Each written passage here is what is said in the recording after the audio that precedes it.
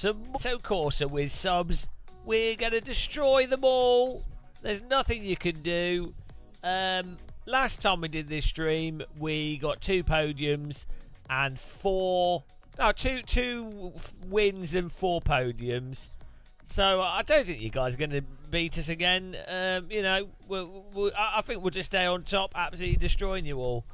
Hello, Vigor Ponton. How's it going, man? I've got my tea, and yeah, yesterday was just disappointing. I say yesterday, it was the day before yesterday. Yesterday was 13 hours of Le Mans Ultimate.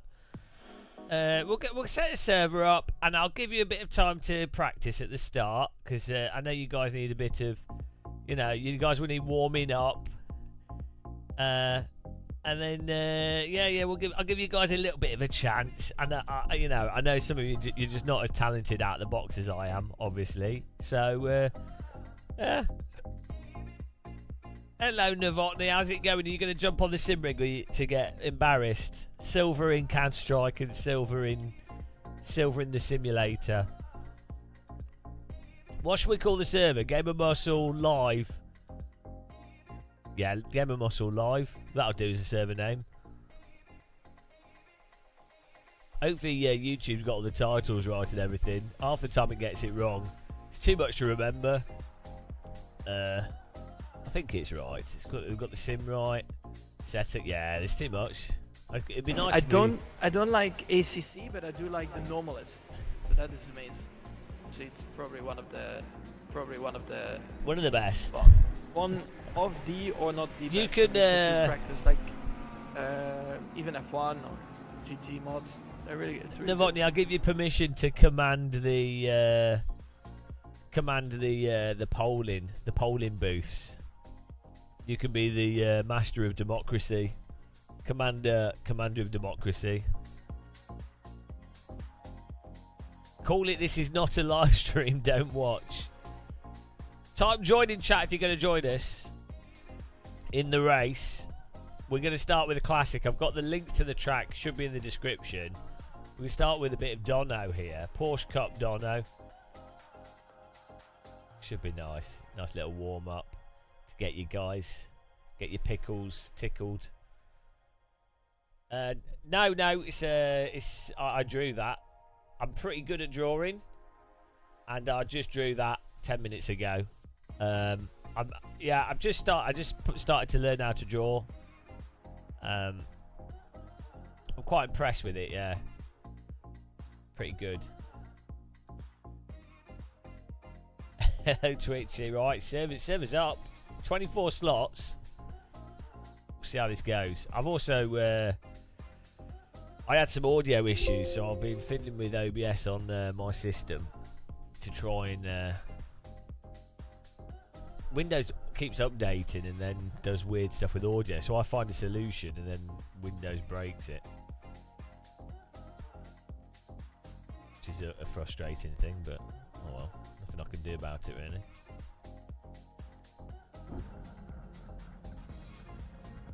Here we go. Hello, Chris Tats. You need to do something. You need to get onto AC and learn how to beat the best. Easy and drivable by Emmer. Doubt.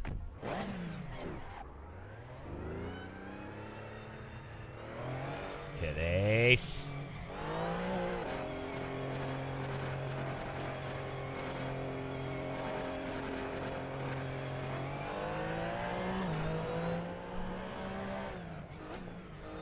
I don't know where you can find it. Oh, Viggo Anderson's in. Feels like he feels like he can beat us. He can't. There we go.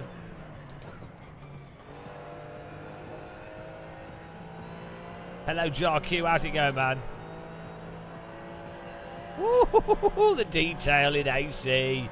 Oh, the force feedback detail, guys. So good. It's absolutely beautiful.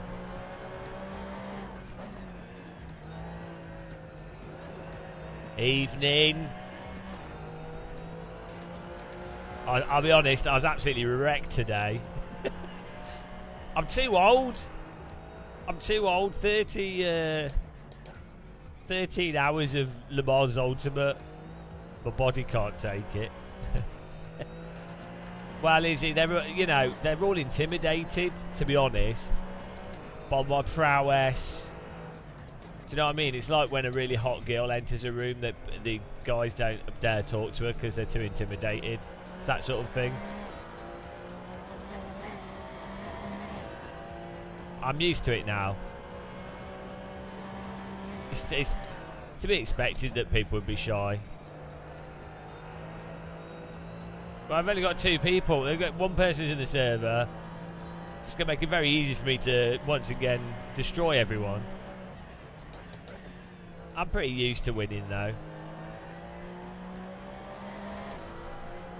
Donington Park just outside Istanbul, in the Midlands. Donington Parkway on the horizon. Does anyone know a fix for if you use shader next FX script, so we can look left and look right properly, because that's broken at the moment. Totally, he's probably practicing for esports. He plays too much ACC. Imagine that. Right, imagine being really talented at sim racing, and then you happening to be of an age where ACC is the sim that you have to play. Imagine that. It's pretty sad, actually. I think Kunos should really be imprisoned for it. Thank you, Yamatora, for subscribing. Is that a Japanese name? Depressing, I know. It's just sad. Think how many lives Kunos have ruined.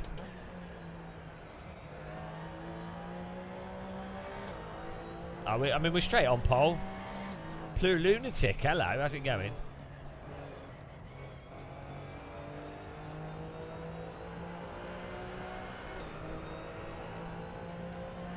The bizarre thing with AC is people don't realise how good it is. It's really funny. I can't think of another thing that's as good with so few people realising.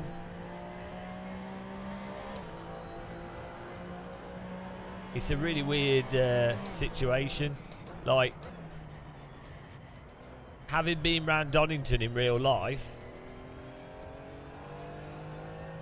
this is so good. This is so close to the real world experience. Even better in VR. It's actually bizarre. Yeah, but they're driving bloody round motorways, aren't they? So I mean, maybe they do. Maybe they do now. Maybe they do. Oh, subconsciously. Yondas, hello.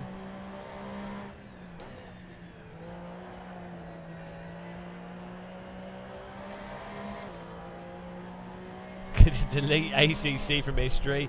How much do you think it would cost? Bros Incorporated are probably worth a few $100 million in terms of all their assets and everything. I wonder how much. I wonder if they would sell Kunos to us. How much would we need?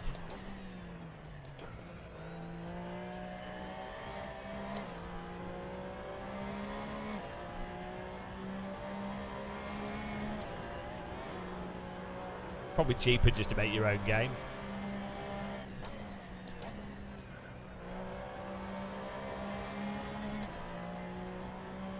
But I mean, it would be worth saving the earth. Imagine buying Kunos, so that basically what you would do is you would update ACC, and the update would remove everything from it, and then you would delete it off Steam. Ah, if I was a millionaire, I'd do that. It'd be hilarious. That'd be the ultimate troll. I would update ACC so that it was basically a vanilla version of the first Assetto Corsa.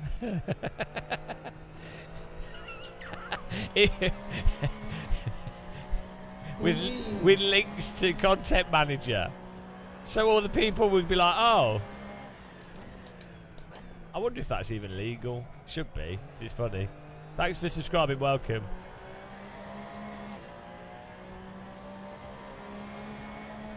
I think you could make a text-based racing game. It would be quite funny.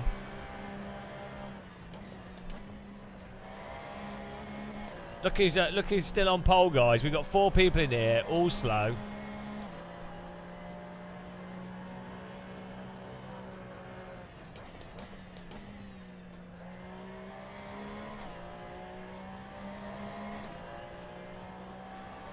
Isn't that what the UK did to America? They invaded it and built a golf course on it. Why does it start late? Well, because I did 13 hours of live streaming yesterday, which is a little bit tiring. And then I was like, oh, I need to do a video about the main stuff with LMU, because that video will get alright views, even if it's a half-assed lazy voiceover video. And then I was like, oh, I need to eat something. Right, that's it. We're already on pole. So if anyone wants to join, it's a bit embarrassing though already. I mean, look at it. Let's see what the gap is here. Yeah, look, Simon's miles off. Viggo Anderson's miles off. Zigma's miles off. Anyone else going to join us? At the moment, we're just destroying everyone. This is so embarrassing. So embarrassing. 15 minutes for more people to join, but I mean, for now, we'll just sit here laughing at the pathetic attempts of trying to take victory from me. Netcar Competition. Netcar's a weird name, isn't it, for a sim? It's not too bad though. Better than Assetto Corsa. Lunatic, I would join, but I'm completely addicted to Microsoft Flight Sim now. What you flying? JRQ, I would like to join, but I'm feeling ill. You've had an horrible week at work. What? Don't go to work. Why don't you do what I do? Decide to not ever work and just sit in a driving simulator talking bollocks on the internet. If you do it enough, people just like send you money. Mostly they want you to stop, but you know.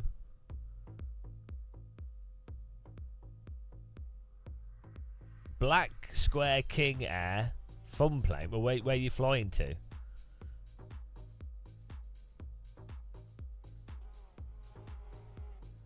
You run your company. Why would you do that? Why have you not employed someone to run it for you? That's the first thing that you should do. If you ever find yourself in a position of running a company, you need to find a way out. That's the ultimate skill. Like, if you're going to make the decision of like running a business, like having a business with staff and everything, well, you need to find a way to make it work without you. That's the ultimate ascension. Oh, we got 6 people in here who think they can beat us now. It's filling up. It's really hard though. I'd say, so in business, I think the hardest thing is starting. Oh, Sander Birdson, thanks for subscribing. I think the hardest thing in business is starting any business. Just starting it, not even making money. Just starting a business. That's the hardest thing, or it's difficult. Second hardest thing in business is actually making any money. like anything, not just having any money. I'm not even saying profit, I'm just saying any money. So that's the second hardest thing. Third hardest thing is employing people and employing people and having it so that you've got enough money to employ people. Still no profit, but it's working. Then to make profit from that, then the next thing is to have a business with more than 5 people, or maybe a business with more than 8 people. that's the next level. So we're on like 6 insanity steps here. Then having a business with more than like 30 people operating, like, so more than 3 departments operating functionally and not going out of business. And then after that, working out how to replace yourself as a CEO. If you could do like there's probably like 10 points in a business you could divide it up into. If you can get through all 10 of those, you're basically Jesus of business. I mean, I only ever managed to get to like level 2. That's the best I've ever done. I tapped out there. I was like, oh, this is too... I can't be doing with this. I can't be bothered with this shit. Yeah, then I decided to just steal money off people over the internet. I was like, oh, this is way easier. I'll let people that know how to run businesses make me money. So much easier. I'm like, it's like if you go fishing, you can either catch the fish with your hands or a spear, which is way too much effort, or you just put a net and then fish fall in it. Way better. I like to fish with dance music as well. Let's go fishing. Let's go fishing. Put your net in the sea. Put your net in the sea. It is getting rather fishy. Put your net in the sea. Put your net in the sea. What is that? What is that? It's a fish. It's a fish. Fishing with gamer muscle. Fishing with the gamer hustle. Everybody get your net in the sea. Come along and fish with me. It's fishing with gamer muscle. See? That's my fishing song. It's a good song. I thought you were having a day off. Nah, yeah, I know. Like 9:30. I was saying this earlier. 13 hours. My body's hurting. Can you do that again? The hardest part of business is getting people like GM to pay you. Hand him on. Oh, send you some money. Ah, Christ. Just keep reminding me. I owe Andy Mon some money, by the way, guys. I'm in debt. I'm in debt to Andy Mon. Oh, dear. You are the best. Thank you. I'm in debt to Andy Mon. He wants his money. He wants it quick. Andy Mon has been doing something special, but I can't talk about it because it's not public knowledge yet. But he needs his money. He wants his money right now. Money for what? I hear you say. I can't tell you, it's still secret today. Oh, it's good, guys. You'll like this. You'll like this. What day are we announcing? What day are we announcing, Andy? I haven't even taken pictures yet. I mean, I've done a few nudes, but that's about it. Oh, hello. We've got 8 people in the server now. I'm still at the top of the timing boards, though. Oh, you guys will love this. You guys will love what Andy Mon and myself have been doing. Well, Andy Mon's been doing it. I've not really done anything. Soon. Nice. When am I coming out? Well, I think it's time for me to reveal that I'm going to come out as straight. I know it was confusing. I know we've got a lot of gay viewers that were pretty sure that I'm a bit gay, but sadly, no, I am straight. I might seem a bit gay. I might be a bit gay, but sadly, I am straight. I'm sorry. Oh, no. Sorry to disappoint you, but now we get all the gay guys that are like, oh, we can turn him. Come on, peeps, join this. We're going to win. He's still hiding it. He's still in the closet. Gay man muscle. Who doesn't like a nice flaccid penis? There's nothing gay about a flaccid penis. The Romans loved flaccid penises, and they were the least gay people in history. They didn't have orgies of men.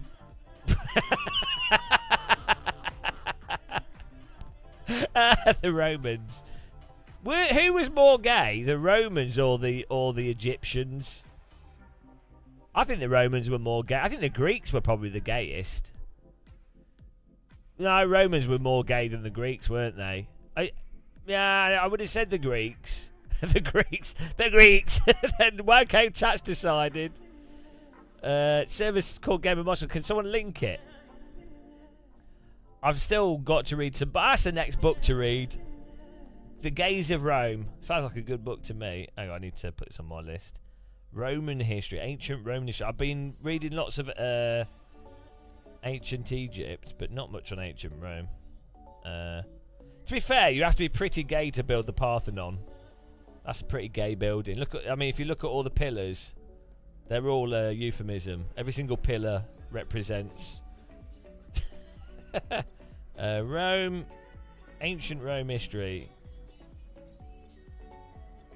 Rome history. Okay. Perfect. That's my next thing to listen to. You worked with Aris, remember? He's the OG gay Greek. The Greeks had beautiful women.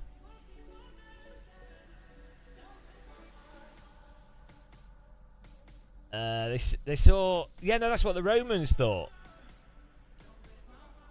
Yeah, that's what Romans thought as well. That's why the statues all had tiny winkles on them. Tiny winkle on your statue, tiny winkle. Carve out that winkle. Save your stone for something else. The Winkle song. Where, what? Basically, there was a Greek guy or a Roman guy that had a really small penis. This is demonetized the stream, I'm pretty sure already. I mean, penis is not rude, is it? So someone had a tiny, tiny penis, and they were like, "Oh no, I've got a tiny penis. Hang on a minute, I'm in charge of the culture. I'm the Secretary of Culture. Statues, big penis is bad." And then he's like, this one guy with a tiny penis has convinced everyone in Greek times that big penises were bad. He was like, yes, I've won. And then he managed to get the white, he bagged the girl that he wanted. All through his, that's what happens. This is the ultimate Le Mans. Kirith. Kirith, there's a lot of beef towards you on Reddit. I was scrolling through Reddit, and there was a whole I've never seen so much hate towards a YouTuber. Have you seen it on Reddit? People complain about clickbait titles, and you're honestly, you've got an army of haters, which is pretty impressive, to be fair. Oh dear. I mean, you've managed to do that without upsetting AMS2 fans. Is he drunk or stoned? I don't know. Anyone watching this must be. Oh shit, I need to get back on track here. We're in third. It's filling up though, which is good. Pete's with his knees. Let's get a lap back in here. We can't lose this. It's important. Oh. I know. Do I need to get AC proximity chat as a mod?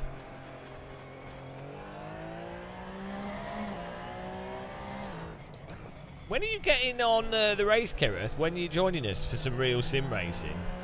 Presumably this is going to hurt your brain. You'll be like, oh, physics. Kirith on the console. Who were the most hated? Jimmy gets a lot of hate. Stephen doesn't really. Jimmy gets a lot.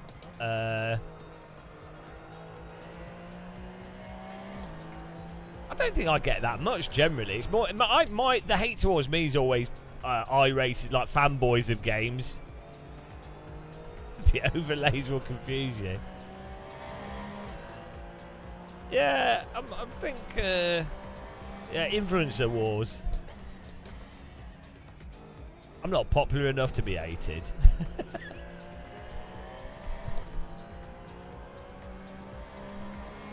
Well, I don't post on Reddit. Oh, Will Ford from Boosted Media. He used to get a load of hate, and now he's liked again. somehow he went from like, oh, we hate you, you're a shill, to now being like, oh, we really like your well-rounded reviews. I don't know why that. I don't know how he pulled that off, because he's been doing exactly the same thing since when he started. It's not like he's dramatically changed his content. Oh dear. It seems like the only way to avoid getting hate on the internet from random people is if you are like the most anodyne of channels. Like you basically don't really say anything about anything. That seems to be it. I'm heated.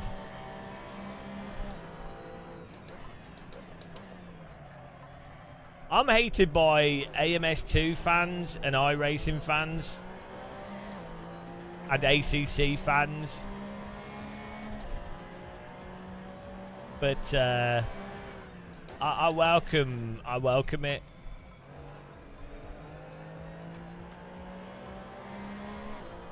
I haven't actually had any good comments recently. Maybe Kirith is absorbing them all. I've not had like a good... Because occasionally I get like a really good hate comment where someone's like, oh, well, you've seen them. I've not had one for ages. They're all boring. We've had like nice comments recently. I've not made a negative video, I guess.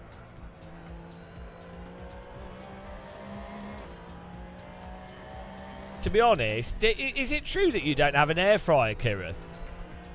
Because to be honest, until you have an air fryer, air fryer. Until you have an air fryer, I can't respect anything you do or say.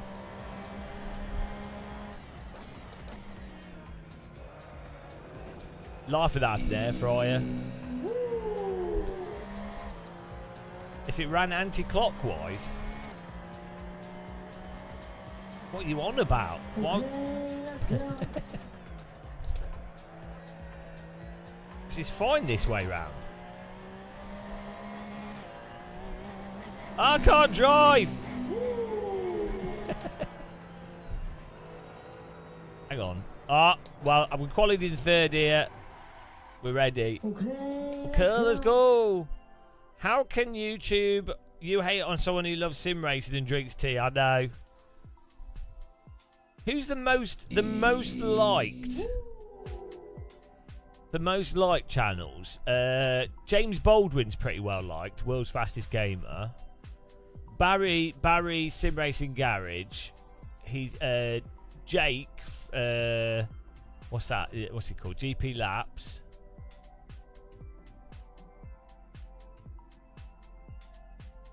Who's like the most liked sim racing channel? It's got to be Barry because he doesn't say anything.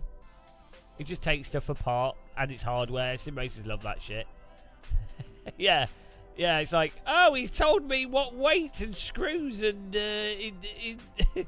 and then he's used the equipment to play iRacing. Great. He has a good voice though. And he does go through stuff nicely. I'm jealous of Barry's voice. Ninja does really good kitchen stuff, yeah. Your girlfriend started talking about buying an air fryer.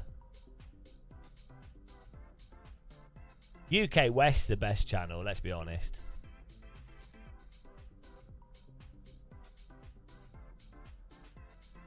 Well, Barry ran out of space in his garage for motion rigs. No more iRacing. We'll do iRacing climbing. We're just taking the time. The problem with iRacing is it makes me depressed. Every comment you write, Kirith. Big Coffee Think Tanks. Every comment you write, I interpret as a hate comment. Oh, here we go. I used to watch Kirith's video for his GT content a few years ago, but then he started putting his photo in all the thumbnails and started wearing sunglasses in the thumbnails. And then I unsubbed. That's, to be fair, it's the sunglasses. Started. Was it the photo or was it the sunglasses? Well, like, that's oddly specific. Like, this guy really doesn't like sunglasses. Right, we're winning this. Guys, so this race is brought to you by Tory austerity, PPE scandal, and, yeah. Let's go.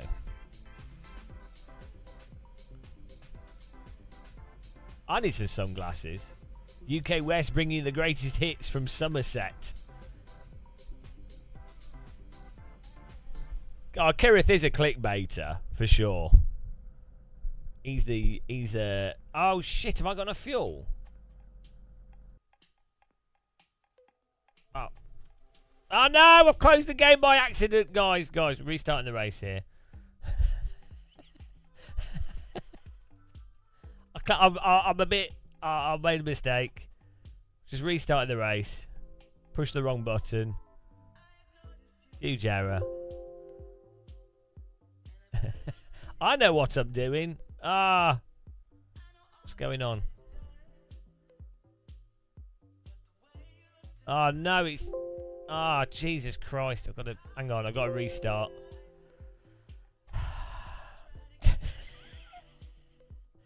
I'll restart the server, guys. Jesus Christ, what am I doing? Huge error. How do I even do that? We're going to have to do quali again just quickly. Don't worry. Quick quali. Ah, God. Computers, how do they work? There we go. Server's back up. Sorry about that, guys. I'm new to this. This is my first time using a PC. There you go. Server's back up. Get in there.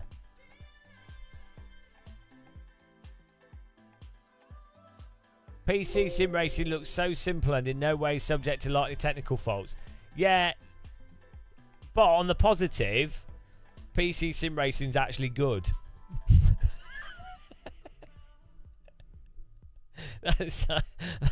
You know, so it kind of balances out, really.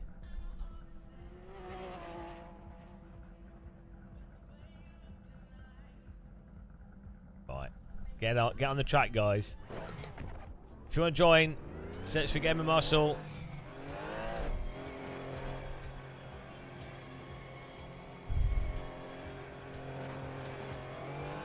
Password, there's no password, I don't think.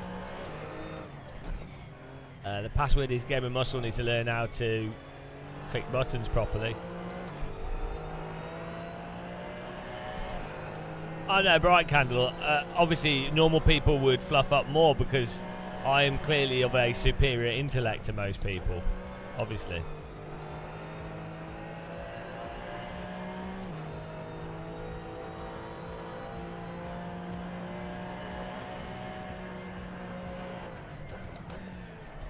To suggest otherwise would be malicious. That's not actually how the Dunning-Kruger effect works, by the way. So, ironically, the Dunning-Kruger effect has become the Dunning-Kruger effect. This is qualifying.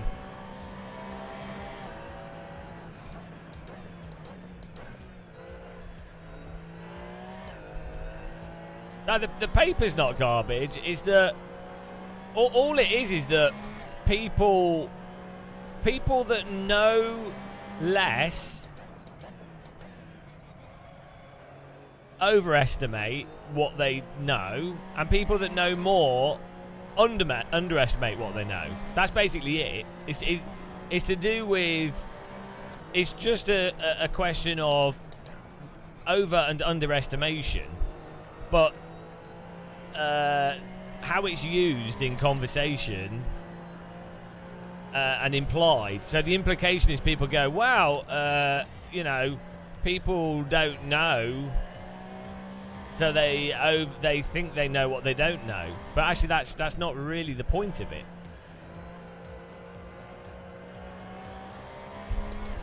Also, if you are, that's also an average as well. So if you're someone that, if you're someone that's aware of the tendency to that you don't know what you don't know, so you think that you don't know more because you're aware of that. Well, you're then more likely to underestimate what you know even more and still be incorrect, but in a different direction.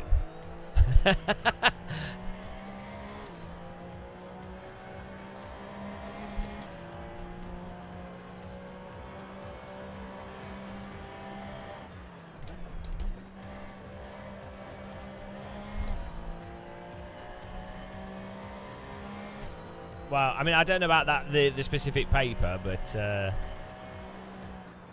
I think it does make sense, regardless of what you call it. It does make sense that you will get, so it doesn't matter what it's called or what it's related to, you will find that people that are a bit dumb or unknowledgeable about something, and also a bit dumb, would, in many cases, overestimate, or you would definitely find. So it's a separate skill. Knowing how much you know about something, or how much is likely to be knowable that's pertinent, is a separate skill to how much you actually know, and is unrelated to how much you actually know. So that's the thing I think to be aware of. There's not a direct correlation between these things.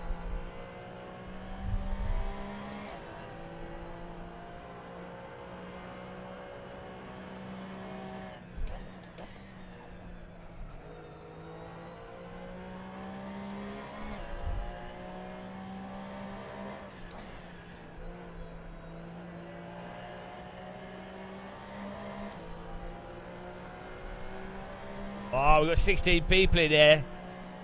All the regs. Beautiful.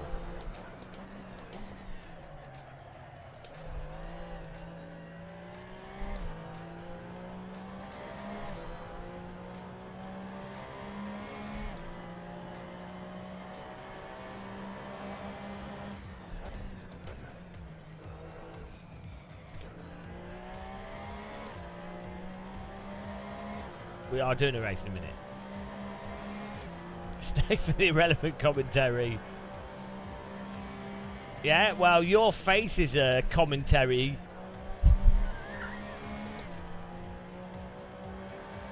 I don't know.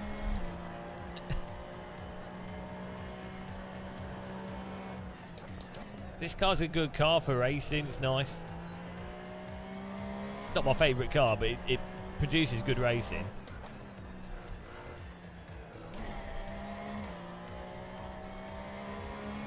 Close.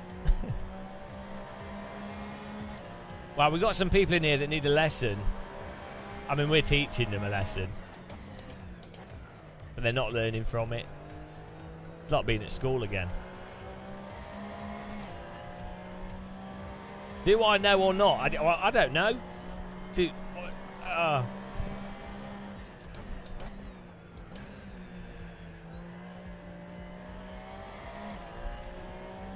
All you need to know is that bold YouTubers are correct. Don't trust YouTubers that wear sunglasses. That's all that's important. The YouTubers that wear sunglasses in thumbnails, they're the worst.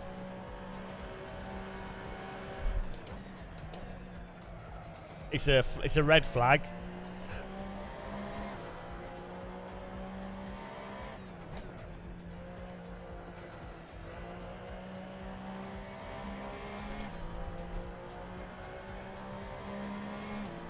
Yeah. Well, yeah. Well, it's really hard, isn't it, though? To like. Ah, no! Catch your car. It's really hard to separate knowledge out, or where you're knowledgeable or where you aren't knowledgeable. Also, what seems to happen a lot is you have someone that's worked in a field or at something for a really long time, and basically they've grown up in a specific paradigm of that technology or that field or way of doing things, and so they are genuinely absolute experts at that thing based on that paradigm and all the other stuff that goes with it. But then what happens is the technology changes or aspects change around that thing, and then a younger person can come in, or someone that's new to the field can come in that's starting from a different paradigm or different framework initially, and so it invalidates, or with them working out a better way of doing things or a more accurate way of doing things than the previous way or the previous understanding. Oh, sorry, I didn't have the sound on very loud there.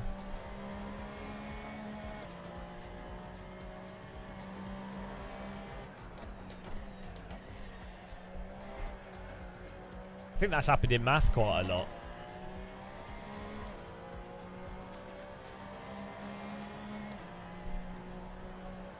Well, Elon Musk is really weird. Right, so Elon Musk, to me, comes across as someone that maybe he's like really good at engineering, or maybe he's good at specific things. He's certainly good at motivating people, whether he's doing that intentionally or just by being an arse. So he's good at motivating people, which that is a skill. But it doesn't seem like he's... It seems like he's impulsive, doesn't have very good critical thinking skills, and is not consistently logical with what he says. Whenever he talks about anything and his reasoning, it's really not consistent in the slightest. So, also, he's another one of those people that comes from inherited insanity wealth. And then also, he will reframe everything. Yeah, like, so no other person, like, if the whole Twitter thing, for example, no other person would buy a business, like, the whole process of messing it up in terms of devaluing it or whatever, and all the stuff that happens, and then getting rid of staff how he does, or what, you know, the whole thing, however you look on it, no other person would get away with that, and someone would go, oh yeah, that's all right. Even if they were right, like, even if you were to say Elon Musk actually did everything intentionally and it was some big brain 4D chess move for some other reason, no other person would be given the courtesy of going, oh yeah, good job. Like, oh, just so much stuff. You just be like, well, it's really weird. So the credit that you get, if you basically... The way it works is, if you've got, like, probably around about 300 million, around about 500 million, even more if you've got billions, but if you've got, maybe it's even less than that, maybe it's like 250 million or something, but let's say 500 million, you're financially at a point where it's really, really, really hard to lose. Like, you can really shit the bed on stuff, and... you can't really lose. Like, you're always going to have enough money invested that you're going to have 100,000 plus K that just trickles in whatever you do, because, you know, it's just invested. So, and if you have, let's say you have 200,000 a year, that's money you could do whatever you want with. That's a lot of money that you can invest all over the place, and eventually something's going to be successful. So, it's really weird. How people approach these things, how people talk about these people.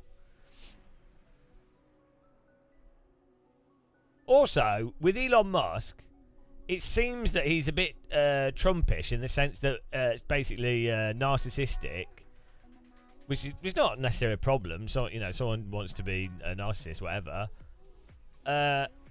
Ironically, if he didn't tweet as much or say a lot of the stuff that he puts out there, and kept to himself and just did whatever he did with business behind closed doors, the narrative surrounding him would be one of, oh, he's an absolute genius, look at all these things he's done, nothing's, you know, it's very hard to do these big projects. It's like the more he's talked, it's the same with like Trump and stuff as well, the more they talk, the more obvious it is that they're not really that bright. And they didn't have to say anything. He could have just not said anything at all. I think what it is it's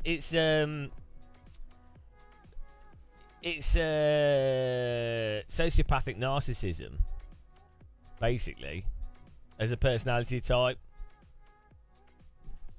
And that can lend itself really well to like large business or being successful in business, because if everything is focused, if you have a single person where everything's focused around that person's direction, it at least means at a minimum everyone is on the same page of focus of appease the CEO. Whereas if you don't have that, everything can get a bit disjointed, and even if a company on aggregate is doing like has good people, that lack of absolute focus and direction can be quite a disadvantage. Being focused on something that's not the best thing, but everyone is focused on it, I think has a huge value.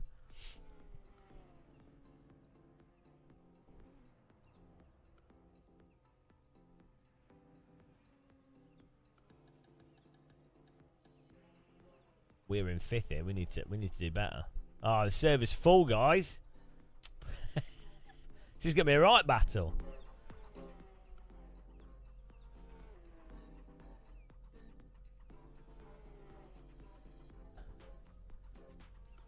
Yeah, I think it's really weird with stuff like with Elon Musk and that sort of thing, where people just casually ignore how much money they start with and the situation they start with, and it's like, yeah, I'm sure he's worked really hard. I'm sure he's put a lot of time in it. All right, so here we go. This is like the stuff that really is stupid, is when he says, "Oh, I sleep in the office," and you're like, "Hang on a minute, hello, Demps." Welcome along, Demps Crew 151. We're just talking about Elon Musk. Welcome to Assetto Corsa. Come and join us. Hello, Mr. Anders.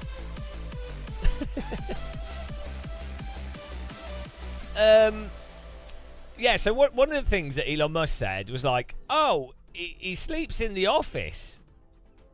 And I'm like, hang on. Right, first of all, running 5 businesses, you can't physically do to like actually run 5 businesses. You just, there's not enough time. You can delegate and get them to be run well if you're really good at delegation. That's another thing. But like he says it as if he's responsible for those businesses as the actual directly on the ground, which means that he's actually running those businesses badly, because you can't do 5 businesses as an individual. It's physically impossible.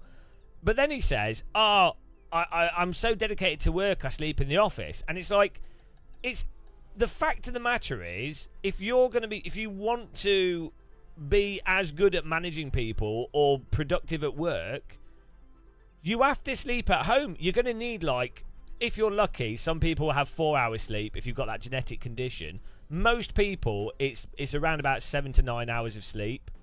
So you would have to, like, you're really rich, you don't have to sleep in the office. You can have like a really nice place to sleep, and you'll be better mentally healthy and better to actually work if you're sleeping in a comfortable sleep environment.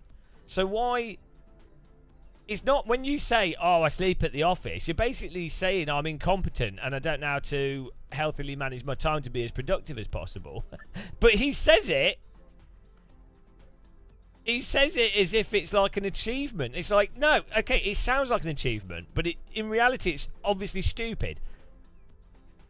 It's different if you are one person with no cash to start with and you're starting a business from scratch, because then you do have to sleep in the office. I've personally done it. I've lived in a 2x1 meter bedroom to cut costs down, and I've slept in an office because we had too much work and you had to get it done and whatever. So, but that's if you're one person with no money at all trying to make a business work. That's not if you've got millions and you're running 5 businesses. Oh, Quali's bugging itself. Guys, we have to... sorry, we'll do this again. Do Quali again. I'll fast forward it. Do 2 laps.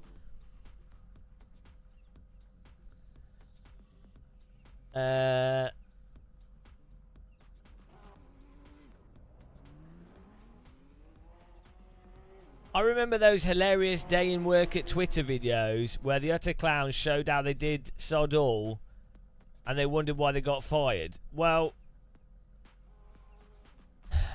Doofer, like, why do you always approach this from that specific, from the angle that's the most predictable, like, presented, implied, narrative angle that you see from those videos? It's like when someone presents a video, it's like a really annoying trans person with dyed hair being ridiculous, and then people go, oh, that's what all trans people are like. It's like, no, that is a real minority that's then been put into a video to attack trans people. But then idiots are like, oh, that's all trans people. Or it's like when you in the UK, you have like the poor housing stuff, and they make programs about people on the dole, and the whole point is for people to go, oh, look, there's 3 people on the dole, and they're watching TV and they're not trying to get jobs. Oh, what idiots. Oh, scroungers. It's like, no, that is not representative of most people on benefits at all, and also irrelevant to the conversation of if benefits are useful or not, or cheaper than not having benefits and people being homeless. So the thing with the staff, there will be, in a large tech company, there will be staff bloat. There will be staff that don't necessarily do not maybe as much work as they should do. There will be a minority of people doing 90% of the work. But like, if you've ever been in business, in most businesses, that is mostly the case in any business. That there's a small percentage of staff that burden most of the productive workload. It's hard, though, to actually distinguish the productive workload at all times in all situations. But yeah, I wouldn't be surprised if Twitter and other companies are massively bloated and would really benefit from restructuring. But that's another, you need to actually specifically define which areas. Right, we're going to do a lap here and get back on top.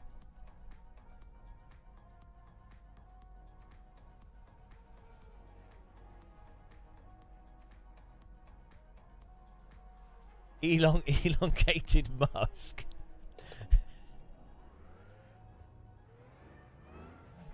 I work from home, so I can brag. Yeah, I wouldn't brag. The point is, I wouldn't brag that I was sleeping in the office if I was like a successful business owner. I tell you what, I would brag about if I ran a company that had good staff. I would be really bragging about if we had like a cooperative scheme, or if we'd managed to employ someone that was like if we'd genuinely done really good employee training, or if we'd like if someone in the company had really like pushed something forwards, or if you know what I mean. That's what you'd brag about. You wouldn't brag about your own. Also, right, again on Elon Musk, how often is he actually elevating the staff rather than subtly going, oh, it's all me that did it all? Right, like, if you were like a CEO of like SpaceX or something, you would be really acutely aware of just how many people are actually responsible for it working, and that you can't really like just pull it down to like a small group of people. So if I don't know why people can't pick this up.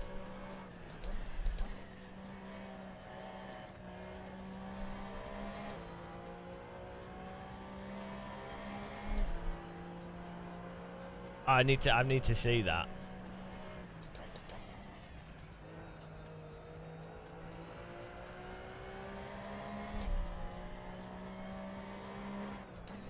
It's just really, if you've ever been around business people as well, one of the annoying things of business is that there are a lot of people in business that are absolute just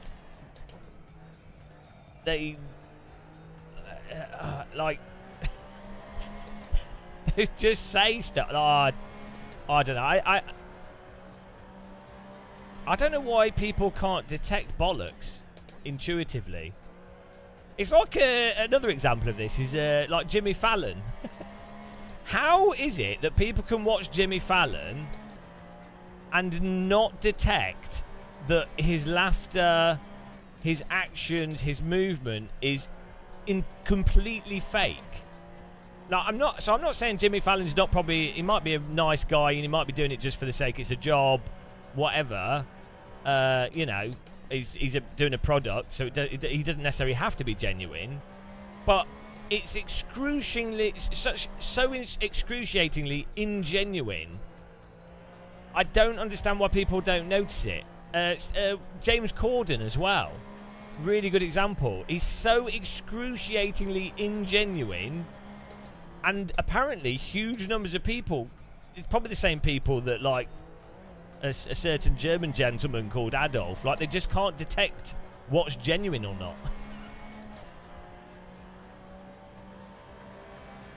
Yeah, that's a weird thing as well, Neil. Yeah, the Elizabeth Holmes thing.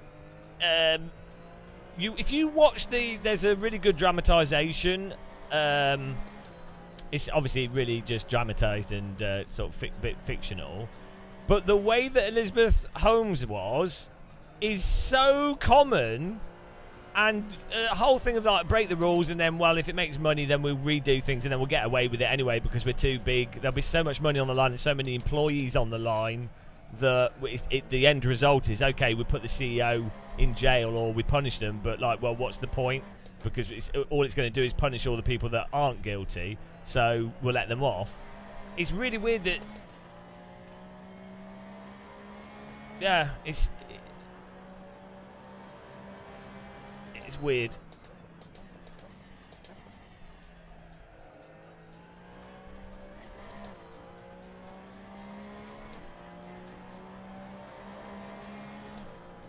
I don't think it's to do with gender though necessarily. Like it's like the guy. It's you've got to it's more to do with just pissing off the wrong people. So who is the guy that the crypto guy?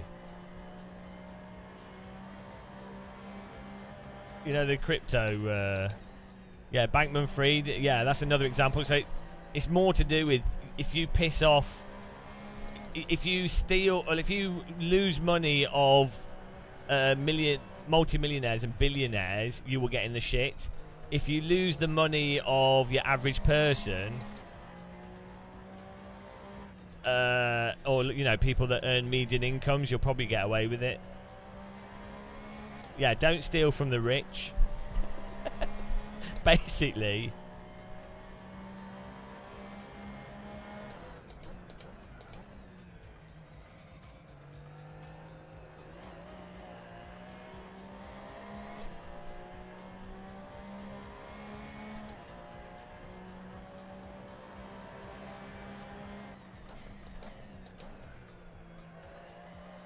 I've got to get a good lap in here, otherwise we're screwed. Too busy ranting.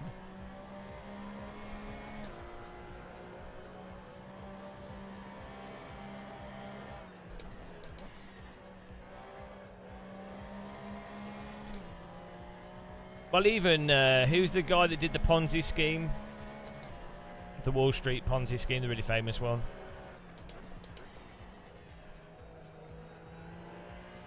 He got caught eventually. Yeah, Bernie Madoff. That's a really good documentary on that as well. It's good fun to watch. But again, he stole from wealthy people. Stupid. Don't do that. No, don't turn. Oh, fuck.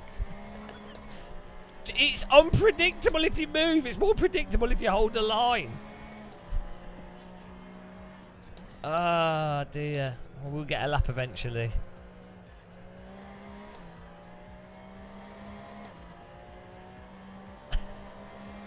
Absolute punishment. How much fuel have we got? You can only steal from people if they own 2 or fewer houses. Yeah.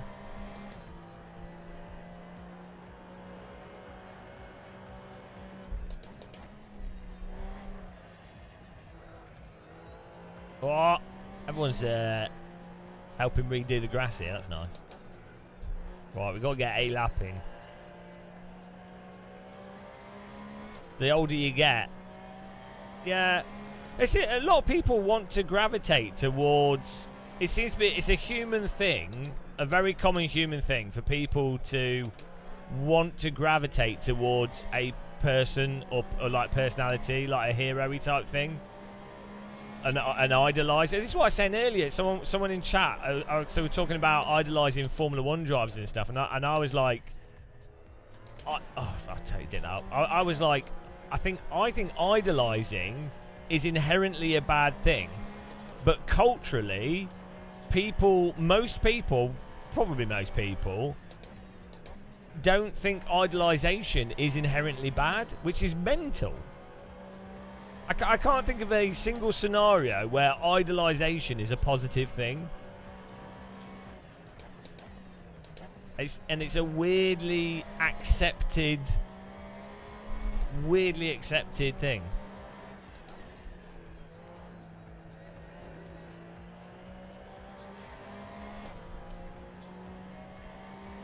Mind you, if I see someone's face a lot, or it's on big posters and there's music accompanying their image, that's good enough for me.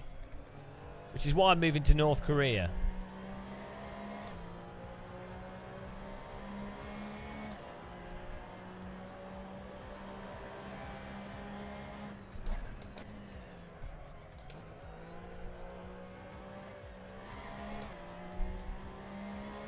Ah, come on. Come on. Closet Swifty.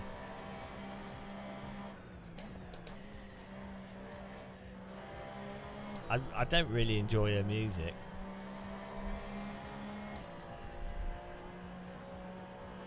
No, I don't think you should even have unconditional love for your children. No, you could have. So you could still have unconditional love for something, or really like care about something, or really appreciate something. That doesn't mean that you then act utterly irrational at the expense of other people. So like, if you have children that you love them, or family or something, if you know that your children are murderers and they are ruining other people's lives, well, you're gonna be like, well, okay, I'm not going to protect my child that's literally the spawn of Satan. I mean, you don't want them to come to harm, but you'll be like, you would have to go, right, I'm going to try my best to make them as good as possible and to limit their damage as much as possible. But you wouldn't be like, oh, well, they're my children. That's fine. Yeah, just go. Oh, you murdered someone again, Bob. Yeah. Was it a good murder? You're such a devil.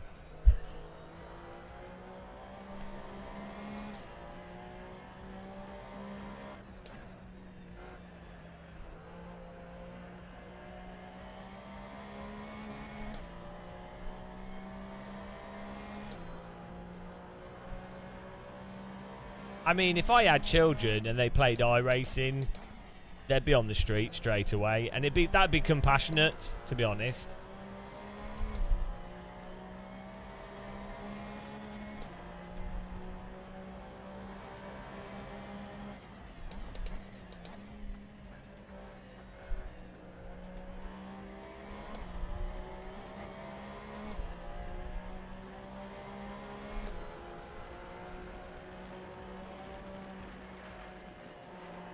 I am never going to get a good quality here.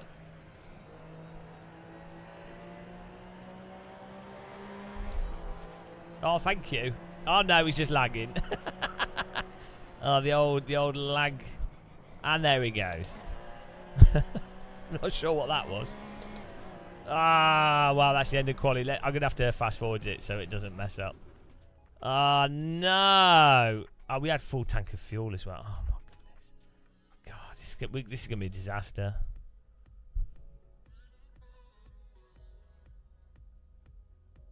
Oh, my keyboard. How can it be so slow?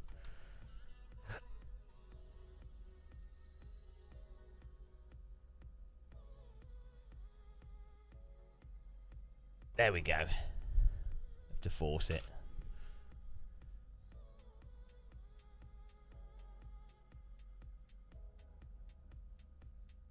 Get ready, guys. Time to destroy the noobs.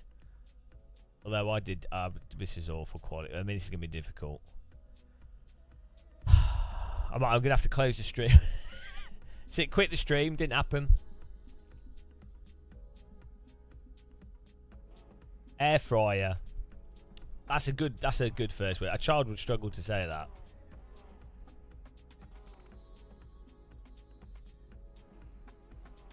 Alright, here we go. Easy win. Anyone that loses to me is a noob and an embarrassment. So don't cry when I beat you. full server, which is good.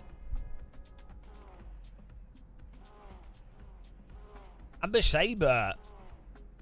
Can't stay long, just want to say hello. Well, hello. Hello.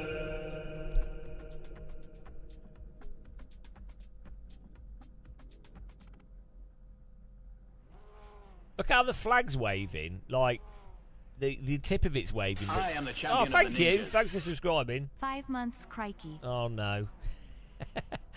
Thanks very much for 5 months of misery and sadness. Look at the flag, how, like, the right-hand side's wobbling. It doesn't make any sense. It's like it's underwater. In a current.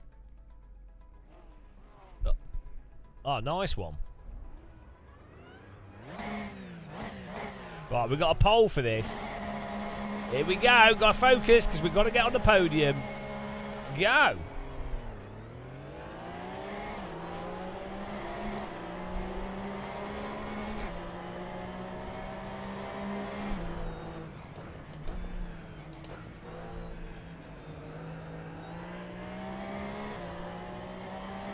I'll do a new poll. Start it now. Top 3 finish. It's fine. Of course I'm going to get a top 3 finish.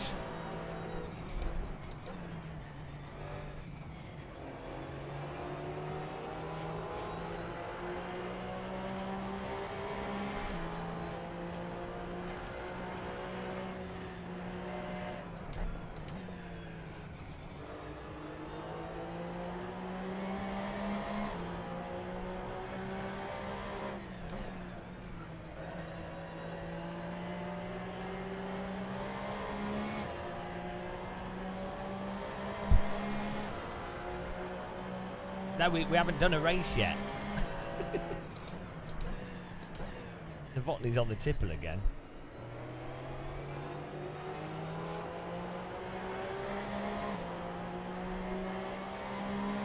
One down.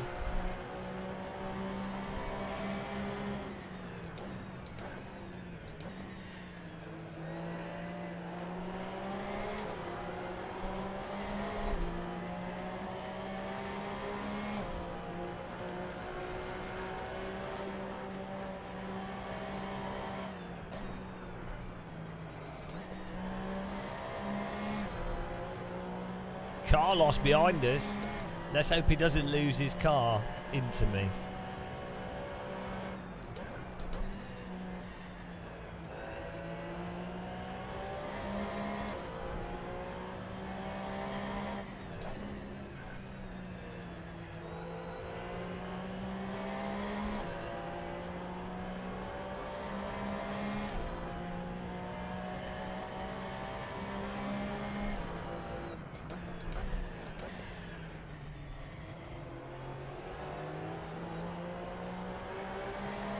This is suspiciously clean racing. Yeah, this is like the best Porsche Cup in any sim. It's good in R-Factor 2 as well, actually. What was I saying about clean racing?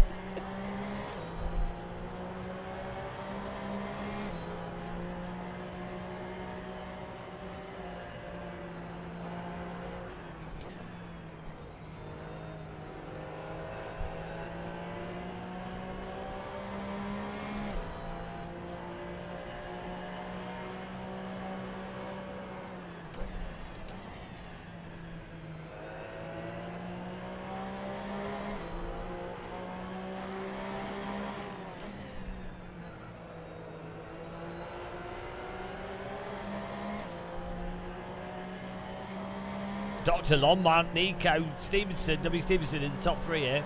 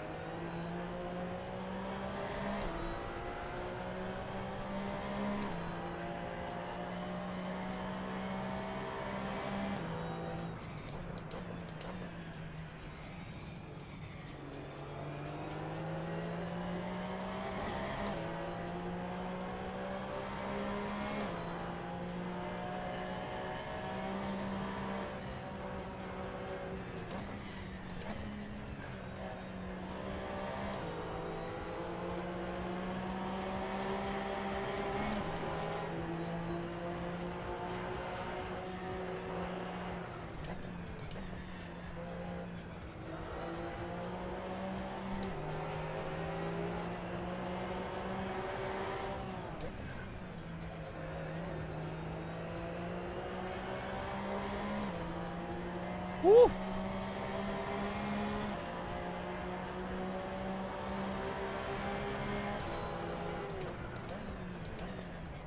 Oh no! You idiot! Come on!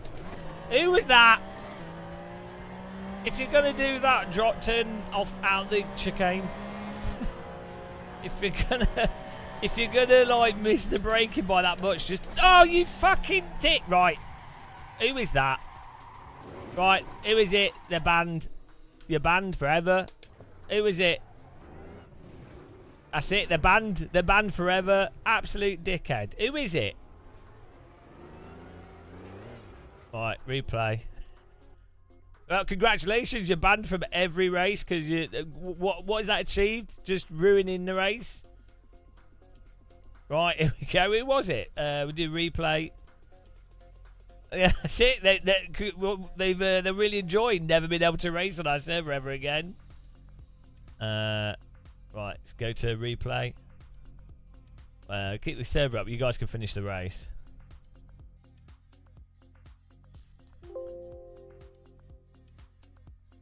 Imagine being perma-banned.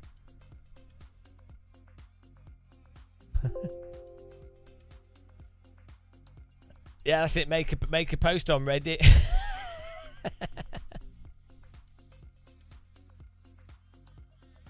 Oh, is it a Porsche? Yeah. I was doing all right, thanks.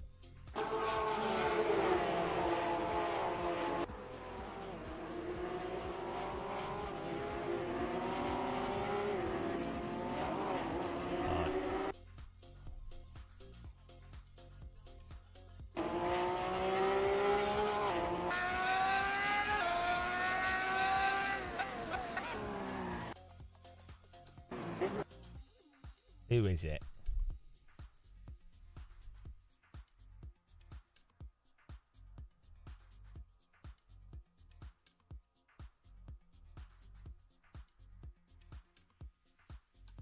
How do you see the driver name?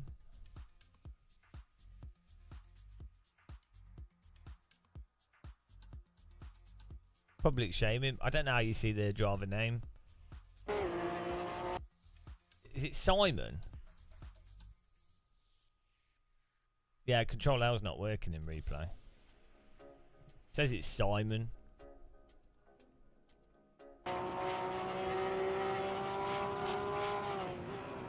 It's just a total punt. Also, was it them that did this? No, that was Carlos.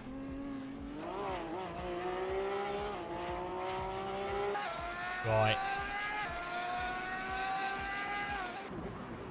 Simon, what is that?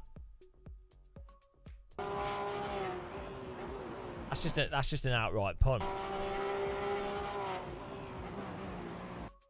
Right, ban it. You're banned, Simon. Let's get back in the server. We'll do another race. I'll let you guys finish this race and we'll do another restart.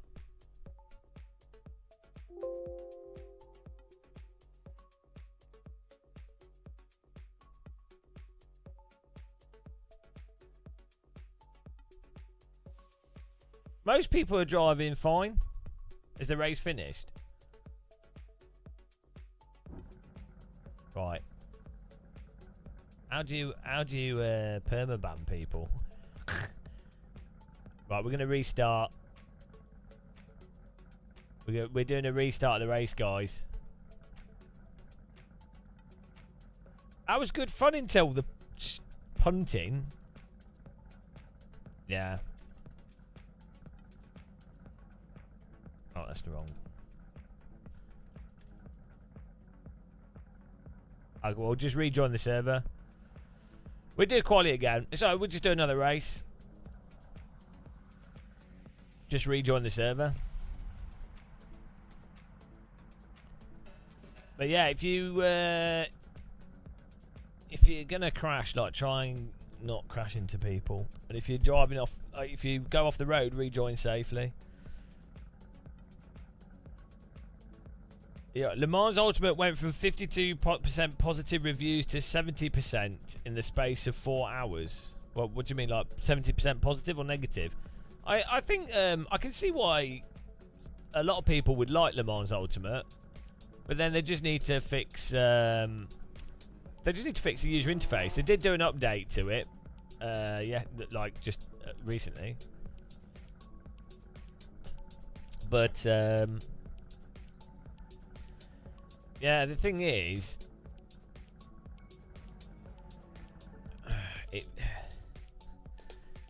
it really needs to be. It really needed to be a lot more polished, because it's still got the same. It still has the same problems that R Factor 2 has, in the weird issues, like which is the reason that R Factor 2 is problematic. I get they need to release something for cash flow and everything, but from a player's perspective, the issue with R Factor 2 has always been that the game is a pain to use, not the physics necessarily. Like, it's got better physics than iRacing, Race Room, AMS2, whatever, you know, it's fine. And then they've got the ranking system and stuff, but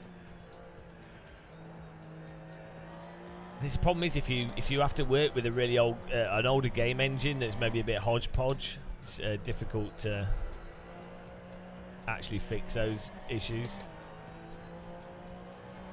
Yeah, just rejoin the server. Just search for Game of Muscle, and it'll come up.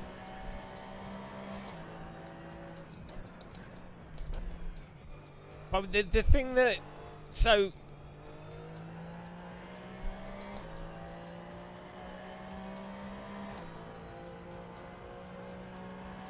The thing is, it's like, why would you... Well, now R Factor 2 doesn't make any sense. So now you have work divided between two games by the same studio. So now it's like, well, basically...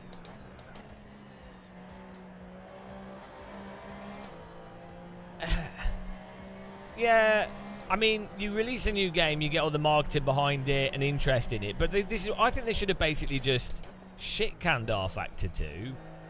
But then you obviously have people that have bought DLC and still want to play it, and they still say that R Factor 2 is still going. So you're like, well, what is it?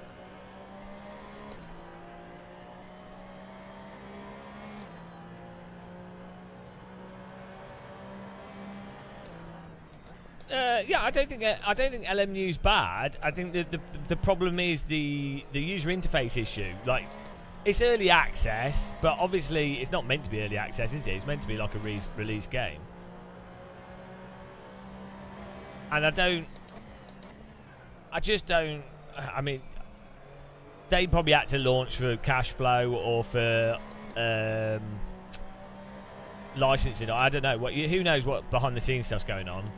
But from a consumer perspective, a developer really shouldn't launch a game with a user interface that's that sloppy in performance. Like, the layout of it's fine, but the usability is like with a video game, usability is probably like the most foundational thing. It's like with an operating system. You could have an operating system that's really powerful, great, but if your mouse cursor doesn't click on buttons properly, well...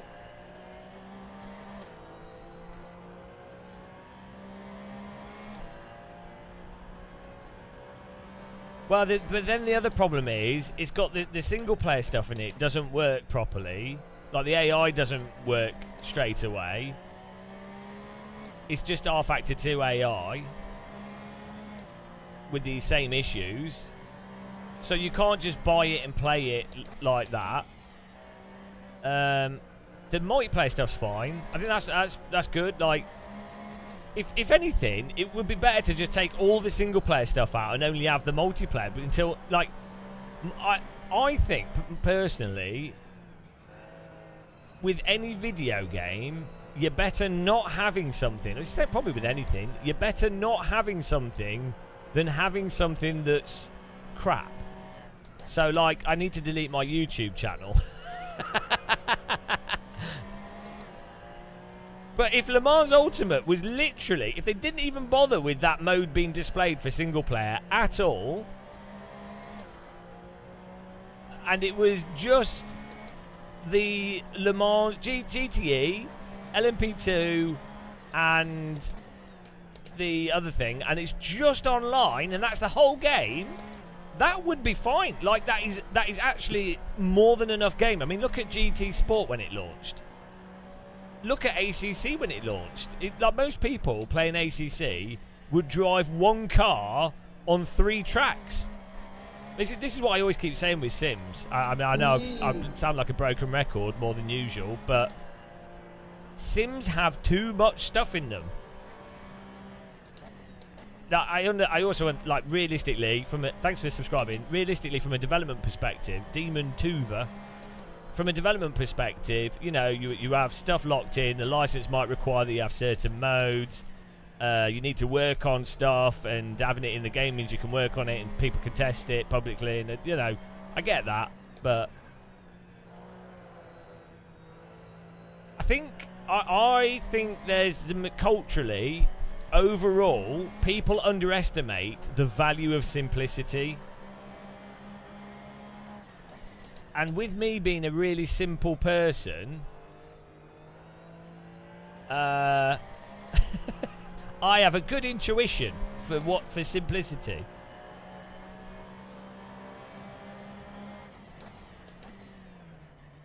Like, it really, maybe it's because, as I've said multiple times, with me being so, like, dyslexic and going through when I was going through childhood, as always feeling like everything was way too complicated and confusing and, like, just like a absolute mess. Maybe I'm sure that's the same for anyone that's, like, being younger. Stuff will feel that way, but on top of that, you just then you really appreciate stuff that's, like, simple to get into, and then opens up in complexity. I think a lot of people that are really good at like playing instruments, or really good at, like, painting, or really good at doing stuff, they forget what it's like to do stuff when you're shit at something. Or, like, you know, people that are really good at computers, they forget what it's like for someone that's never used a computer to interact with that thing. I mean, this is what I, like, when I did IT technician stuff,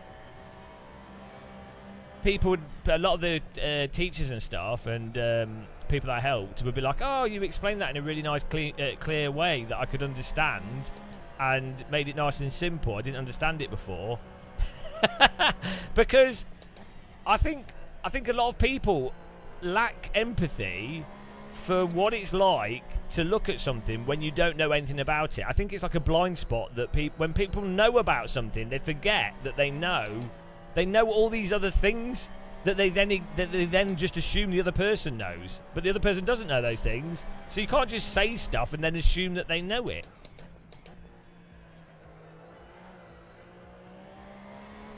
So anyway, I think that's the thing with Sims. I think there's so much. If you've been doing sim racing for a long time, you're like, oh, I understand how to set up a wheel and pedals. I understand force feedback. I know what I should be feeling. I realise this game feels like this, and this feels like that, and this can be done like this. And this car should be like this. I know what these general car setup things do. I know what all this other stuff is. I know what to sort of expect, so I can get into it and start enjoying it. It's not Dunning-Kruger. It's more like a question of like education and how you warm people up to complicated things. Because I was massively put off so many things as a child because they were like people. This is what I was thinking about today actually. How there seems to be a proportion of people that get into teaching not because they want to teach people. It's because they want people to see them as a teacher. And as a result, what they do is they present stuff in a way to go, oh, look at me, I know so much, I know all these things. Oh, this is, you need to learn it in this optimal way. This is the best way of doing it. You know, and it's like what they don't realise is the subtext of what they're communicating to someone that doesn't know anything about the thing. The subtext is, oh, there's all these ways of doing it and I have to do it perfectly, and if I don't do it like this and I haven't done that like that and this isn't like that and then I need to know about this. And then the person obviously looks at that and goes, oh, I won't bother starting doing it in the first place because that's not going to be fun. Whereas if something is really simple and you get it as minimal as possible and you give someone a really obvious like success parameter, you know, they can get into it. Like, so Gran Turismo is a really good example with going, stop your car at this line and stop it as best possible. And so you've given someone a really good parameter that communicates how to brake, or the difference between binary braking versus braking smoothly, the fact that a car takes time to slow down, the idea of locking up versus not locking up. Even that's quite complicated. Or Richard Burns Rally with its little rally school thing. Like, anyway. The Nebo Lol Car Nerd can confirm as someone new to PC sim racing, there seems to be a lot of unnecessary faff. Exactly. And I don't think that. And so this is exactly what I was saying about having a dedicated MX5 racing simulator where it's one car on one track a week and just MX5 and as minimal as possible, and someone could just go, oh, I like MX5s. Oh, this is what racing is, and they get into it. That. I think it's like, you know, the McDonald's of sim racing, and ironically would be as enjoyable as someone that's wasting their time with God knows what crazy stuff. The problem with radicals, I like them. Yeah, I would personally, but the difficulty with radicals is they're not. They're too hot. They're too downforce, and everything else is a lot for new people to take on board. I mean, for me personally, it seems to just my brain automatically jives with that type of car. But MX-5, I think, is the perfect all-rounder. I know quite a few people that for some reason their brains do not get downforce. Like, it's really weird. Paul Smith's a good example of this. He's pretty good at driving road cars and front-wheel drive, and you know he's not terrible, but he literally, I mean, maybe he just needs to get into it, but he talked about this. But I've noticed this with other people as well. Some people just literally their brains for some reason.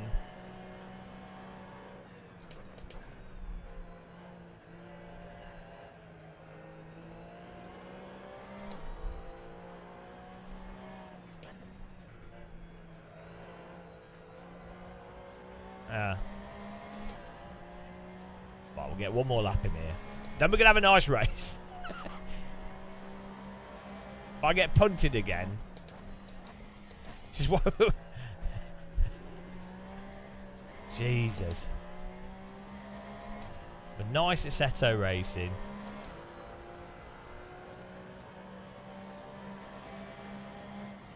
Thanks for waiting at the pit lane there. I think in driving sims, you know, when people actually drive a little bit carefully, like waiting at the end of the pit lane before joining the track and stuff, which I'm notoriously bad at doing myself, but it actually, those sort of things add quite a lot to the immersion. I think when you play like Forza online or just random games online, and people are just doing like absolutely willy-nilly stuff, it does kind of break immersion. But there's a balance between doing role-playing to an extreme, you know.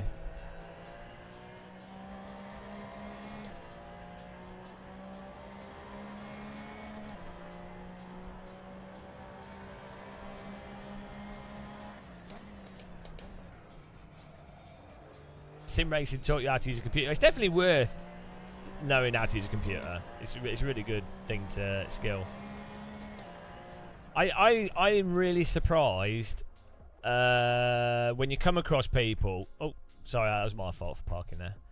You come across people that don't seem to like understand the value of a computer. Like, I don't mean like being amazing at IT or anything, but like having a Windows computer and then knowing how to like use Photoshop a little bit or use a music tool a little bit or just like, why would you not know how to use a word processor a little bit? I'm not talking about being able to do a dissertation or like just basic stuff on a computer. It's like so useful. I don't know how people don't. Also, like, they don't seem to realise that the power. So even something like a Steam Deck, if you're someone that these are people that like games, they might even like console games. They might not know about PC games. They're like gamers. So it's like, why wouldn't you want a device that lets you play every single PS1, PS2, a lot of PS3 games, any game you can imagine from history, any arcade game? And why wouldn't you want that? Like, it'd be just worth it for that. And then just like yeah, I really, there's quite a lot of people out there that just have no.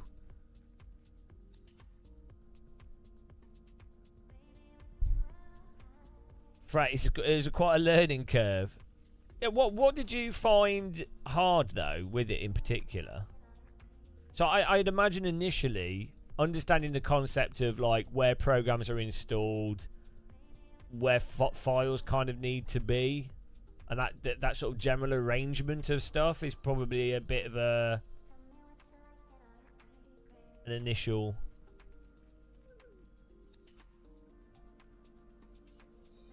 It's better go to next session. Alright, here we go. Let's go.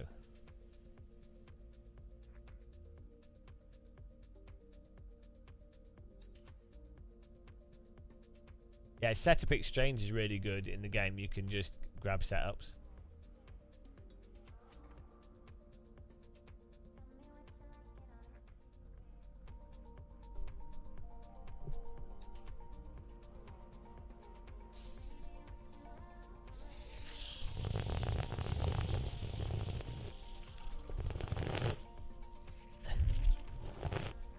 No, I'm just using the default setup.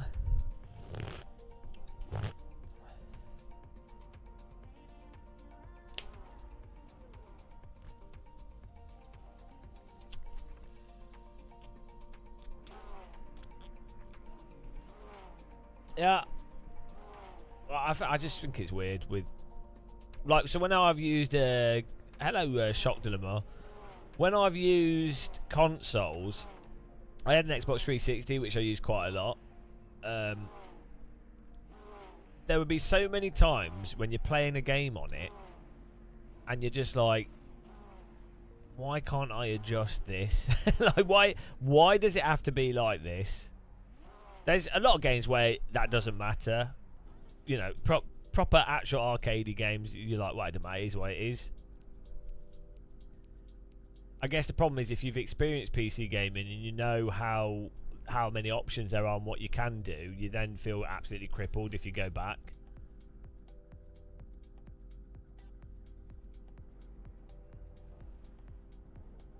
Well, you shouldn't love sim racing. That's illegal.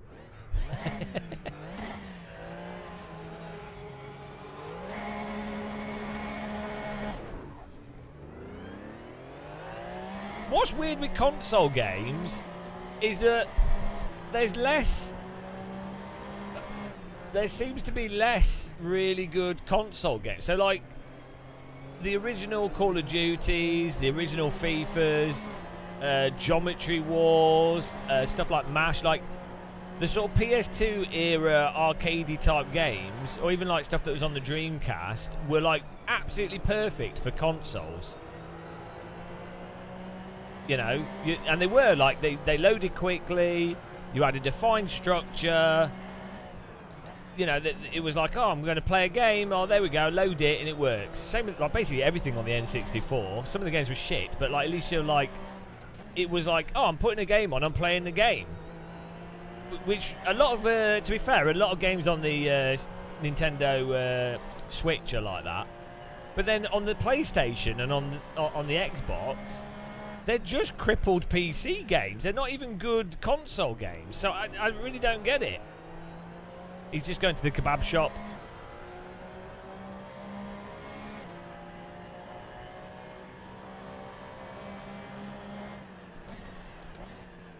You would you would have thought it's that whole simple thing. You would have thought that's the value of a games console. That's if you were to ask like a general like console fanboy, why do you like a PlayStation over a PC?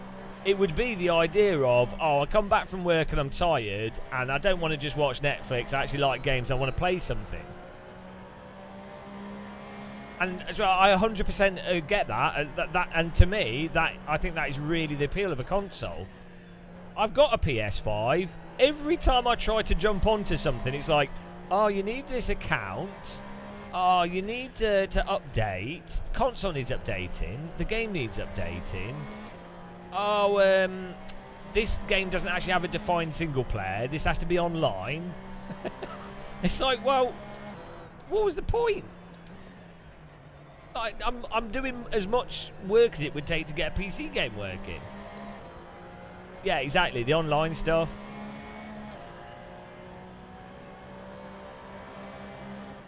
And then so I think some aspects of a PC are quite complicated with certain types of game. But a lot of PC gaming with Steam is super simple. Like, basically, the fact that the Steam Deck is... As someone that owns a Nintendo Switch and a Steam Deck, the bulk of games... Thanks for following. The bulk of games on the Steam Deck are as easy to get going as stuff on the Switch. With the advantage of also being able to play actual PC games.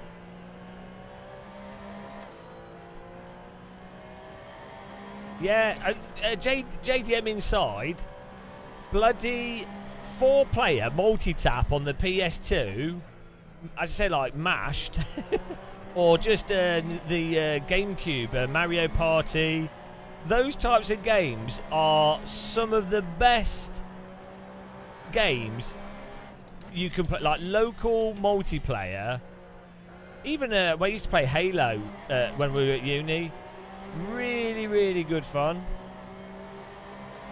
And then now it's all just it's like a shitty version of PC gaming rather than it being a really good its own thing, because that was the one thing that PCs never did, was local multiplayer, or they didn't do well.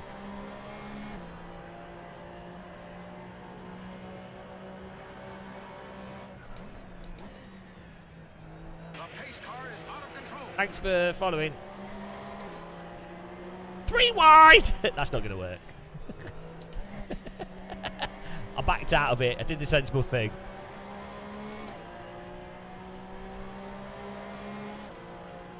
Oh, I'm sorry about that, James.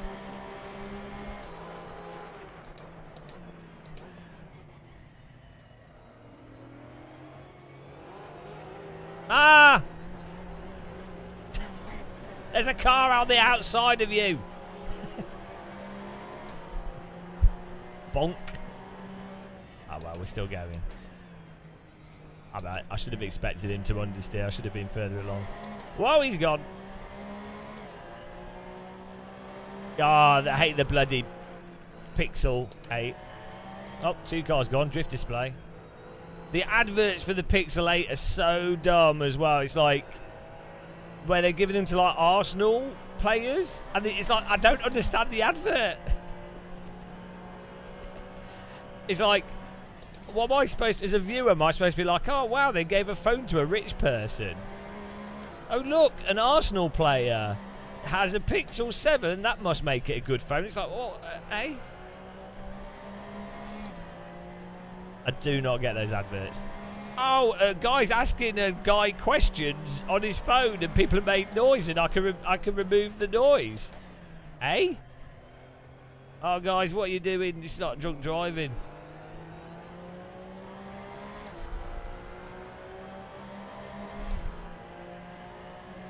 Ah! Oh, no! Ah, I only got 5th place. We're going to do another race on another track, guys. Bloody hell. 5th is... Ah, this is already terrible. I didn't qualify good enough. 4 people beat me. 4... Look for the results here. Right, Bugits. Right, Roland on the... Ah! This is broken. No, there we go. Dr. Longmount, Nico, Martin Vandis and Icarus are now banned from future races. Naomi in 6th. Zulu, Kill Bill in 7th. Runaway 8th. Shamey Shades 9th. Peter Oscar in 10th. Well done. Well done for being in the top 10. I'm sorry for letting everyone down there. Next race, that was the warm-up race. It doesn't count. There's a warm-up. Another race inbound.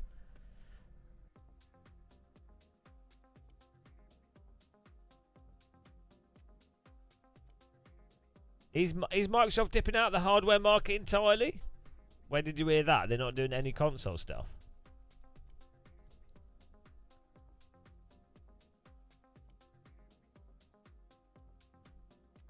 I think they're still... No, they're still doing games consoles. Microsoft are just an organisational mess. That's all. Right, we're doing... type join in chat so I can see how many people want to join it. If it's more than 24...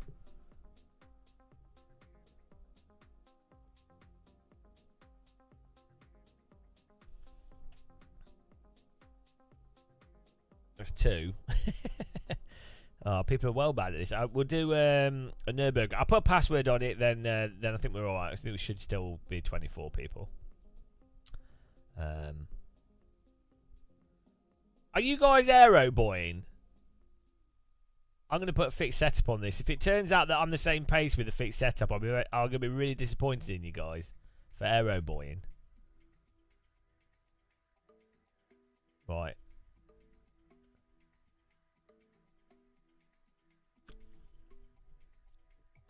Right, servers, I'll put a password on it. T in capital letters is the password. TEA. Get in there.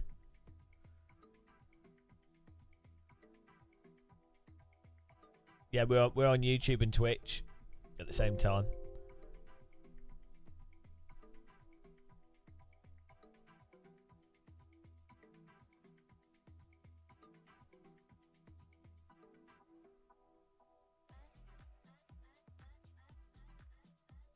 Yeah, I mean, I use Pixel 7. I quite like it for what I do. The only reason I bought a Pixel 7 myself was so I buy the phone up front. The videoing on it was quite good, the stabilization, and so for me it's a backup camera if my other equipment breaks and I happen to be at something.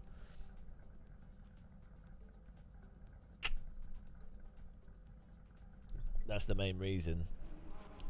Doesn't seem like a particularly good value for money phone though, generally speaking. The camera's good quality on it though. Right, here we go. Here's the real test. Fixed setup. Let's see what you bloody aero boy cheats are up to here. Well, I'm gonna have to have a croissant as well to keep us going. Which I cooked in the air fryer, obviously. Probably burnt.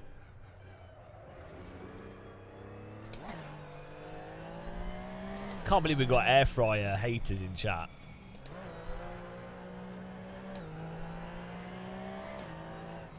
Yeah, a lot of the Samsung phones seem pretty good, to be honest. The one thing I noticed with the Android phone, with the Pixel phones, is they do have like They seem to have some like stability issues over time, where you have to like reset it every now and again. But then I do like stock. If you're using Android, I like stock Android because then it's always the same. If you know, if you're gonna go to a different phone in the future, it's like, oh well, at least I know it's stock Android and doesn't have some like weird shit on it.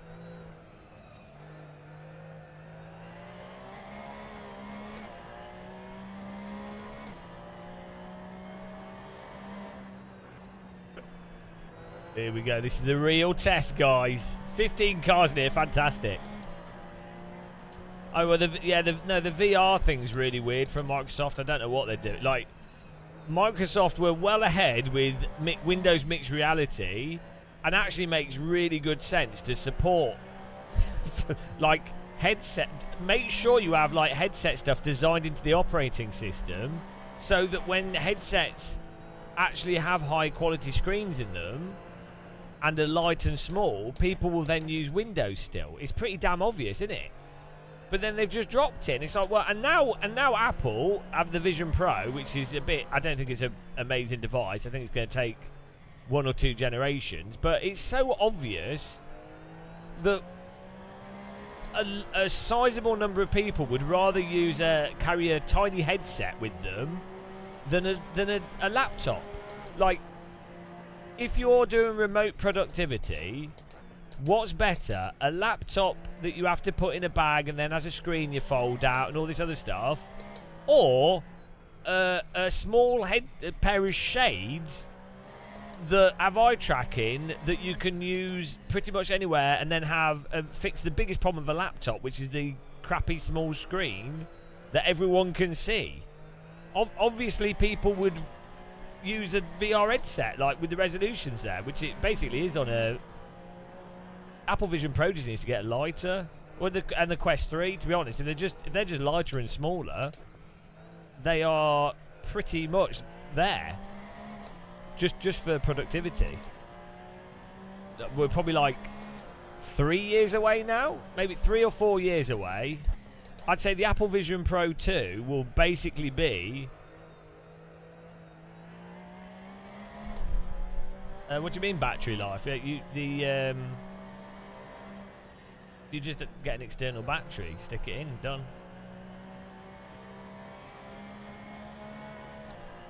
They shouldn't be too bad for your eyes because your eyes don't know. So your eyes are focused with a VR headset. They typically focus your eyes to infinity, so it's the same as if you're looking into the distance. So, if anything, it's the same as looking at a projector screen on a wall. It's not quite analogous, but for the most part, like, there's no reason why it'd be worse than just wearing glasses that focus your eyes. If anything, in the future you'll have very focal lenses and eye tracked with depth planes and stuff, so it will allow for dynamic corrective vision. So that's the other aspect of AR and VR headsets, is that they will literally make your vision better than what it is, and dynamically correct for vision issues, and allow you to see in the dark, and make it change whatever you want in the environment. Well, so the best thing you do, instead of wearing glasses, what you do is you get you just get lenses, prescription lenses that you use either in front of the VR lenses, or some of the VR headsets have prescription built into their lenses.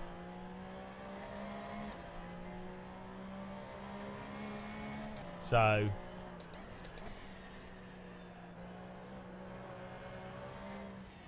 yeah, you can wear glasses, but you're better off using the lens systems that are available.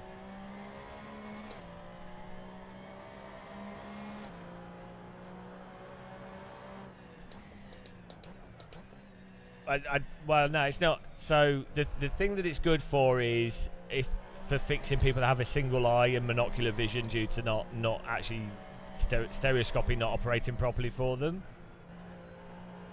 It's not the same as having a monitor close to you though, because as I said, the lens is focused into the distance. But yeah, okay, you could argue just having your vision fixed at a single point without changing it would be bad for your eyes.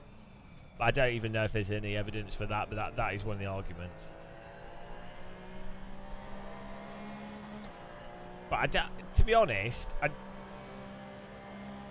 I don't think. I mean, I'd imagine the real issue with computing is if you're sat down for 3 hours doing nothing. That's probably. There's valid points about eye strain and whoa, keeping your eyes focused on singular things, but the thing that's often just brushed aside is people being static. Like, just being sat down for many hours and not moving around is really, there seems to be a lot of evidence to suggest that basically I'm going to die in like a week's time. But oh well.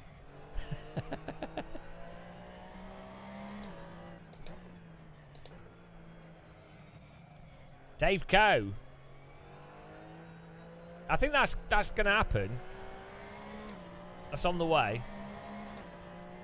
Ah, Fast Boy with a 20265. Or hacker.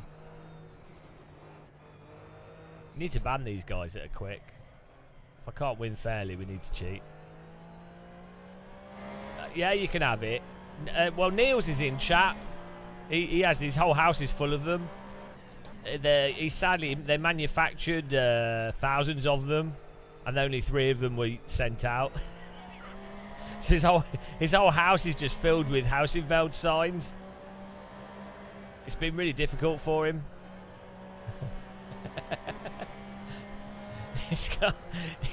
He owns all of Holland's Hausenfeld signs.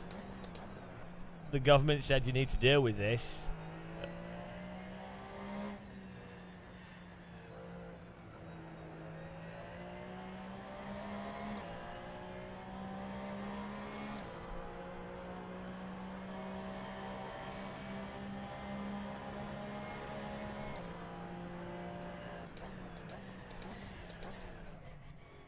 Why am I doing this slow chicane instead of... I always do this. Need the NGK, not the VDOL.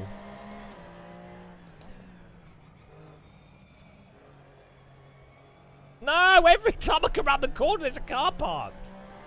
This kitchen, it looks like yeah, it looks like the Dutch red light district.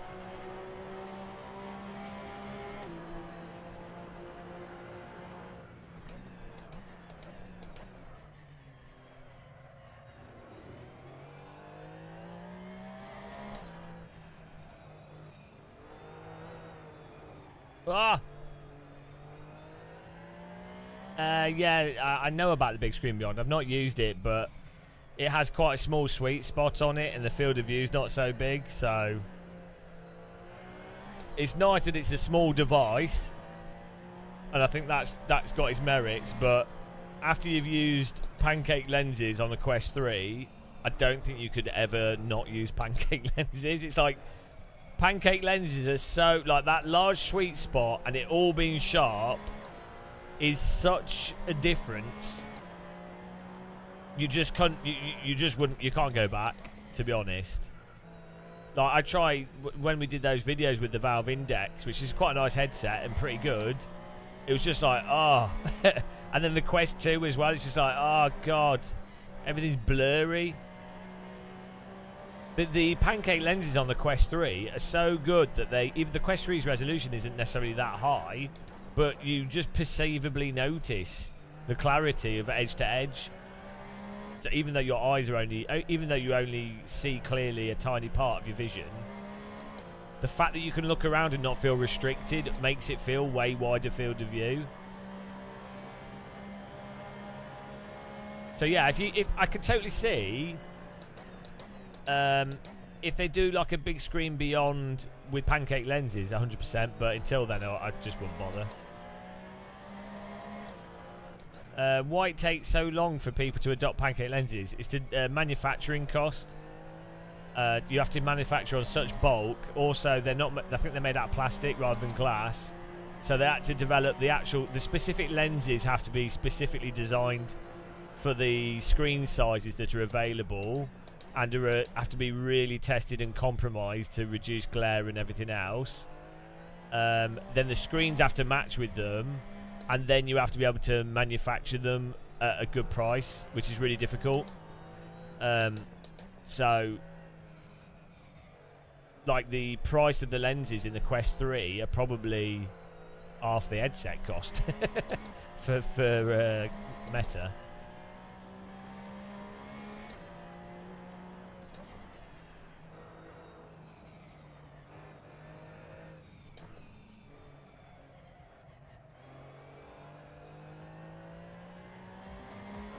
Does it have pancake lenses?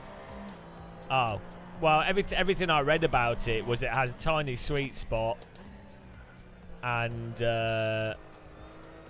field of view is low and it's hard to get good clarity. So, yeah, maybe you just need good. Yeah, maybe it's not good enough pancake lenses then. It doesn't really matter, does it, what the technology is? The point is you just need that large sweet spot and clarity.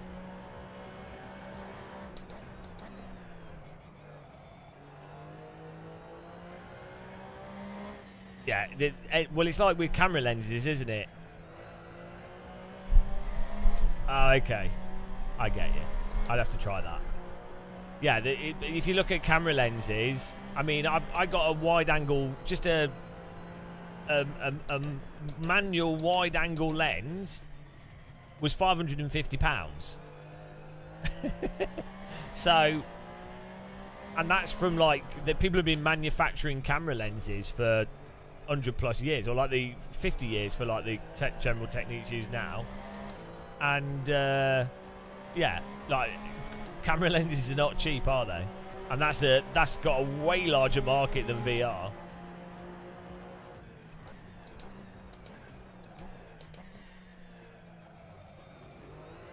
Like a cheap wide-angle lens is normally still like a static wide-angle lens.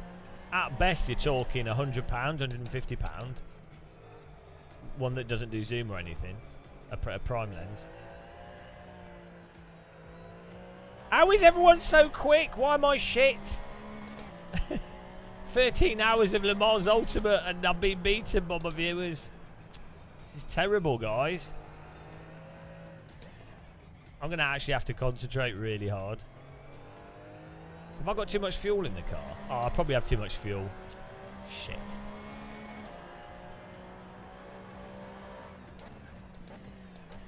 Yeah, well, the thing with VR lenses is that they generally are only like 3 or 4 lenses. And then the output side of it has to be really big, as well as the input side of it. So it's different, but like, point is, lenses are not cheap to manufacture, whatever you use them for.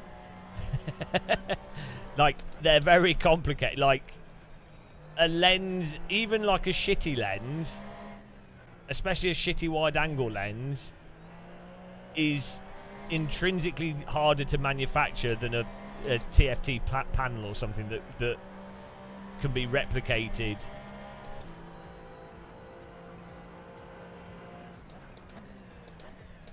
I mean, I'm sure you can reduce anything into a process, but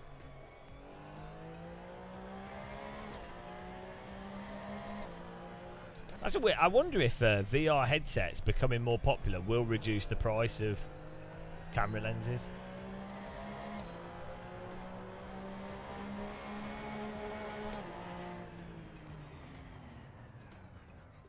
I can break the laws of physics. Have you seen me? Have you seen my driving?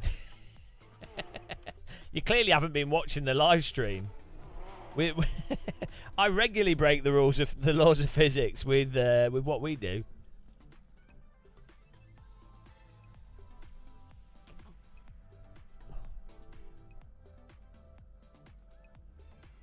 I think the lens industry is also, there's a load of bollocks behind it, isn't it? You look at like the glasses industry and how much they sell like bog standard prescription lens glasses for, and how much bollocks is surrounding it, given that it's something that has been done for 40+ years, given that they sell these glasses in countries like India for a lot cheaper, and then you go into UK high street and they're like, oh yes, well we need this amount for this frame. It's like, why are we pretending that it's the 1940s still?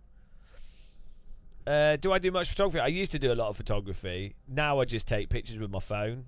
But I have like, I used to, you know, I used to have DSLR cameras for photographs and stuff. But I do videoing stuff for YouTube, and I just use my phone, to be honest, because I like just taking pictures with the phone. For me, I'm not interested in the technical side of photography. Well, I could totally go all in on the technical side with a film camera and like go really all in on it, but I haven't got time for that. But so for me, it's more about just placing the camera at something interesting at a nice angle and seeing and finding interesting stuff.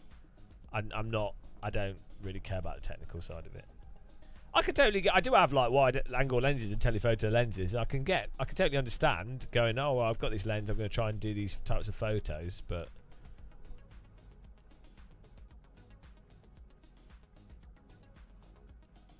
I also just like editing as well after the fact.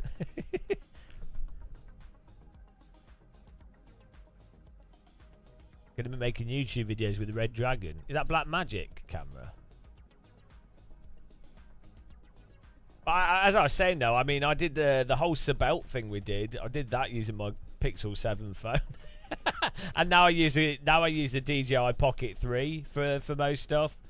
Most times when I'm out, I either use a phone, GoPro, and now I'll definitely use the DJI Pocket because it's really good quality image and really nice. I've used Sony A6 400s on a DJI gimbal for some stuff. But yeah, I hate equipment. Really hate equipment. Can't be bothered. I'd rather have less equipment. I mean, I hate traveling with equipment as well.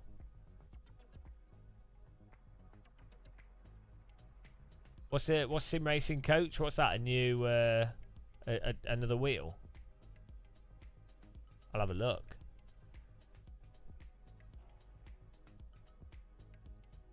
Here we go, guys. Starting in 11th. This is a disaster for me. We've got filthy regs in the race here. Should be a good race. Take it easy. Race is brought to you by PPE scandal, Tory corruption, and the collapse of capitalism.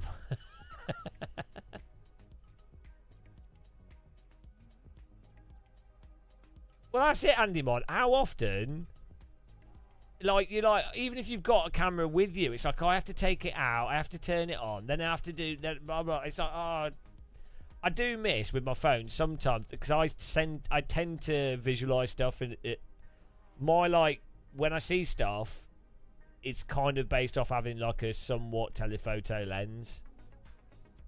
You know, I'm like, oh, that would be a really good picture, but I really need to bring those things together. So I've had to, like, using my phone, I have to sort of delete that way of looking at things and try and focus more on the foreground stuff. You like to paint cows and sheeps? Oh, it's nice to have Welsh people in the chat. Right, here we go.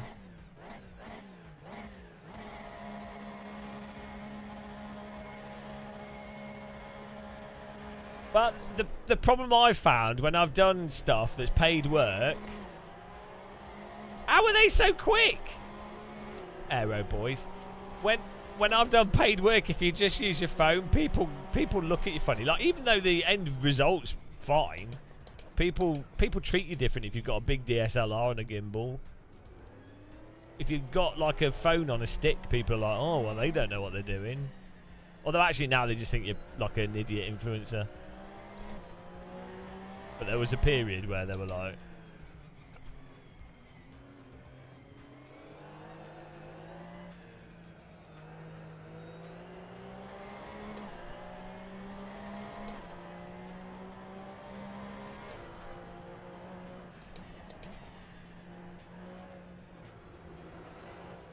I wonder, like, I think more people have seen gimbals now. When I used to take the large DJI gimbal out with the DSLR, if you're in public with it, you would get... people would be, like, really curious. Because a lot of people I guess, hadn't seen a gimbal. So they're like, oh. It was really weird when you're with a bunch of YouTubers and like you'd have like 3 or so people with those cameras on a gimbal. And the people think you're doing some like Netflix production or something. It's like, no, we're just a bunch of idiots.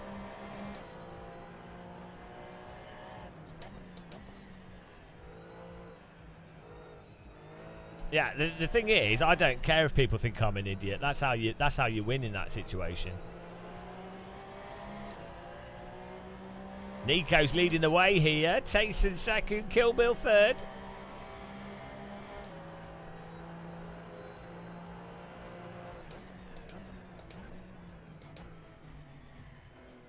Yeah, it's so weird, isn't it, though? Like, I think...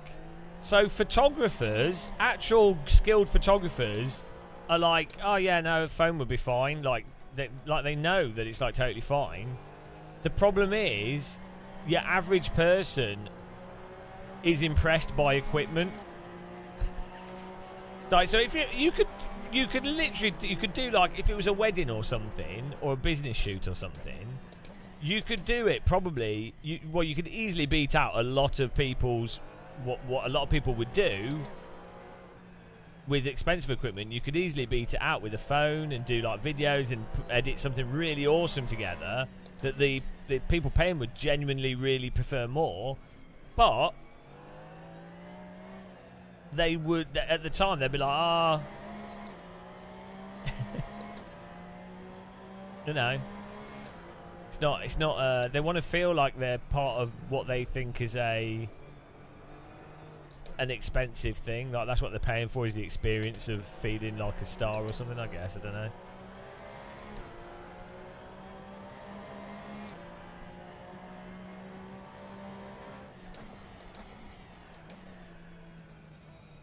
Well, yeah, I mean, I don't know what I'm talking about because I'm using a 12 Nm DD and a single monitor.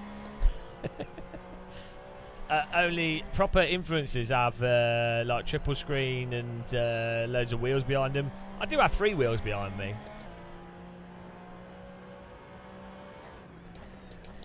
Look, in my view, if there's not someone with a pinhole camera or camera obscura tracing down the image, it's not legit photography as far as I'm concerned.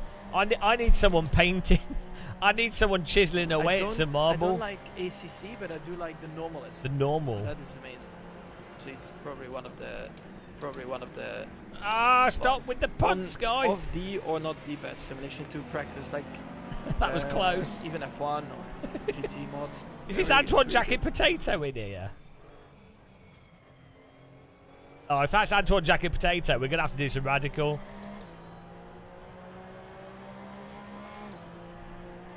Because Kunos don't license their physics to anyone for some bizarre reason.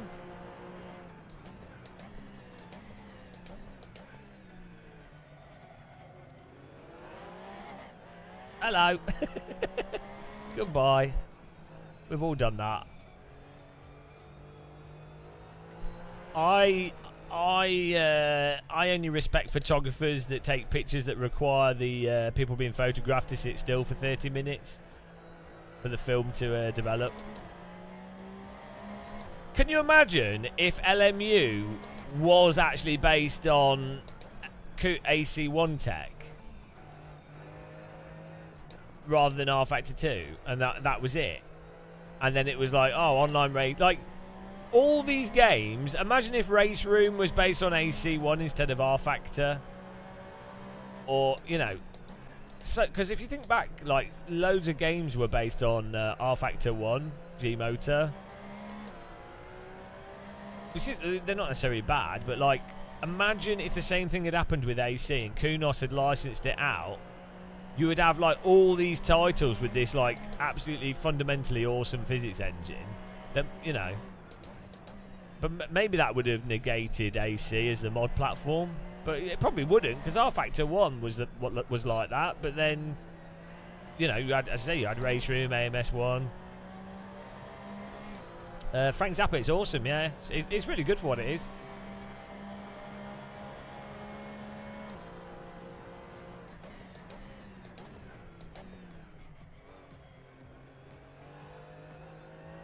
Oh, he's got to slow down. Dr. Longmount. More like Dr. Slowmount. Am I right?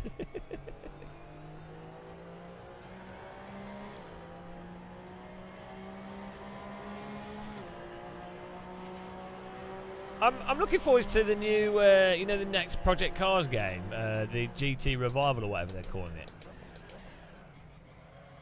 I think that has a lot of potential to be.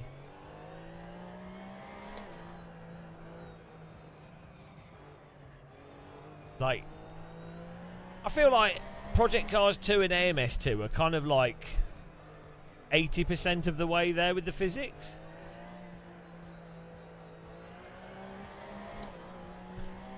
They're just missing some stuff.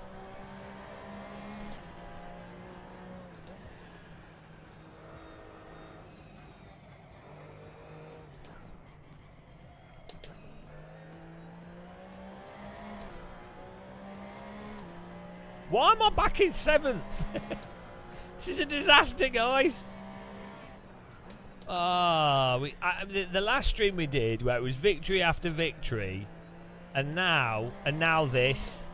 My skills have all gone. I think LMU is like thieved my talent. Pull the car over. Oh, I'm retiring. I need to retire from sim racing. Gonna become a professional kayak streamer. The water can push me along then. I don't need to do anything. Auto win. Wait, it doesn't feel better than Project Cars 2. It's more refined, but it's still basically the same driving. It's basically the same as good cars that are in Project Cars 2. But yeah, there's some well wonky stuff in Project Cars 2. But then, like, if you go from AMS 2 to back to AC or R Factor 2, it's really weird. Like, you're just like, But I mean, I don't know what the MS2 fanboys can say. James Baldwin just did a video recently, and I watched some of it, and he was saying exactly the same stuff we said about the way you have to drive in it. But it's really funny actually. You should read the comments under his video, because he's a like absolutely amazingly talented sim racer. The fanboys can't say, you're just driving badly or you don't know, because he's literally like in the top 10 best sim racers in the world. So the comments are all like, have you tried this car? Oh, the vintage cars are fine. It's all like, have you tried? It's like them all trying to like be like, no, it's because you haven't tried the right thing. Yeah. Well, because he doesn't. He's if you're a sports person, you can't just outright say something. You can't say, It's really funny. It's just, I was reading through the comments just going, okay. If I'd have said, if I'd have said things exactly how he said them, the comments would be, have you driven the car? How do you know? Do you know what I mean? So I'm just like, well. I mean, in fairness, if someone is actually a really good sim racer, which I'm not, it is in fairness, someone does have more credibility when they are actually like top 10 in the world at something. So there is something to be said for that.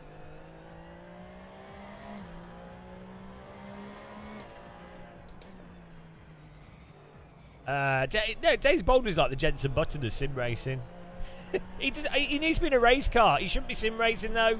He should be a real race driver. He's really good at being on camera. Really talented, great at real-world driving, perfect for media. He should be in a real car. Like, some business is losing. Car companies and business are losing a lot of money, like marketing money and value, from not working with him. Like, he would be like the absolute perfect brand ambassador.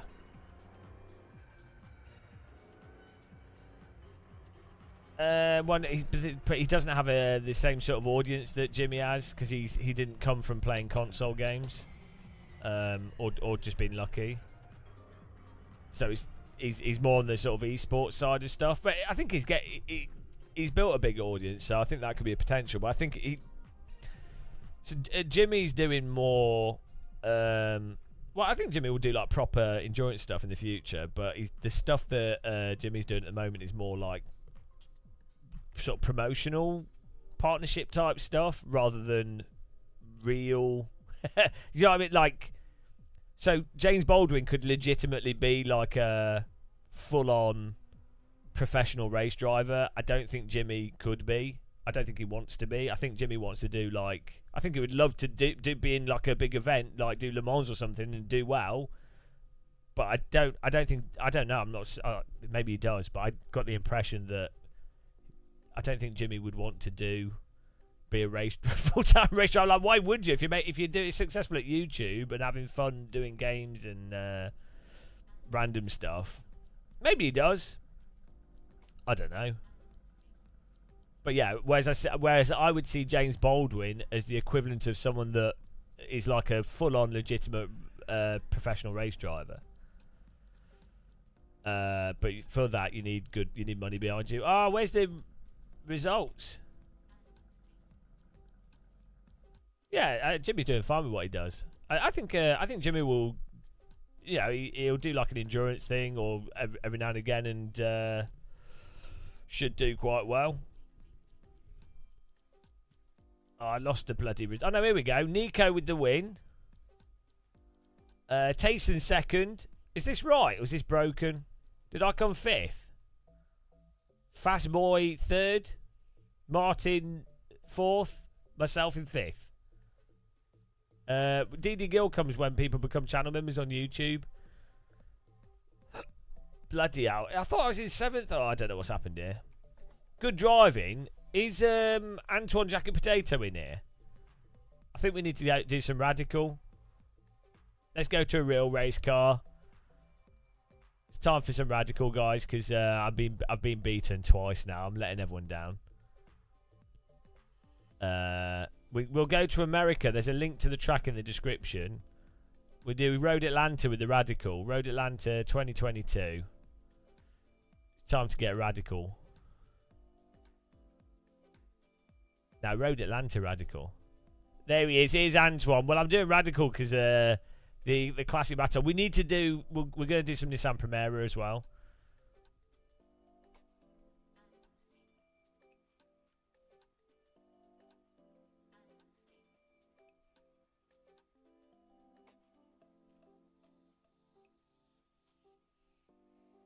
I'll try and randomise the skins a bit.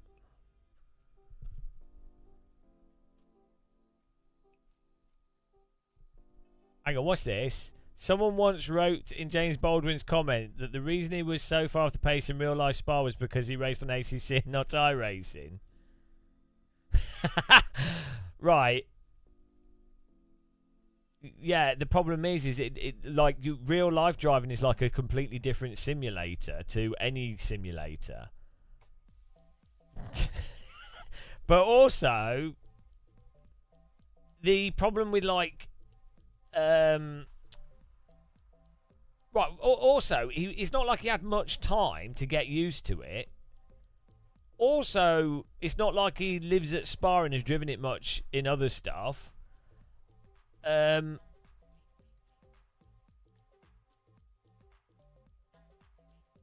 Yeah, like, it's weird, isn't it? It's weird how people frame stuff. I don't like ACC, but I do like the normalist. So that is amazing. The normal. So it's right, here we go. You ready, the, guys? T is the password. Well, I'm going to put one of the or not the best simulation to practice, like even F1 or GT mods. It's really good. Put a fixed app on this. Like, imagine if you're like, you could be like the world's. You could be like one of the.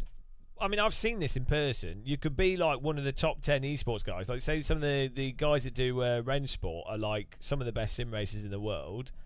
when they first jump on like a sim for the very first time, they why are you tweeting about me, eh?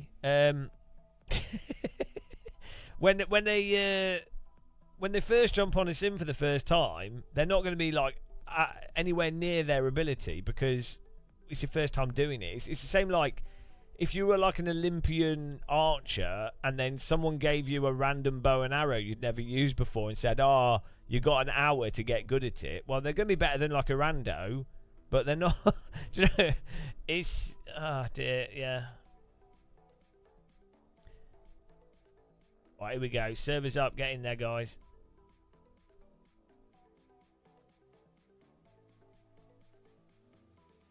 Also, I mean, Dale McCormack was really interesting. Where in the SLR1, his pedals were a bit weird or not to his suiting, and then he was struggling for performance, and then within like it was like on the second day of one of the events, he got like the either adjusted the pedals and got used to it, and was like absolutely on it. And so it's like it shows you how like in sim racing the precision is just on an absurd level. It's an absolutely ridiculous level.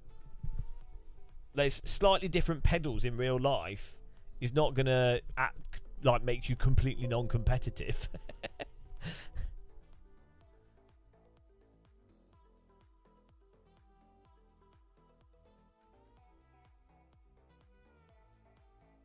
Well, yeah, I can't play bloody Le Mans Ultimate for 13 hours and then do it again. Oh, I need to get a croissant. Let me grab a croissant. I'll be back in a second.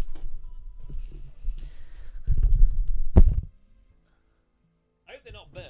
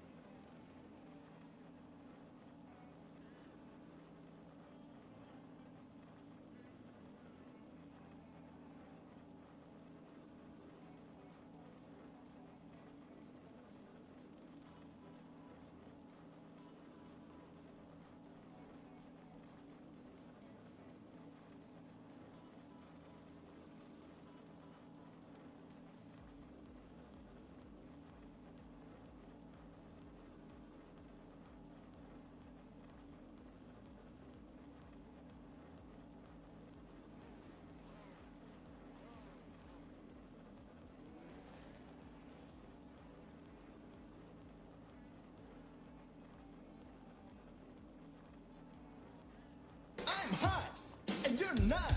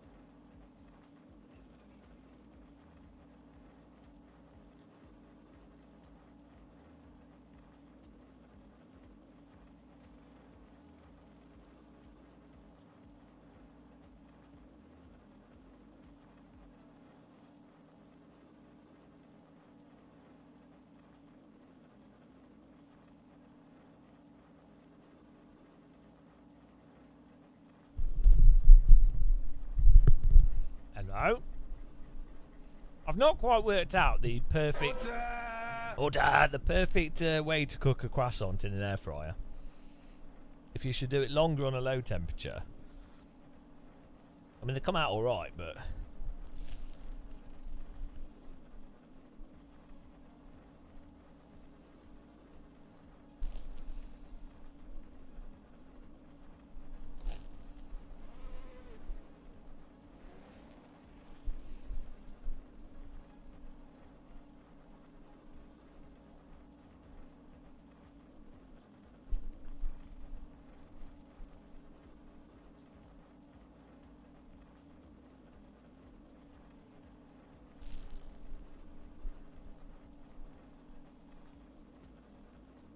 alright, get in there. Guys, if you want to get the car, it's in the description on YouTube. And the track as well.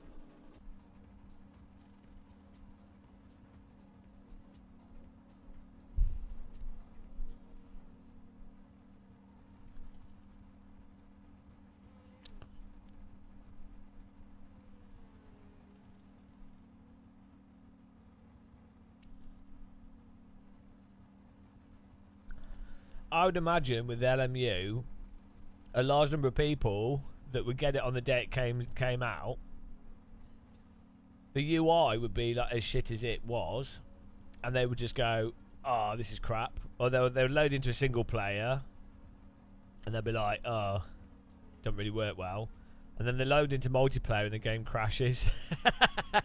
So it's not surprising that they would then go, "Oh, this is shit." Do you know what I mean? It's like there was a sort of, unless you were like patient or used to Sims, very used to Sims.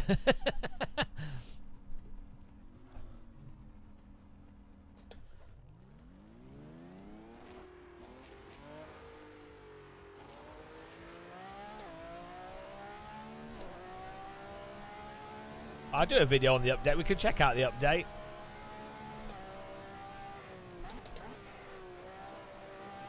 The thing I don't get is a lot of sim racers seem to want stuff to be a failure. Like they have a vindictive quality.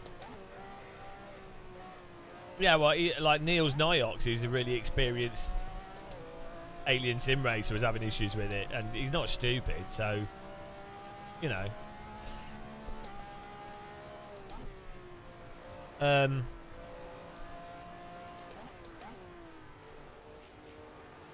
What was I going to say? Oh yeah. So a lot of sim racers. I think what it is people don't like stuff to be uncertain, so they like things to either be 100% good or pass a threshold of being really good, or it's absolute shit and it passes a threshold of shitness. And then they try their hardest for the simplicity in their mind and comfort of shoehorning something into the category of absolute shit or, oh, it's really quite good. Because culturally, I think this is also a Western thing as well, culturally, people, well, this is probably just humans, they feel uncomfortable with uncertainty.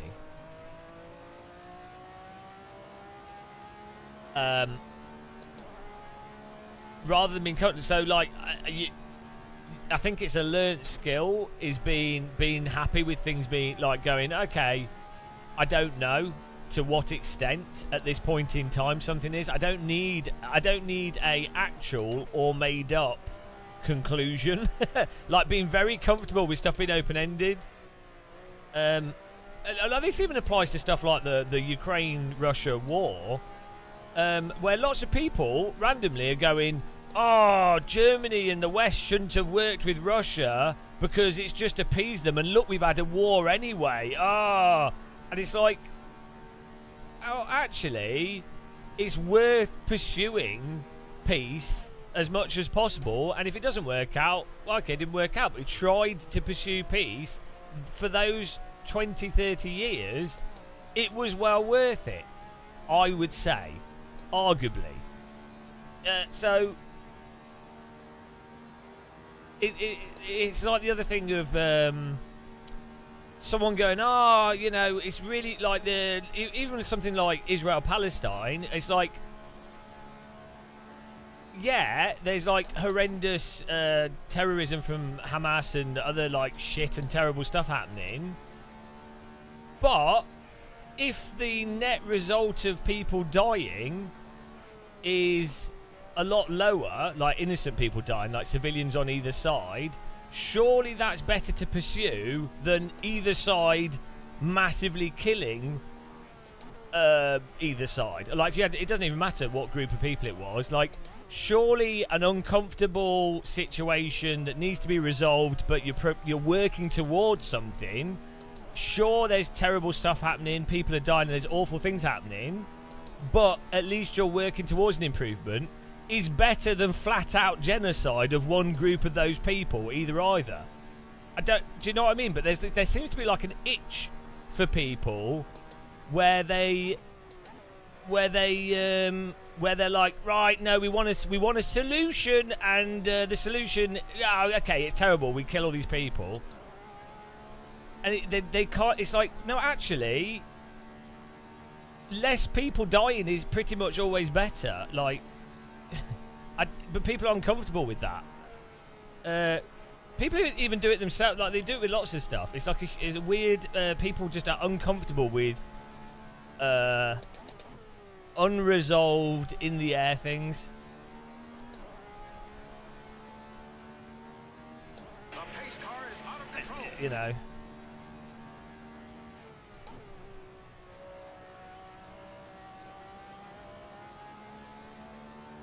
We're just killing each other.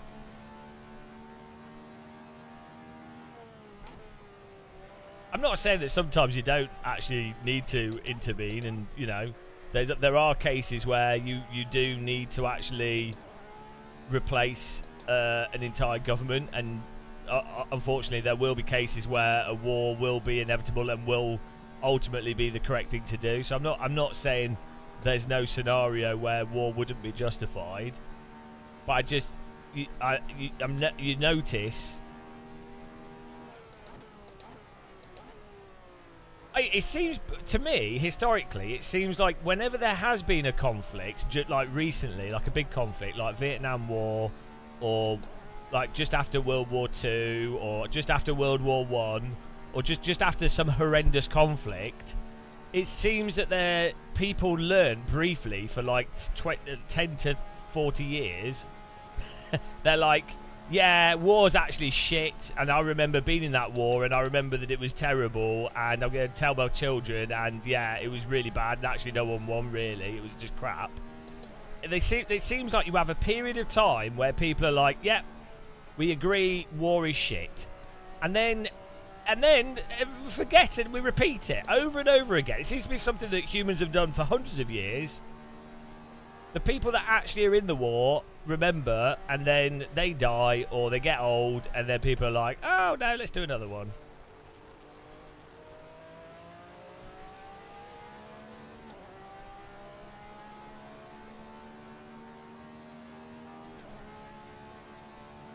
But yeah, the sim racing, back to sim racing, I find it weird that people going, oh, we want Rensport to fail, or we want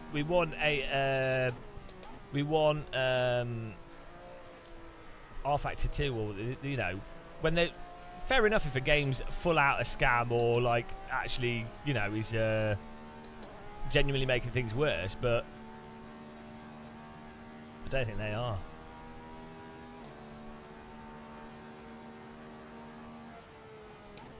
Well, they should make a law where if you are deciding to do a war, you have to fight in it. But I mean, to be fair, that's what they did in the past, and it still didn't stop it, did it? The kings and stuff would be in the front lines often. and then get killed.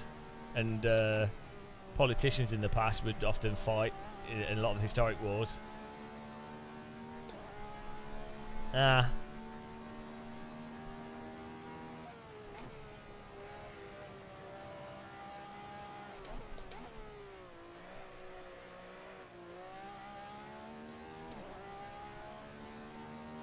Alright, Pete, happy knee sliding.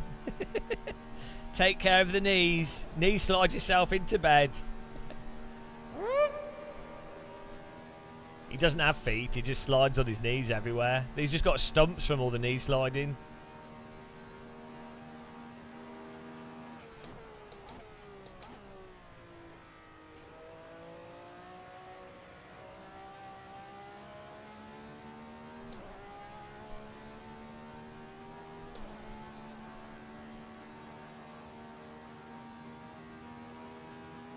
Well, I did 13 hours of it yesterday. So I generally don't like to play the same video game for 13 hours in a row. I mean, sometimes I'll do that if I'm doing like a challenge and I hate myself, like we do that with iRacing. but generally speaking, it's not something that I really enjoy doing.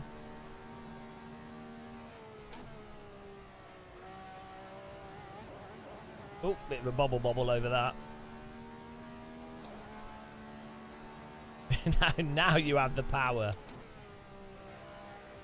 I mean, now I'm getting beaten by viewers, which the whole point is I'm supposed to be destroying everyone.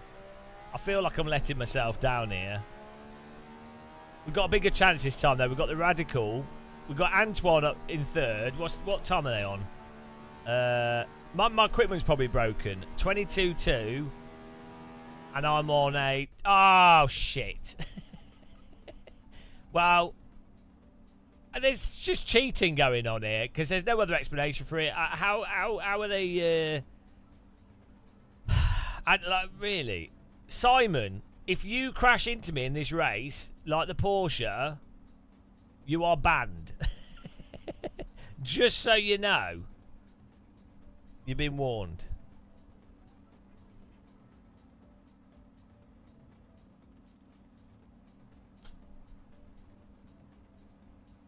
Yeah, I forgive too easily. Basically, I'm the Jesus of servers. My beard, yeah, my beard's doing all right. I gave it a nice trim today. It's getting back to... The only reason we lost the beard from its epicness before was because I accidentally shaved it off. But it just needs... I've not dyed it either. I might dye it again a bit, and then we'll be back. We'll be back in the beard zone. Maybe I could go to a barber's and get them to... I don't know. I need some razors that do exactly the right thing. I'm not dyeing it pink. That really irrationally annoys me when streamers dye their hair or like dyed hair irrationally winds me up. It shouldn't. I wouldn't really judge someone in person or anything. Look, but it's just irrational. It just makes me go, why have you dyed it a silly colour? I don't know why. Like, I'm not. I don't. People, if people want to dye their hair, they should do whatever they want. But it's not something I'd do myself. It's not really a trigger because I don't really care.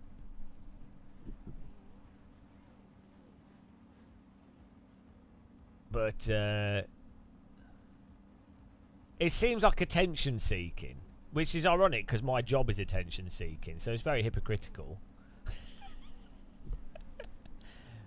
I don't know, maybe it's just jealousy of people having hair to dye. Maybe that's what it is. Oh no, it's because it depends how it's done. Like Love 46, she's dyed her hair blue and stuff, and it looks quite good. I think it depends how it's done. I don't know.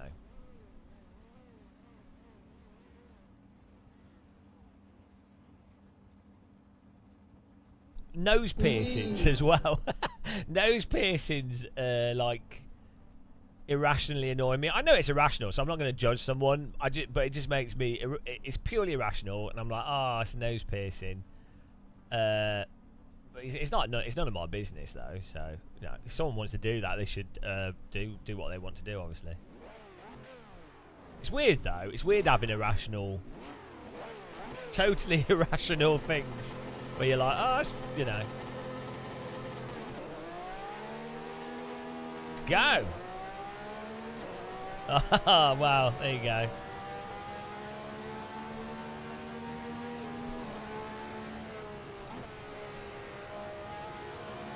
Oh, he's back. The champion is back.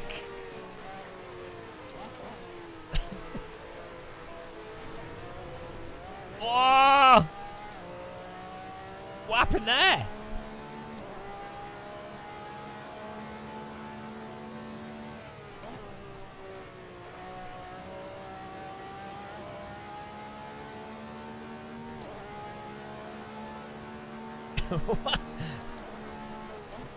I've got to get back in shape so I can get more donations from my gay viewers. We only have I literally have 5 female viewers. So there's I mean, if May May comes in, she donates for feet. So I mean, that's one that we can exploit that weakness. I haven't seen her for a while actually. I hope she's all right. She's a filthy yank. So, did you do a poll, Novotny?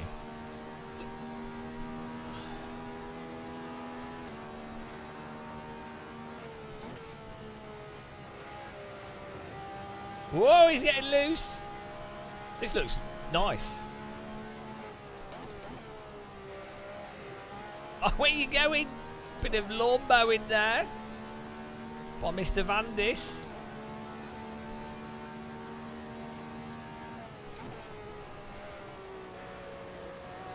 Oh, it's all happening. Oh, we're up to 4th. We're back in the zone, guys.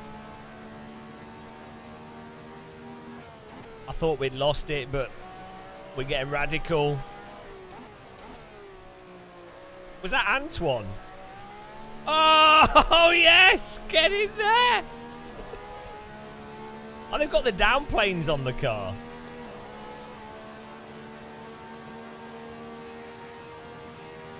Antoine overcooked himself. It's because they had the croissant. That gives us better performance.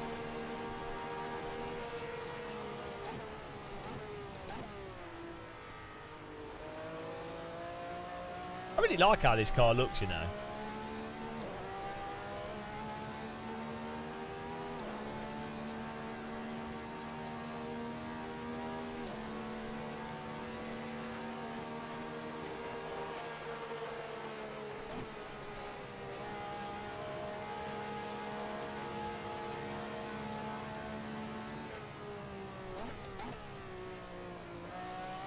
Oh! Oh! M. Vandis in second. Afroraptor in first.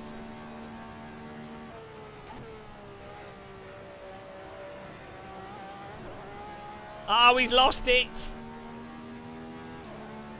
Fast boy 99 behind us and catching.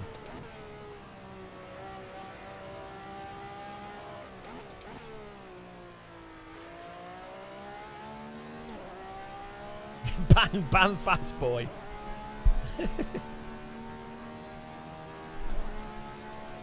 Oh, we should do mid Ohio with this car. That'd be good. I don't know if everyone's got that track. If anyone's watching and you want to join, you can join the server. Search for Gamer Muscle. Password is T. And the download links are on the YouTube stream. I appreciate everyone watching. Oh, look. Truck going over the bridge. Appreciate everyone watching. Thanks for suffering the adverts. It helps pay the bills.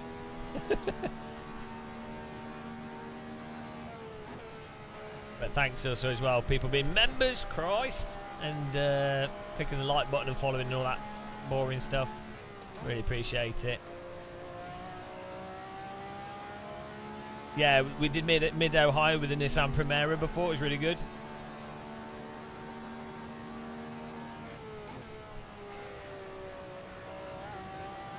It's a really nice track, but a lot of people don't like it. Weirdly, it's like America's Silverstone, in that some people seem to really like it and some people seem to really hate it. Ah, he's overcooked it. Disaster for Team Vandis. Ah, we're back in the zone. I was getting, I was disappointed. I was down on myself. All we needed was the radical and for half the server to leave. and that's all it takes. All the fast drivers to leave. That's all it takes. Who would have thought? But, you know, oh, there's a blue car going over the bridge now.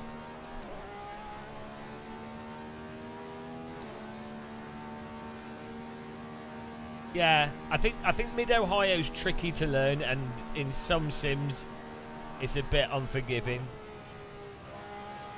We could do a rematch on this one. Type join in chat if you want to join the next race. We could do another go on this one to give people another chance, because this is an awesome track. And then oh, there you go.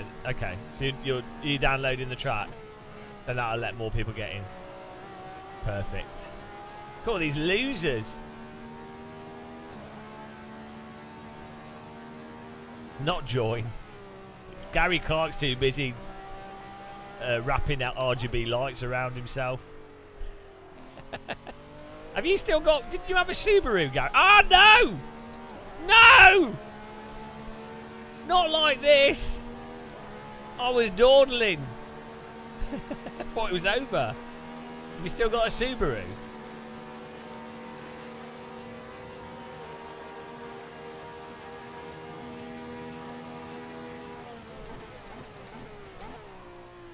Oh, what a reclaim! Recycled. Oh no, he's back up the inside!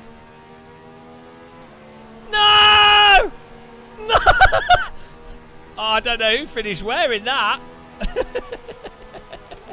I finished on the lawn. I think I got third still. Antoine in fourth. Oh, that was good racing. Oh, dear. We still got third. We still got third. What's the gap? 3, 3, 1, 3, 4, 6, 3, 2, 2, 8, 8. Just search for Game of Muscle. Password is T. Well done, Ryan. Fast Boy. Myself, Antoine. Adam Sooks. Well, Antoine sucks. That's another win for me, by the way. Destroyed you guys. You all suck. Adam, Simon, Icarus, Ritual Horse, Kit, Benj Ninja. You all suck. That's it. Embarrassment. Let's have a replay of that move. We'll restart the server. We'll do another Road Atlanta race. There you go. Novotny's linked the server.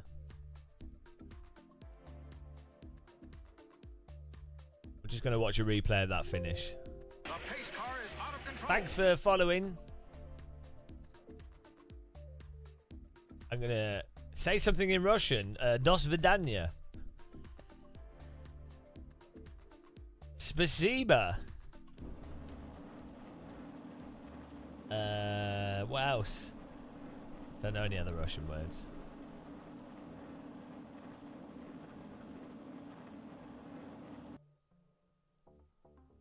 Spasiba's thank you, right? Or is it thank you? Or is it... yeah, it's just thank you.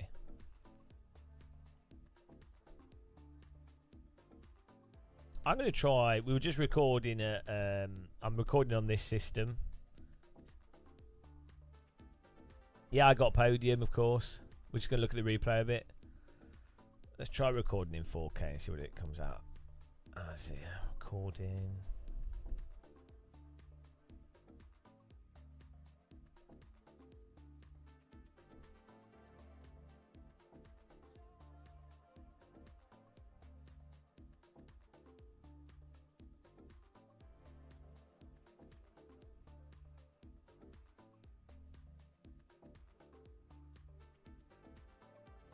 See if this affects performance. You got potato, Antoine. Here you go.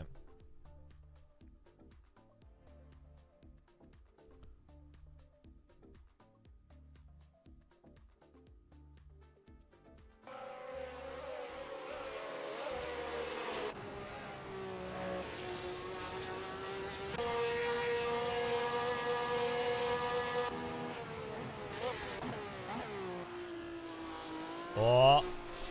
Oh. Oh. I blocked him onto the grass and he still went through it. It's fine. He got in there. Then we were slow. Oh, look at Antoine trying to squeeze in. Oh.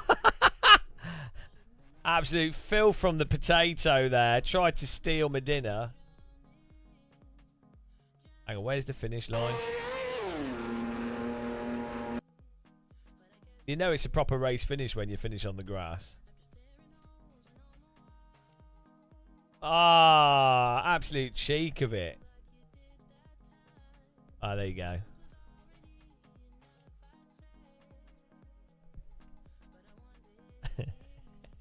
Oh, it was close as well.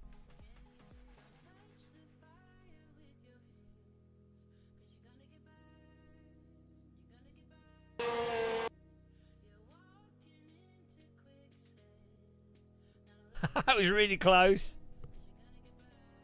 Oh, Antoine. Embarrassing. Embarrassing. What's the screenshot button?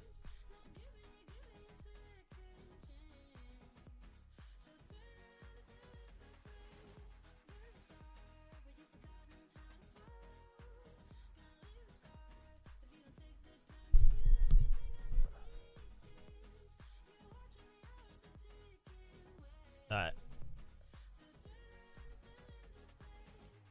Yeah, thanks for that. It's great. Oh, F8.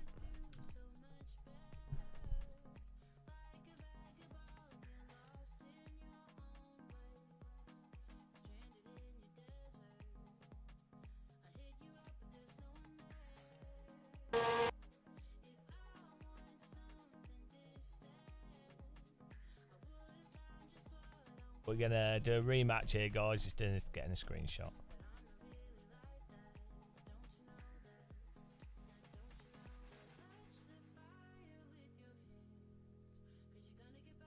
Right. Rematch. Here we go. Get back on the server, guys. It should be up. Just join it.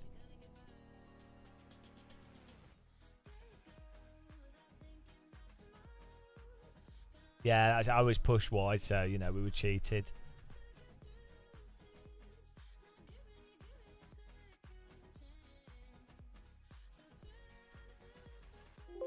It's a fixed setup tone. So we do... Oh, there we go. Got a nice screenshot. Look, that's a good screenshot. That's my screenshot of the track. That's an awesome screenshot. Was that Fast Boy Antoine and myself? Pretty good at it's pretty good at screenshots. It's almost like I could do that a lot.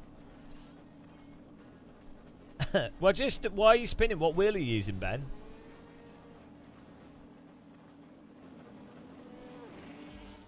What equipment do you have? It's quite hard to drive without a DD wheel. I find in a lot of sims, but try to think of ways to be helpful.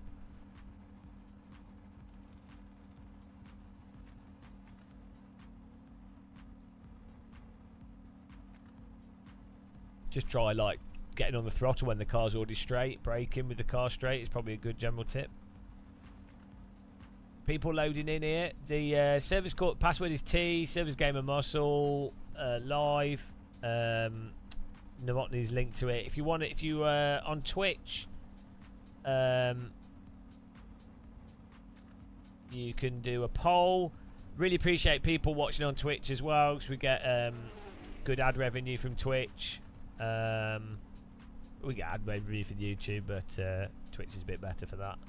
Thanks everyone for suffering through adverts, or if you become a member on Twitch, you don't get any adverts at all. Yeah. You came from AMS2. Yeah, you have to be quicker at catching the car in AC. But once you've got the force feedback set up, it's pretty obvious where the limit is, or you know, once you get dialed in. New Dogger 86 Audi.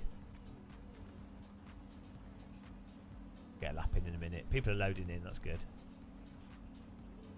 After this race, we'll do a Nissan Primera.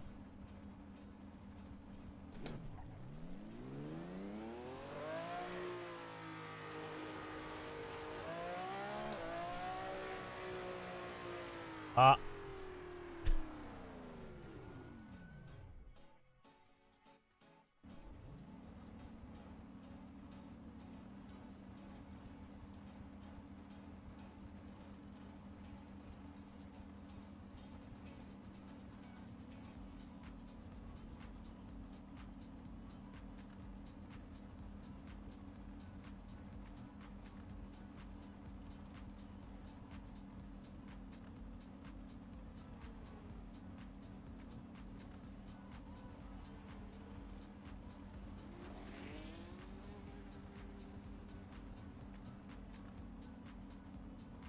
What's is there a resolution before 4K?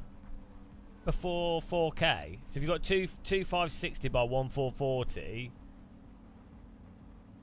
what's the same aspect ratio? Is 2880 the same aspect ratio? It's 3872. These are all like weird aspect ratios. I don't know if they would come as a.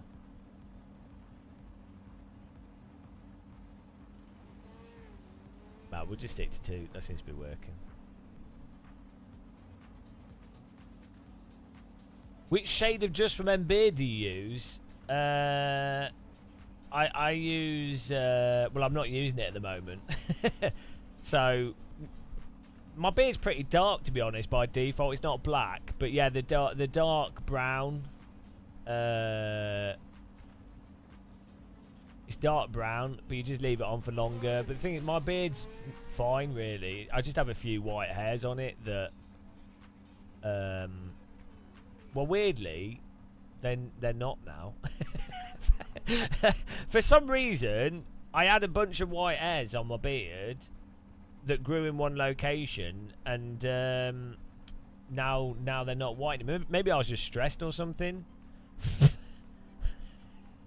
I don't know what's going on, but there's no they're no longer white. Maybe I wasn't eating enough vitamins or something. I don't know. It's really weird. Yeah, it's probably because I haven't played as much iRacing. It's probably because I've been talking to attractive Eastern European women. Chills you out. That's the key. That's the key to a beard.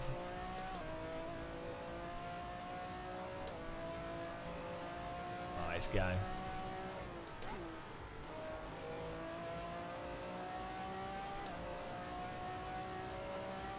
Get a lap in here. 13 people, nice.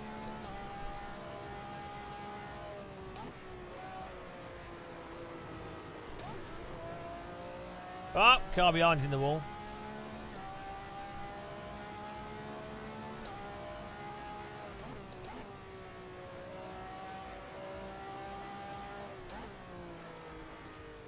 You have a European. Oh, just go. I don't know what CSP version we're using. One from like 2 months ago, a month ago.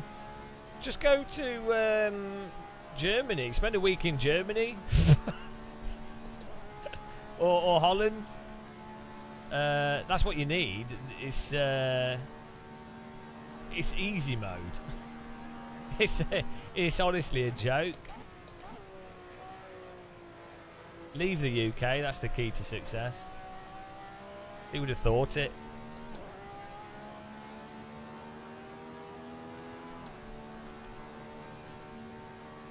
Yeah, I mean, I like Germans culturally in general. They're just more direct, and also Europeans generally.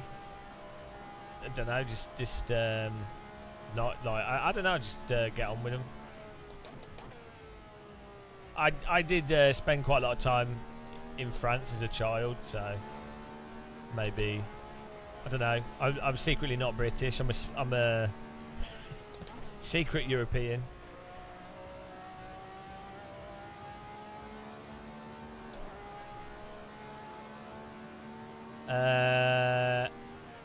Yours isn't following the dash. Maybe you have, because you need to lock it more.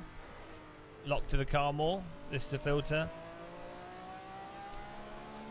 Oh, your Polish supermodel should have arrived. They get delayed. The postmen often steal the supermodels. So it's a bit annoying. But it's just part of doing business.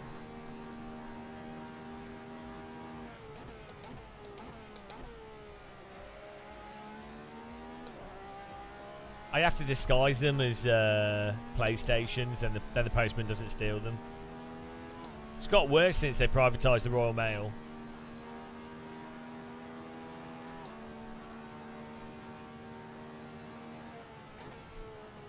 Is everybody joined that wants to join?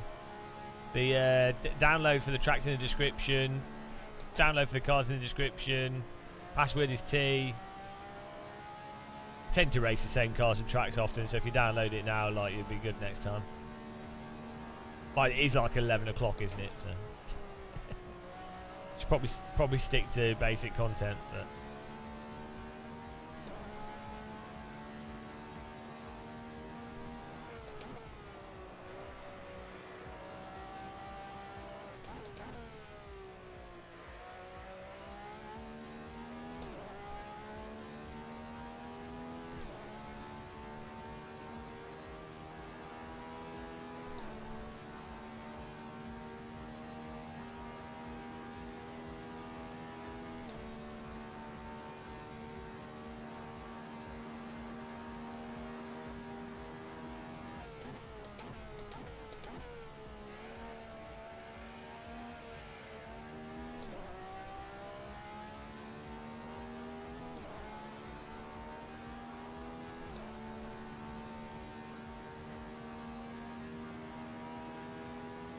Okay, here we go.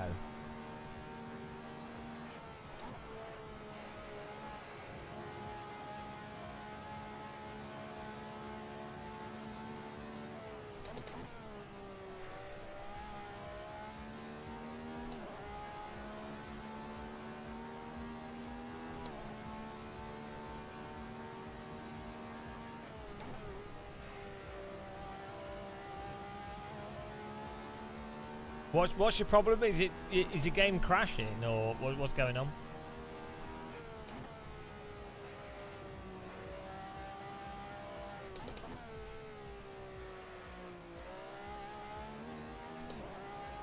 Ah, oh, slow out that. Yeah, that can happen. It detects that I'm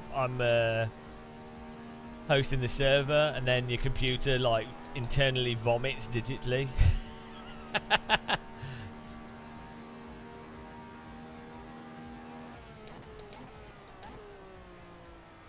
It's a known issue.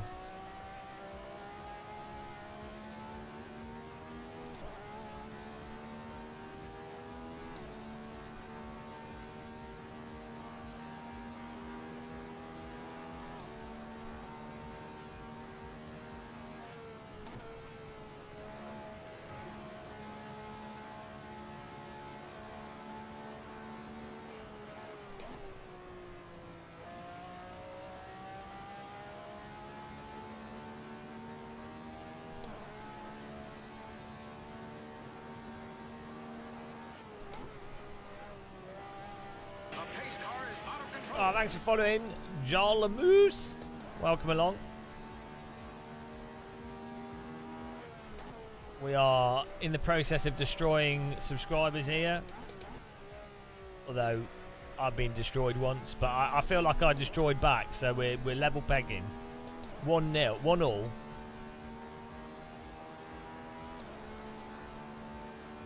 You can't connect to the server. What, you can't even see it? I mean, there's lots of people on it, so maybe you're banned. I don't know. That's very strange.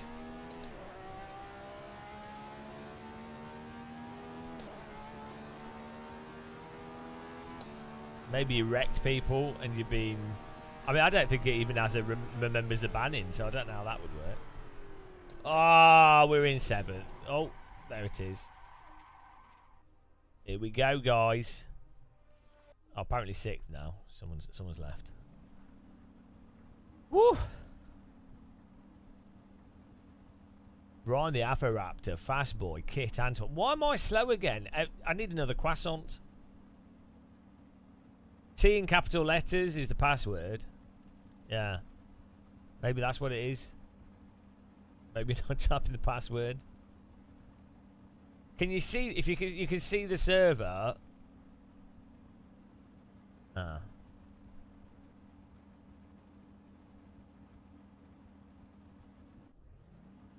Oh, here we go, guys. Get ready.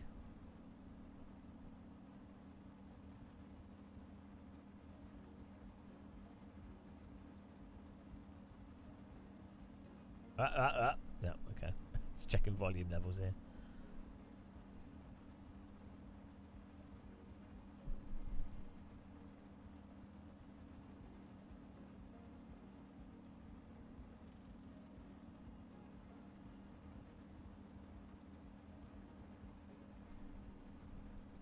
Look at the smoke coming out the back of the car.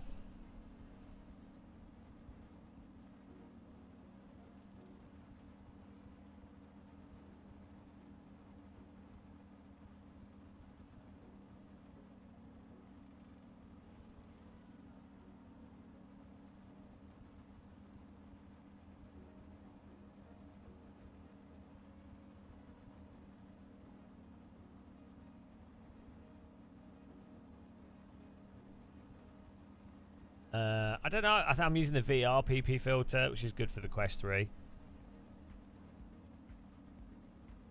Yeah, R-Factor 2, since they updated it with the online ranking stuff's good fun, yeah.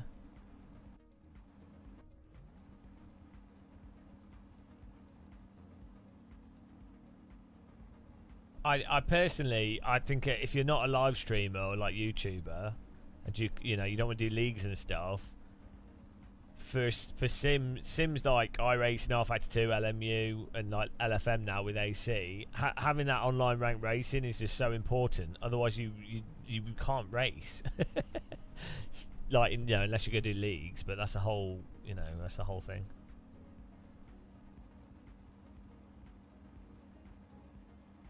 The password is T-E-A in capital letters.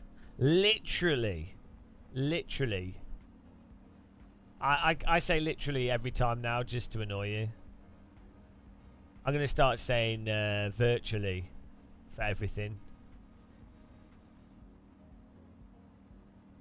Why aren't you racing?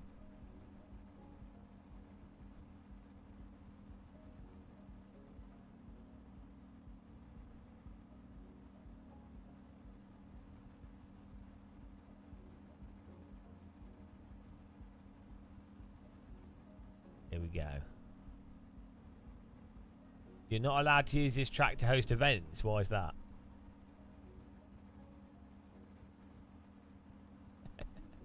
Now this is how I win. I have to stack the cards in my favour. We'll do an AC versus subscribers at the weekend maybe, and I'll still win, obviously.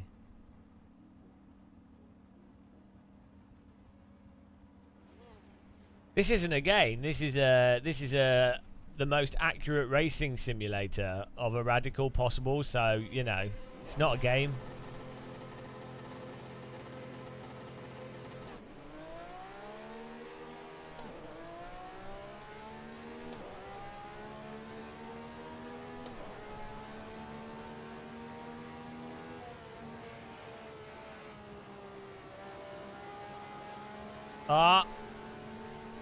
The old go too wide mistake.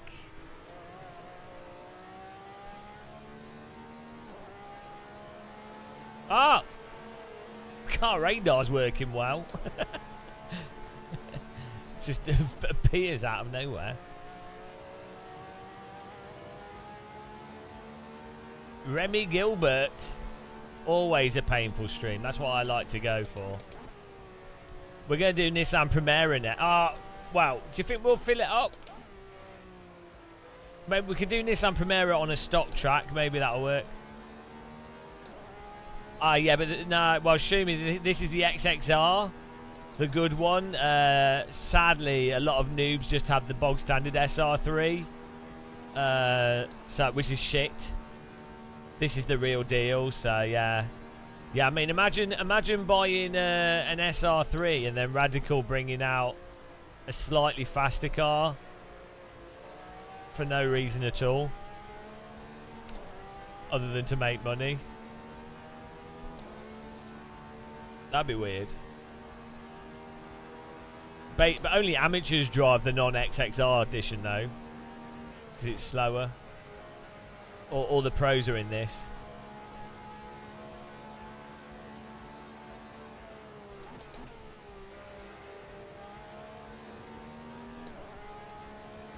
Joe Rogan's getting a 70,000 sim rig.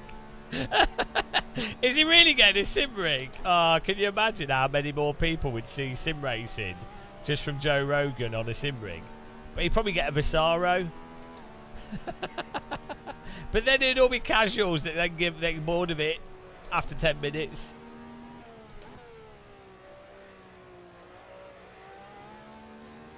That'd be pretty funny. I mean, when who was that FPS gamer played iRacing? He raided me. Summit, and he was like into sim racing for like a month, and then was like, "Oh, I don't like this."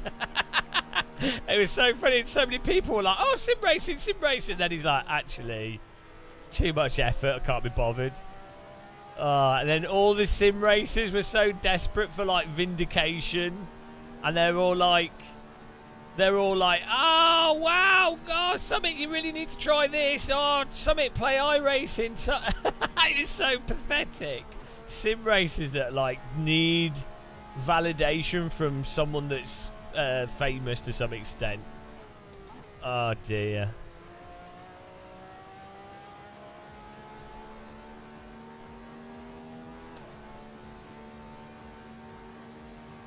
Yeah, well, he got a whole setup and then just didn't use it because he wasn't really that into it. He was like, oh, it's interesting. I think the novelty of it. And then I think he realised that, oh, actually, because he's quite competitive, I think he realised, I don't know, I'm just speaking for him, this could be totally wrong, but I'd imagine that he would want to be doing okay because he's you know, and it's completely different FPSs and stuff. And then you'd be like, well, how much do you actually, to get stuff out of it, how much time do you have to put into it that's just laborious? Oh, look at this. 3 wide.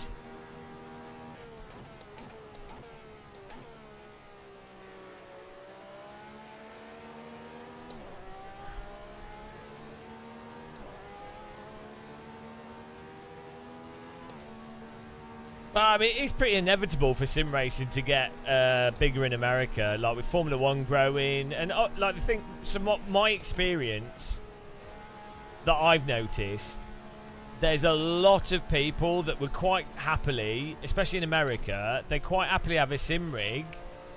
And even if it's just iRacing, they're gone. They would quite happily just play iRacing once a week as a, you know, as like a thing to just have, and they'd be like, oh, okay. And from my experience, there's shitloads of people that just don't know about sim racing, and 100% are like, oh yeah, no, they try it, and they're like, yeah, this is awesome. Even amongst like really wealthy people that own like sports cars and things, where they've been at trade shows and they just didn't know about it. They happened to be at a trade show that was at the same time as Sim Racing Expo or something else, and found out about sim racing and then just bought like a mental sim rig because they genuinely didn't realise how good sim racing was, or how comparable it was to driving the real cars.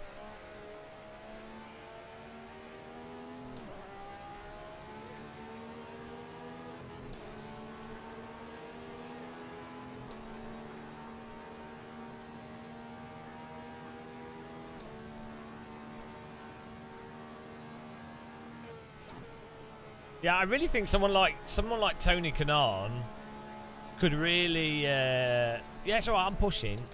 Would really help to like introduce sort of 40-plus-year-old wealthy people to sim racing, especially in America. Like people. So at the moment, sim racing is mostly gamers, like either pure sim racers, people that are desperate to do real motorsport but just can't afford it at all.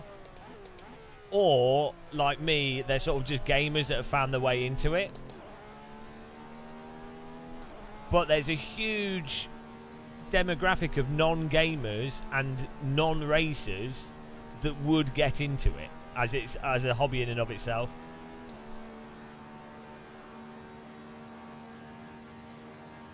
And a lot of it's a marketing thing. Oh, this is a fraud. Absolute fraud, this. Should have done 10 laps. Absolute lies. Absolute lies. Wow. I mean, I beat most of you. Jesus Christ. 4th place.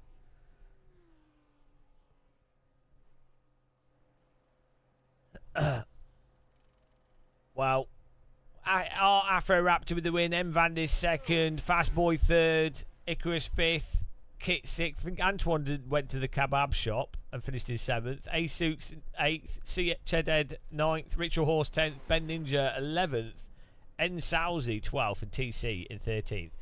Let's do we'll do an AC track. If I do the Nissan Primera, it might be hard for people to join. I might do an AC track, but with we'll do it with stock content because it's easier for people to get in. So we'll have a bigger grid. I think that seems like a good idea.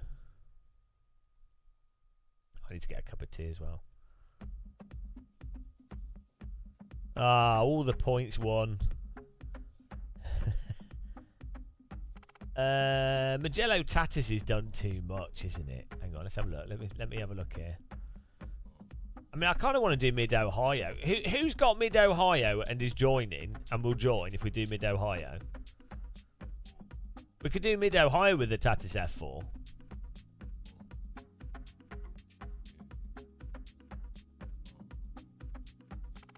Who will join Mid Ohio?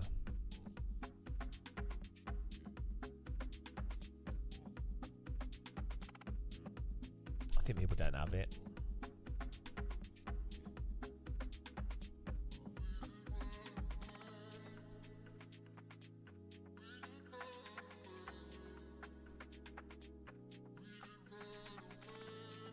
GT3 Spa. We could do GT3 Spa. That's just depressing.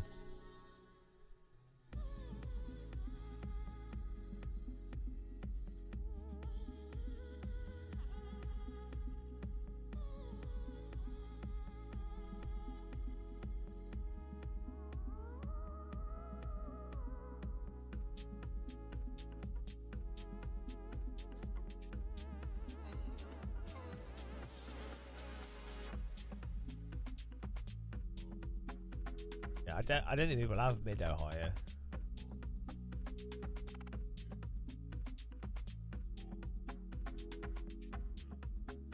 Right, I'm putting the Tatus. We'll do Tatus on something.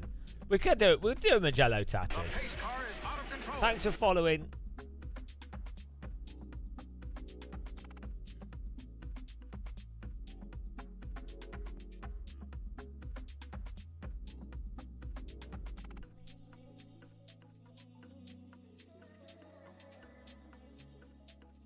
Yeah, I've got feet set up.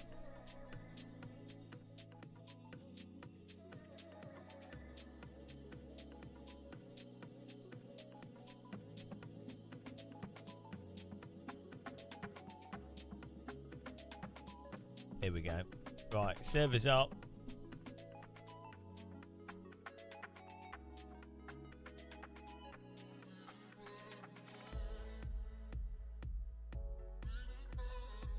Give it a go.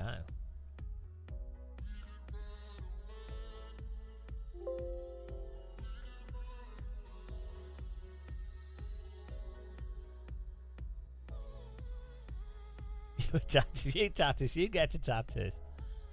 Tatters giveaway of the decade here.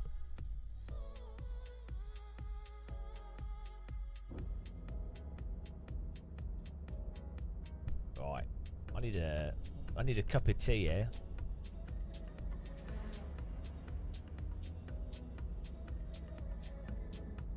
Thanks, Novotny. Good job.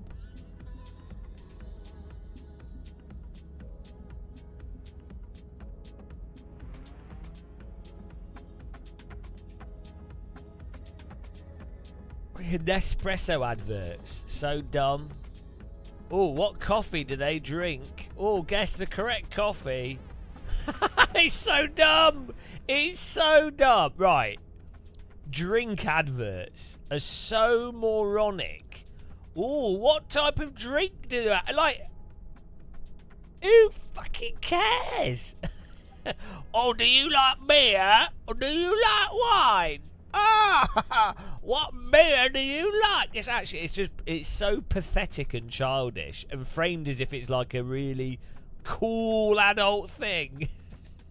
I drink cold beer or drink a glass of wine.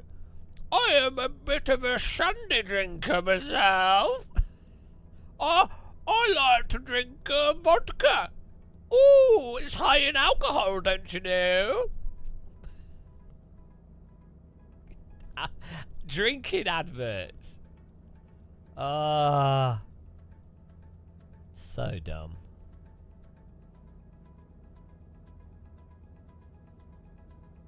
Well, I'm getting a croissant. You might have noticed all adverts for air fryers are really good. They're not stupid like drinking adverts. Back in a minute. Cup of tea time.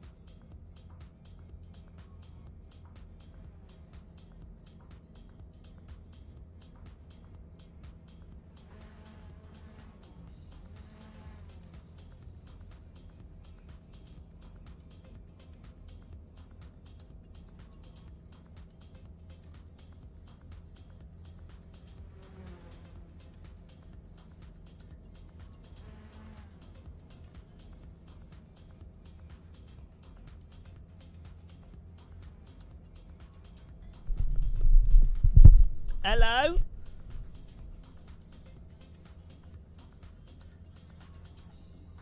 Will the destruction continue? Obviously.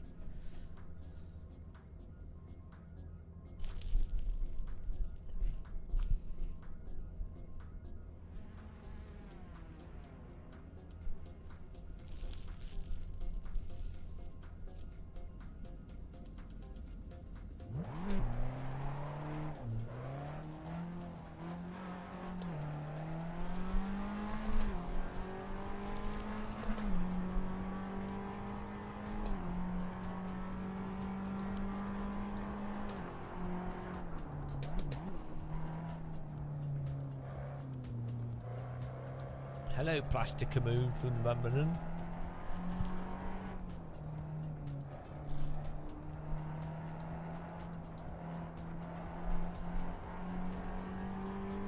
Remember to air fry your croissants just to annoy the Novotny.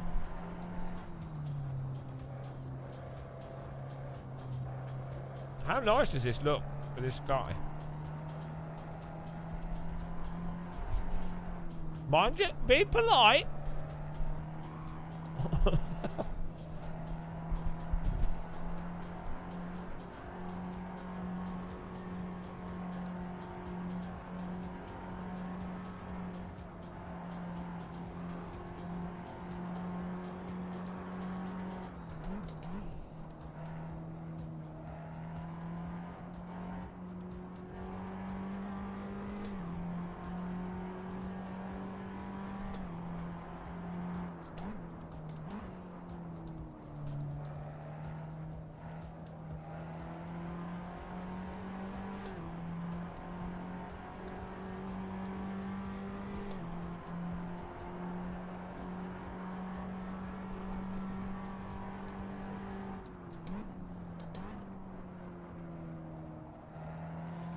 Here we go. Time to put down a laser.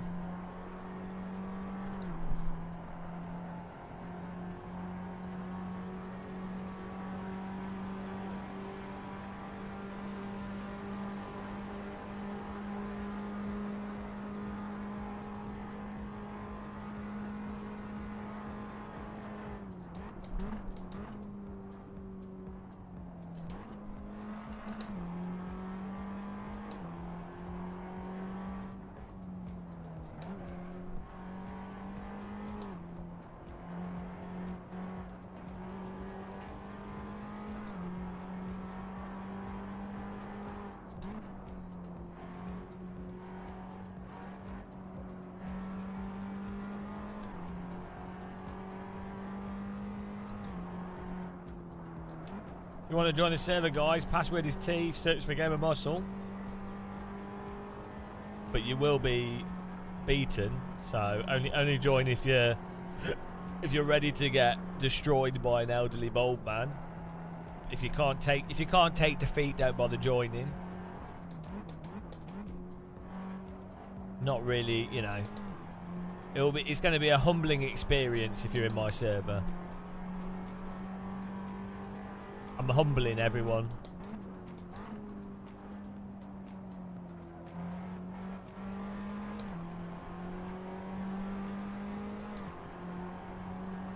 The master of humble. Humbumble.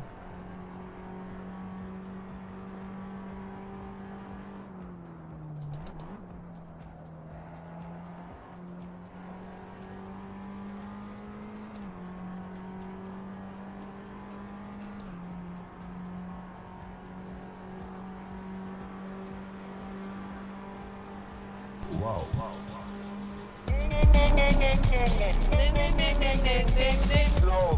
Slow, man. Slow.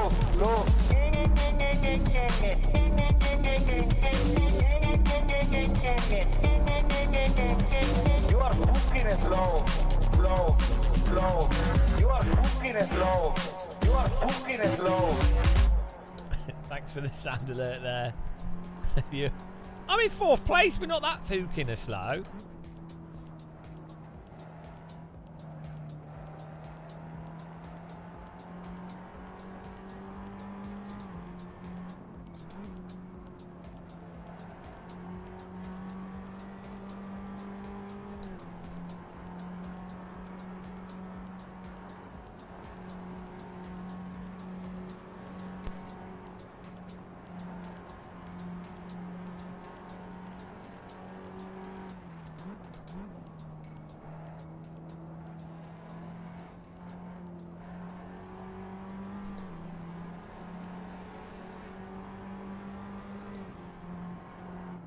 Thank you.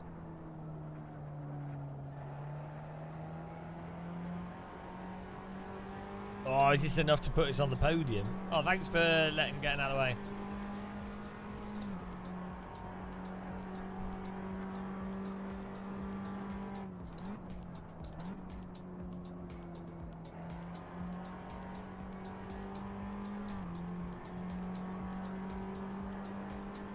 I feel like this is a pretty good lap.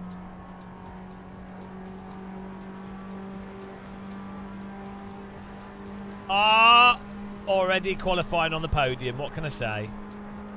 48.6. We need to be a bit faster, but.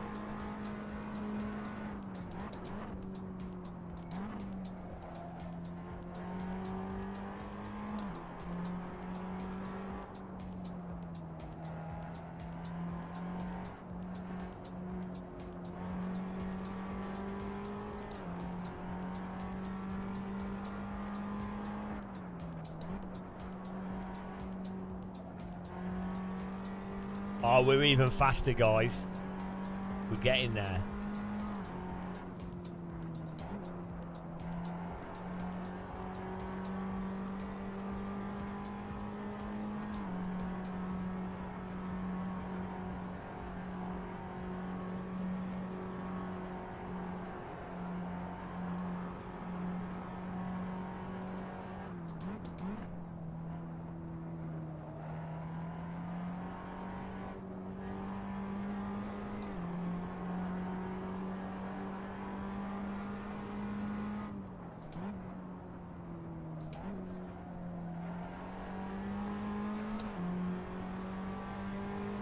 Oh, this is a phenomenal lap.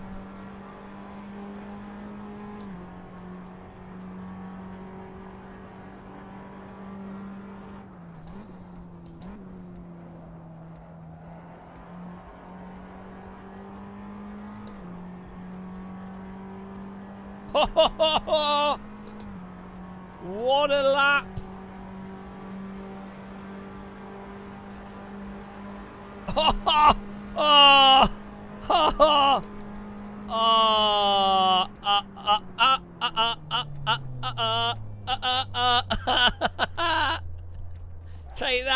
Take that, guys. Not just a shiny forehead. Giga Chad. Turbo Chad. Chadageddon.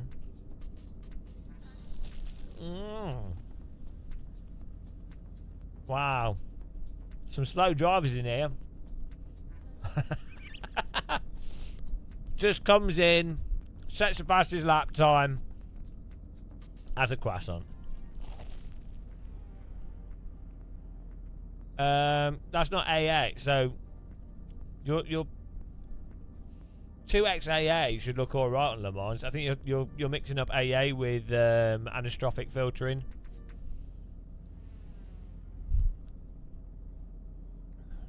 So you want to? I think it's called, the option in the game is called full screen FSAA, and then check it, and 2x AA should be fine. And you just run 8x.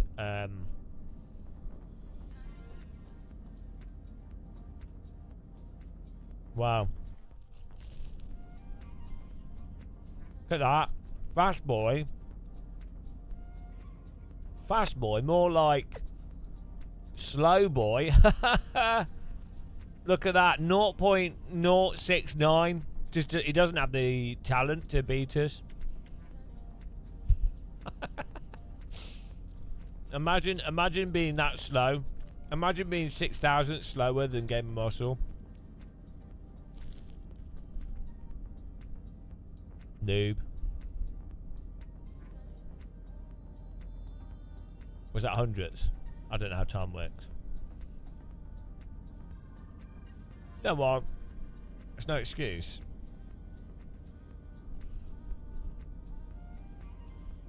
Sounds like someone that's been fairly defeated.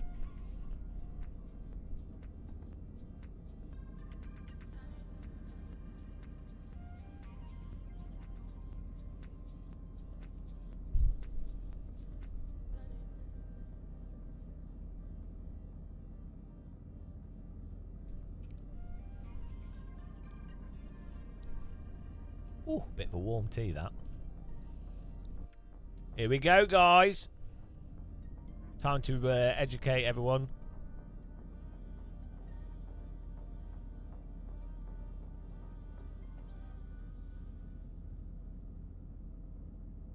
Had to teach you all a lesson.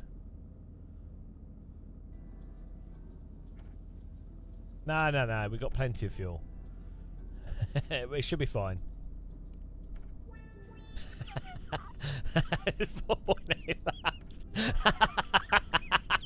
This is the high skill racing that we bring.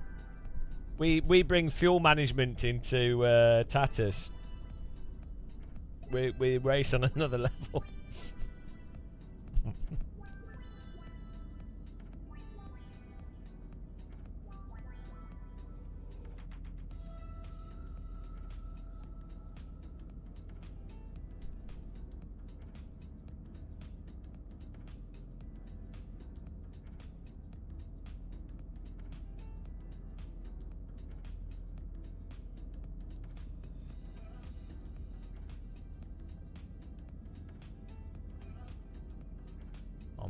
I'm ready here. We'll make this work for us. Whatever we do, we'll make it work for us. That's how we roll. That's how we win. We can surmount any hurdle.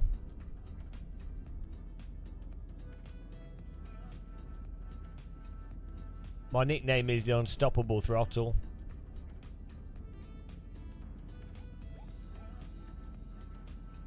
Yeah, it's the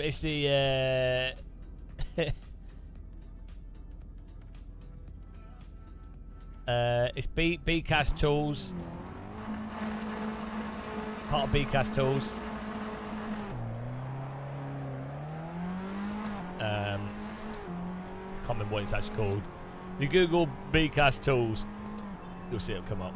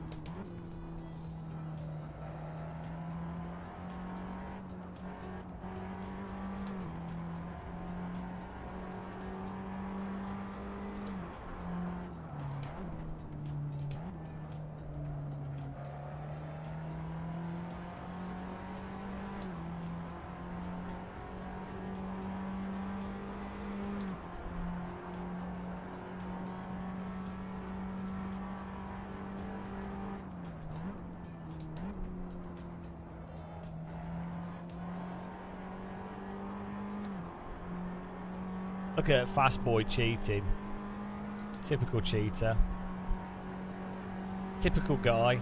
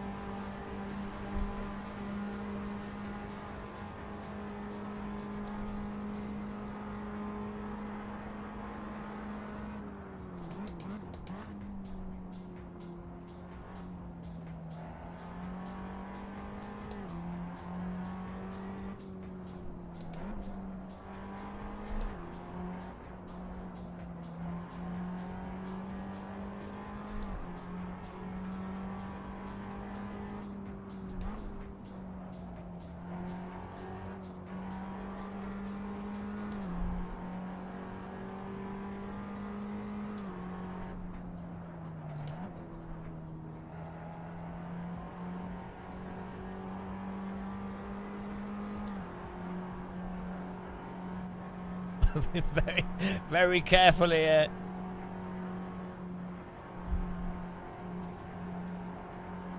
On the limit.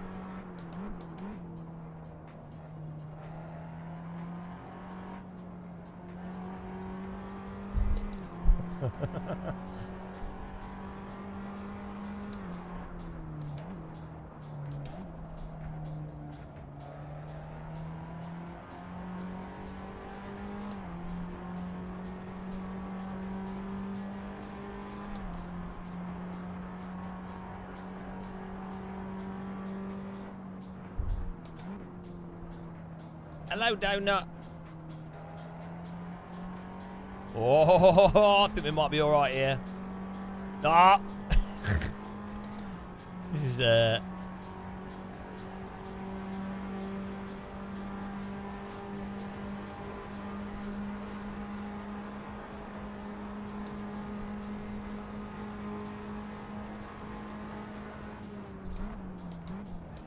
it's a work of art. I painted it just before the live stream.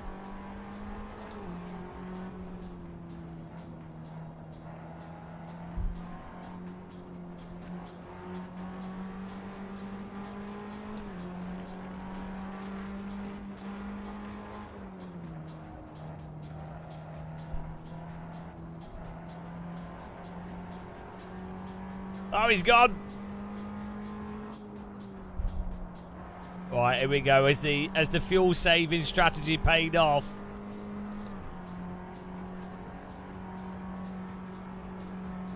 We've been coasting a bit.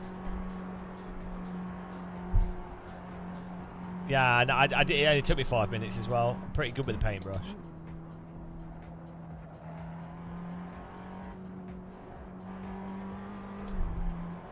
Yeah, I did it. It's pixel art. I'm just really good at picking the right colours.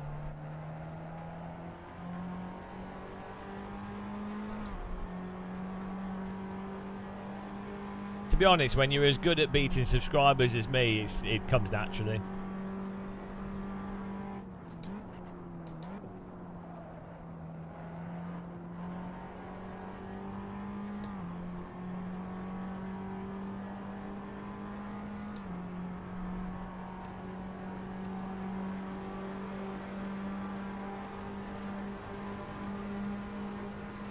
Oh, Fast Boy's having to save as well.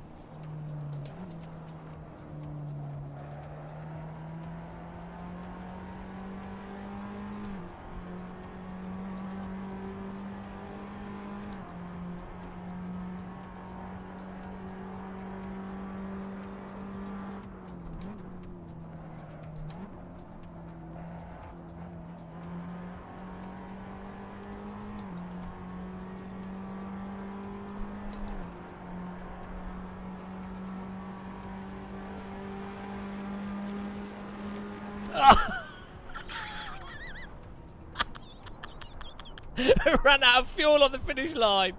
Oh, what a battle. The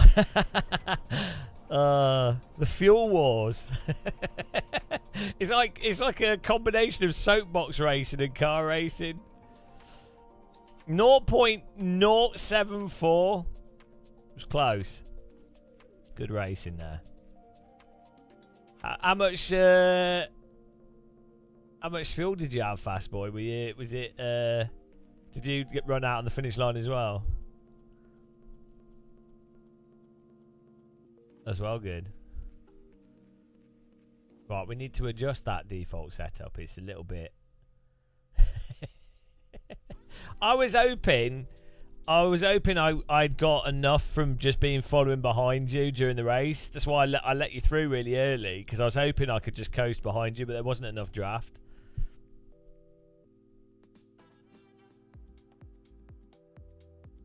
You have to really lift for a long time.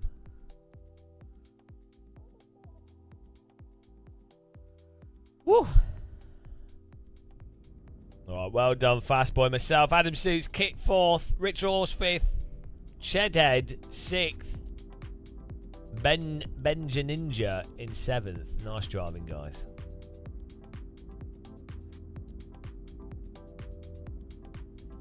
Yeah, it kept going down. I think it recalculates it. I get maybe the car, as it gets lighter, well, you think it would use less fuel as it gets lighter to move less weight, but I don't know. Right, let's do another race here. Let's do we'll do another F4 but a different track, and I'll change the fuel. Type join in chat if you're going to join. It's getting a bit late. It's past people's bedtimes.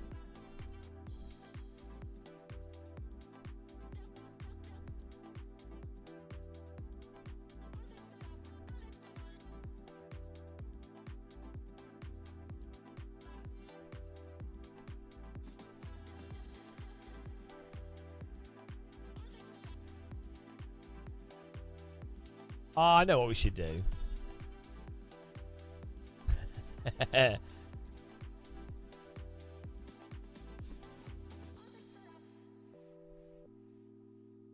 It's a classic for you guys.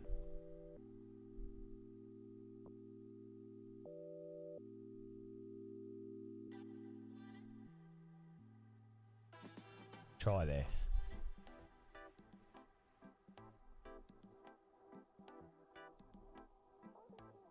Okay, server's running.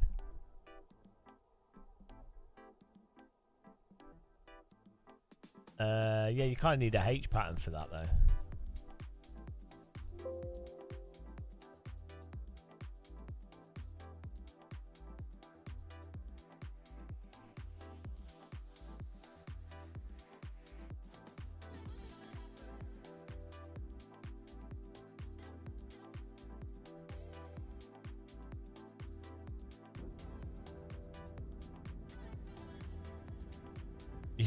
Doubled your investment at 1 channel point. Well, that's, I don't know what you're going to do with your channel point now. That's life-changing channel points.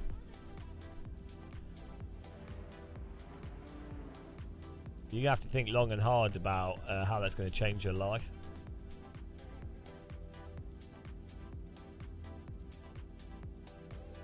I like Race Room, but there's hardly anyone playing it. So I do like it.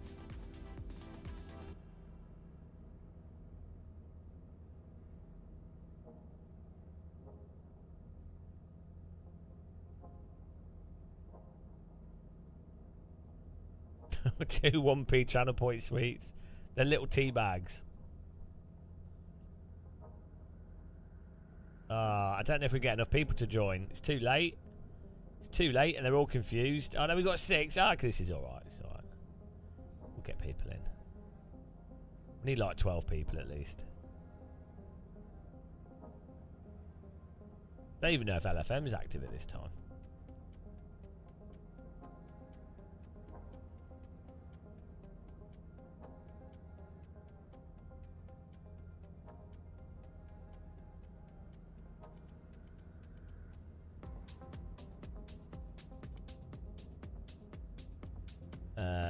Yeah, well, it's normally 4 a.m. is normally the worst time.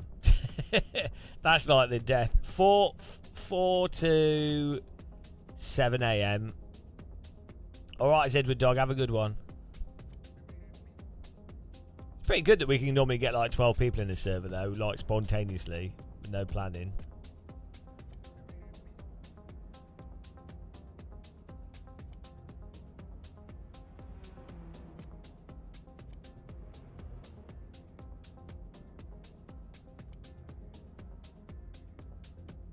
Yeah, it's not too bad.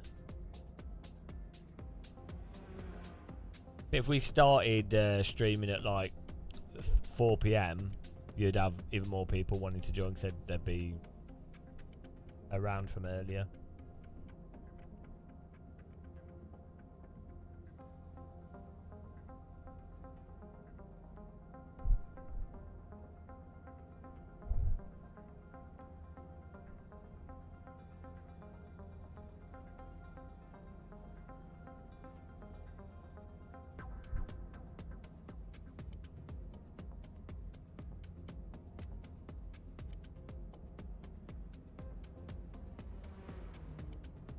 Right, let's get a lap in here. My tea's too warm to drink. This is a desperate issue.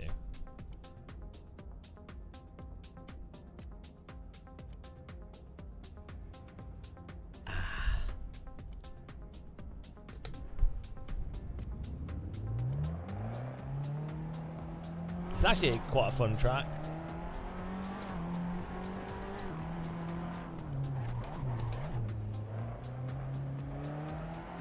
Imagine in real life having an F4 race around this.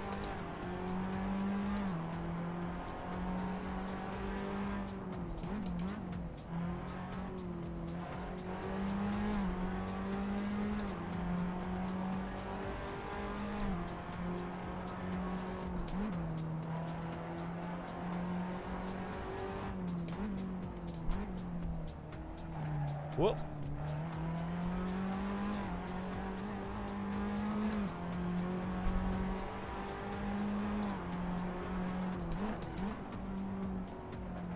Oh, the understeer. Ah, that was well slippy.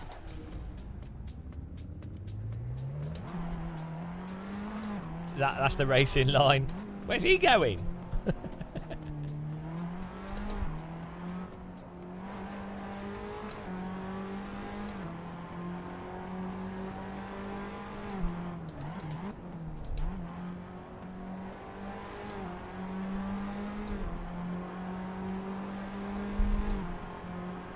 This is going to be ridiculous.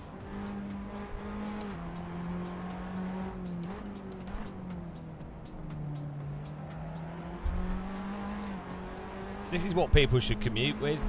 Why is he going to the pits?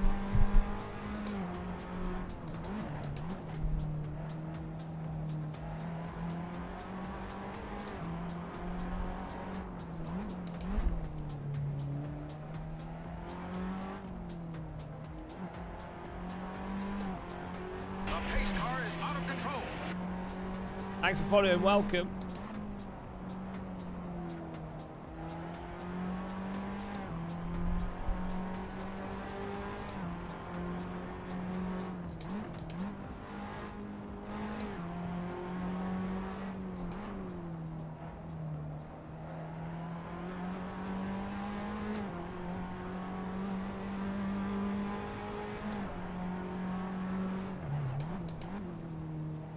Yeah, I did a video about the new sim.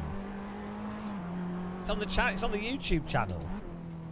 If you were a subscriber and you click the bell, you would know. I always tell people what to think. I help people not have to think about stuff. It's my job. The no thinking zone.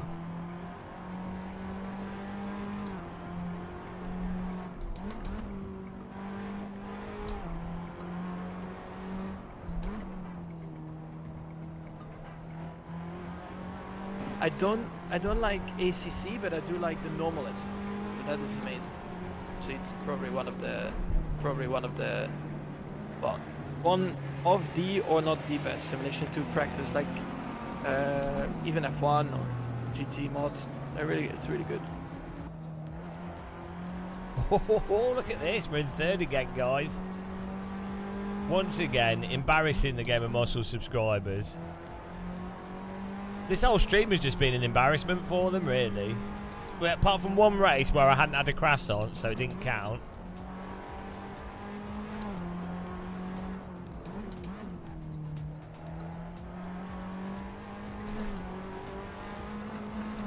Since we had a crash on, we got faster. I clearly drive better with the French pastries in me.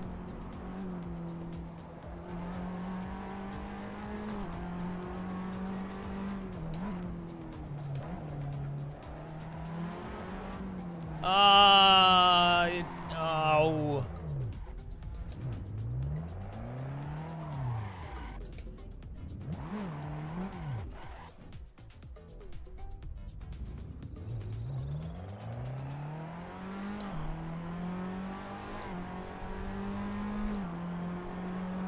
Wow. Star Fox, I think that's just insulting. If it was a reflection of me, they would all be winning every race, though, wouldn't they? Or coming in the top 3 like I keep doing. So, just it doesn't work. Doesn't work. The evidence proves otherwise. Otherwise, we'd all be battling for third place. But we're not. We're not. They need a croissant. I think that's the problem. Ow, bloody hell, my arm. That's not good.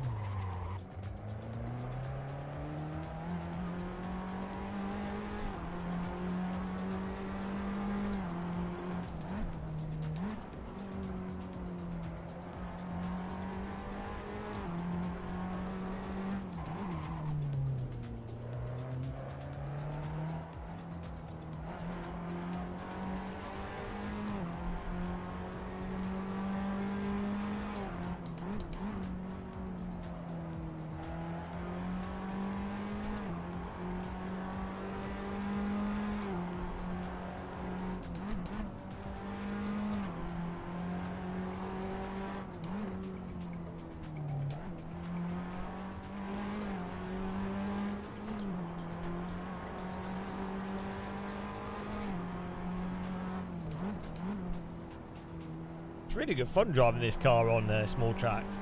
You'd have to drive this at Monaco.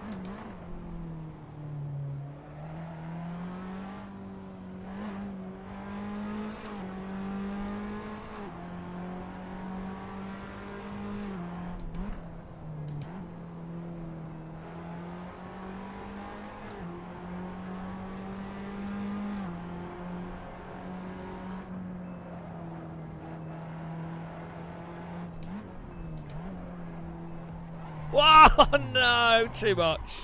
We had such a good lap there. Bloody hell, this is a hard track to do well on. 11 cars in here.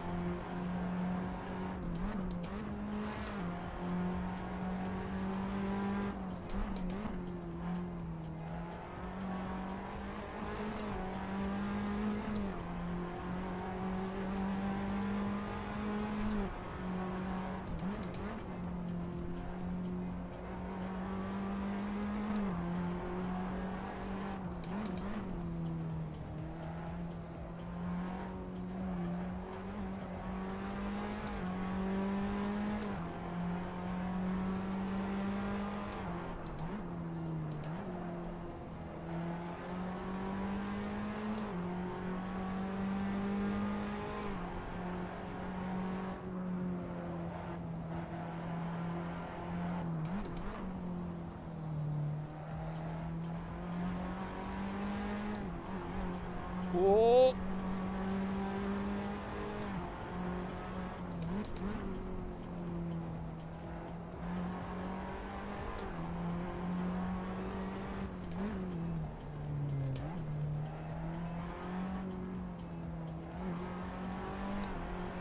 Every now and again you come around a corner, there's a car pointing the wrong way.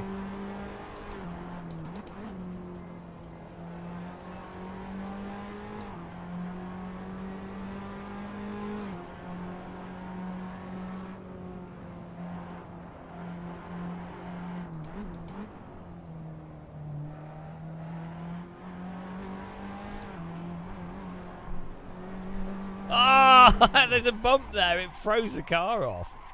Jeez.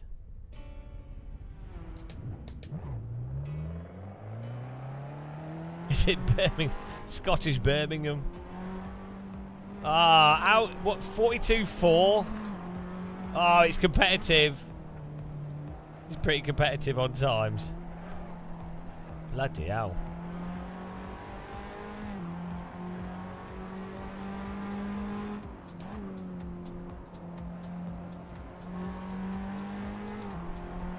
Little parking. There's always parking in Lidl's, actually, weirdly. I don't think I've ever seen a Lidl's car park totally full.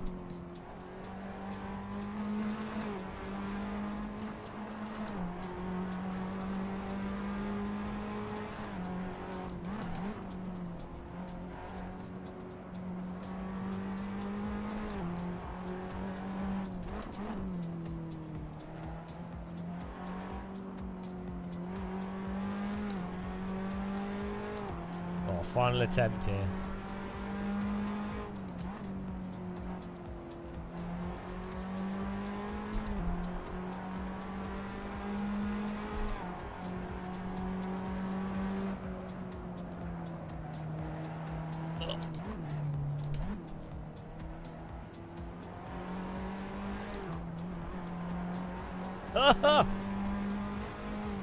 Get. Oh no, it didn't save it. But bloody hell. It's all white and snowed. Oh, maybe you've got you need to turn the weather down. Is that why you're a slow boy? Maybe the game picked you up and it's dyslexic and it thinks you're a snow boy. Oh, here we go, guys. This is going to be beautiful.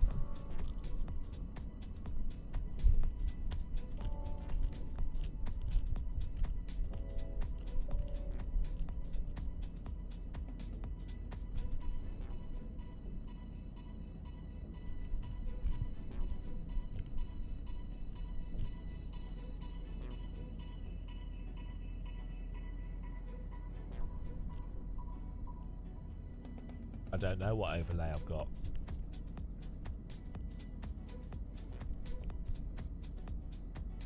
Bcash tools, maybe, is what you're thinking of with the driver names.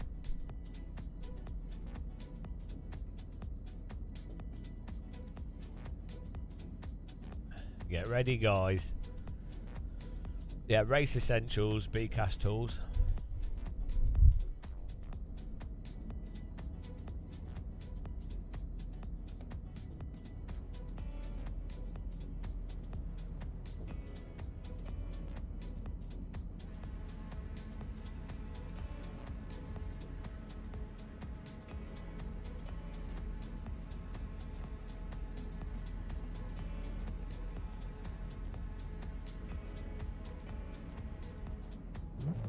Here we go. 26 laps of fuel.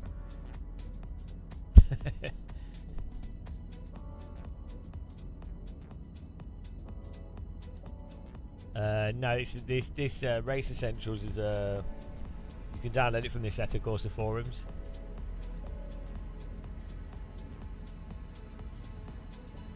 Then I have the car radar and track radar behind it.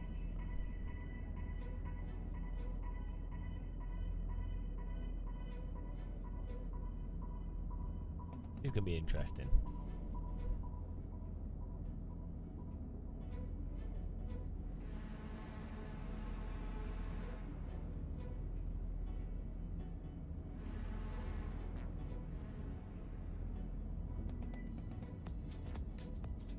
I'd really like to drive one of these.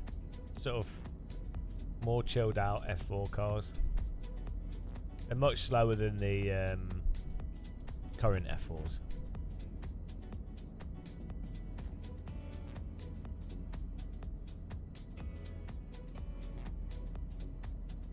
Here we go.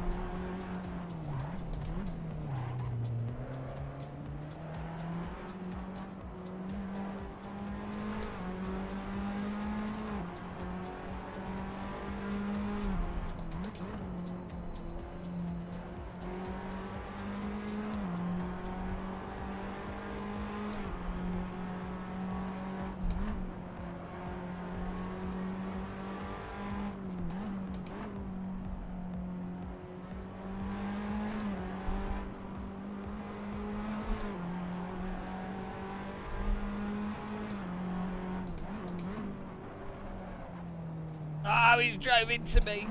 Oh, fuck. Ah, no, not like this. Right, we're restarting the race. We're restarting this. That doesn't count. We were...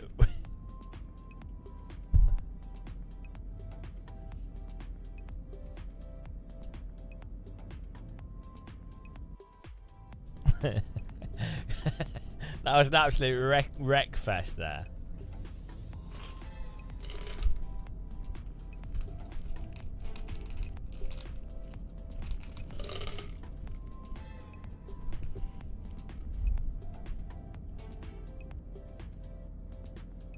Right. That race didn't happen. That was a warm-up.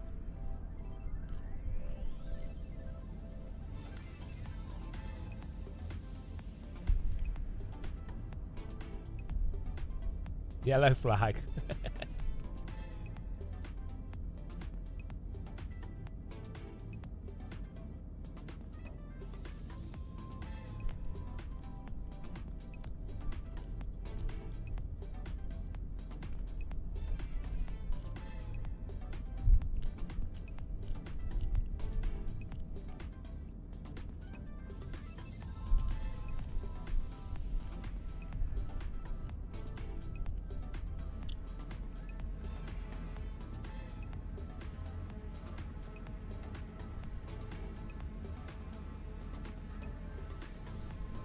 Oh dear, oh dear.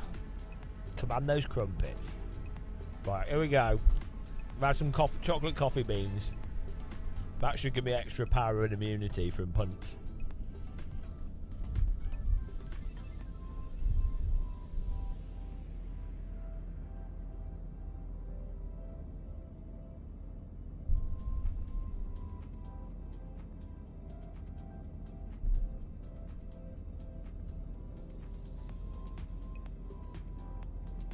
Here we go.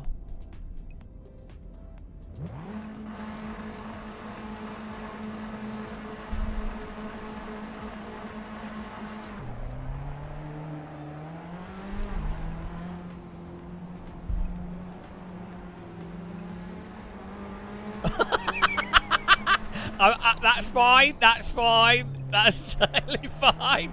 We can't restart every race.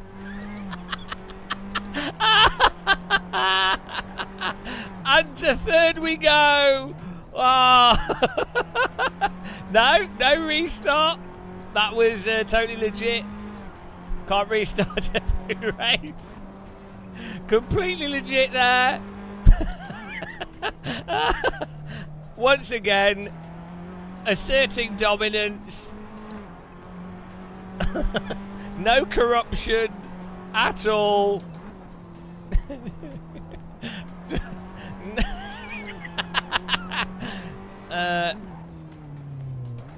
What can I say? We'll do another race after this one. For those of you that have channel points on the line, we'll do another race. It's the final, best of 3. But we're finishing this race. The corruption. But the next race is whatever it is. The next race is we have to go with it, whatever happens. I like how he just turns. He just goes on the curbing and just insta-bins into the car next to me. I'm like, okay, free. Thank you. Thank you very much. Appreciate that. 2 down. That's how I get legit podiums. Pure skill. I calculated that. I actually put a banana peel on the track just in the right position before the race started. I'm operating on another level.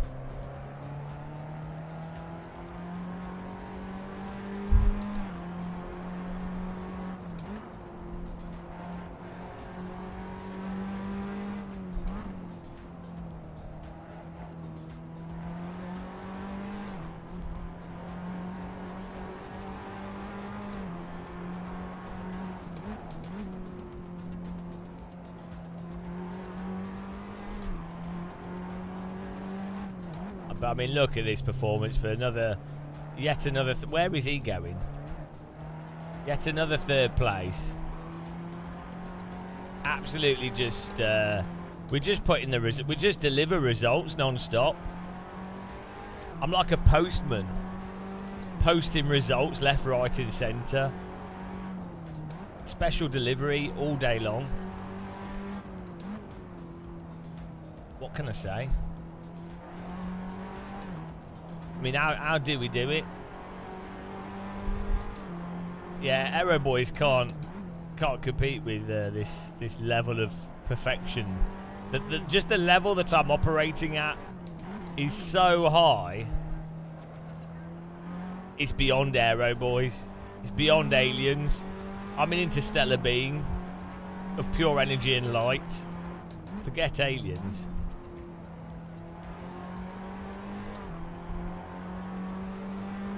Delivering glory by the power of DD Girl. Look at this, 3rd place. We're going to do a rematch. We'll do a rematch.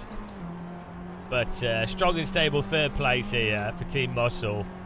What an embarrassment again. What can I say? If you'll fall through the map. It's because you need to get ready GeForce GTX. You need a graphics card from 5 years ago, 10 years ago, 20 years ago. Right, we're doing a restart here, guys. This is the one for the channel points.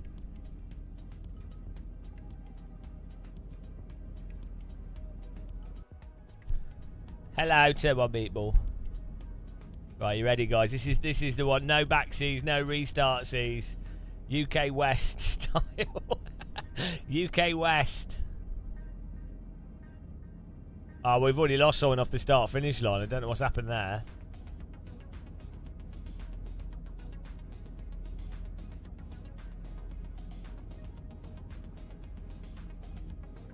I mean, already there's trouble.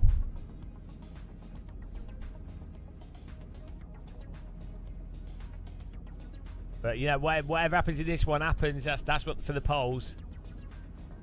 Trapdoor on the grid. Whatever happens, happens. Yeah, that stage trapdoor as well. It's pantomime muscle. Pepper ghosted him. Well, we're just gonna win this easy. Don't worry. Podium inbound.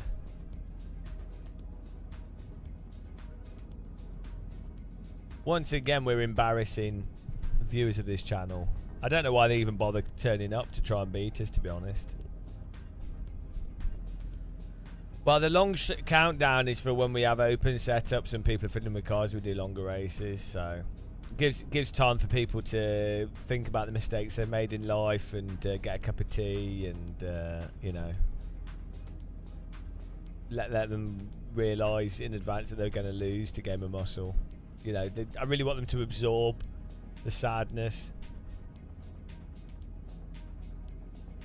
Here we go. Whatever happens, happens.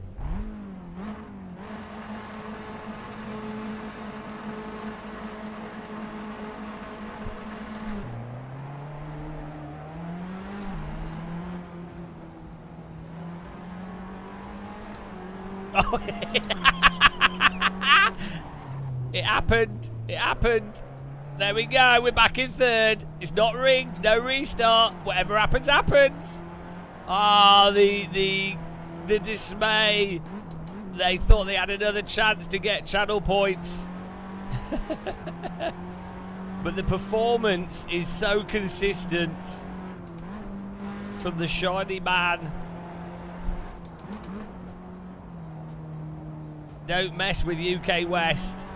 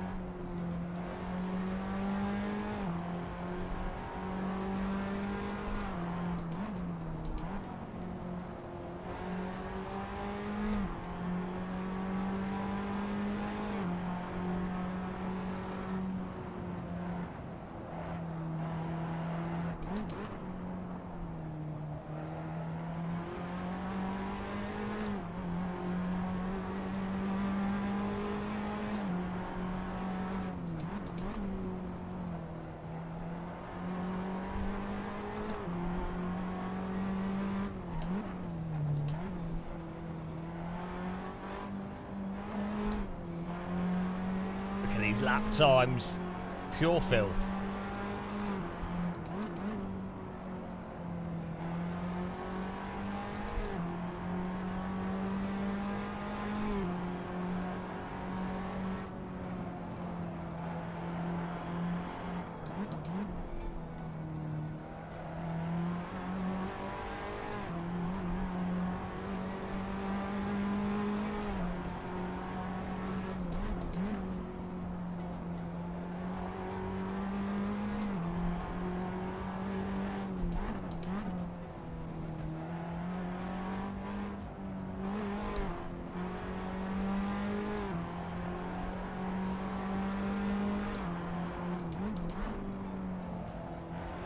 Our car in front taking advantage of the wall. Typical aero boy behaviour.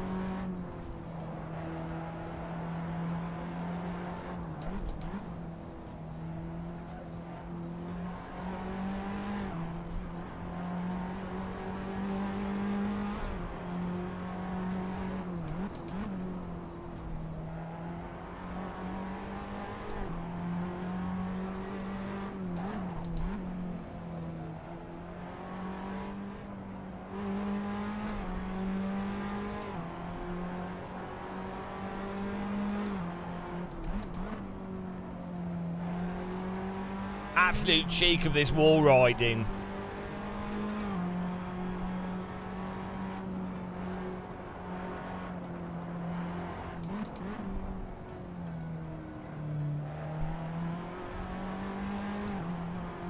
Ah, third place, another victory.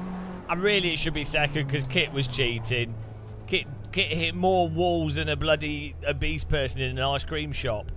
It's you know. He's clear. I mean, that was just unfair. I think if he had damage on, he would have been out. He thought he was a NASCAR driver. Disgusting.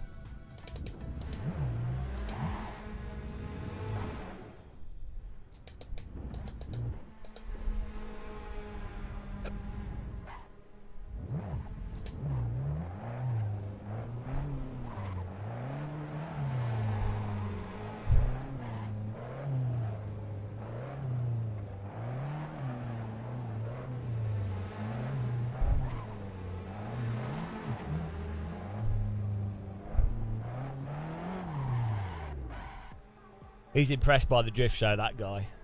What a drive, guys. What a performance. Pure emotion.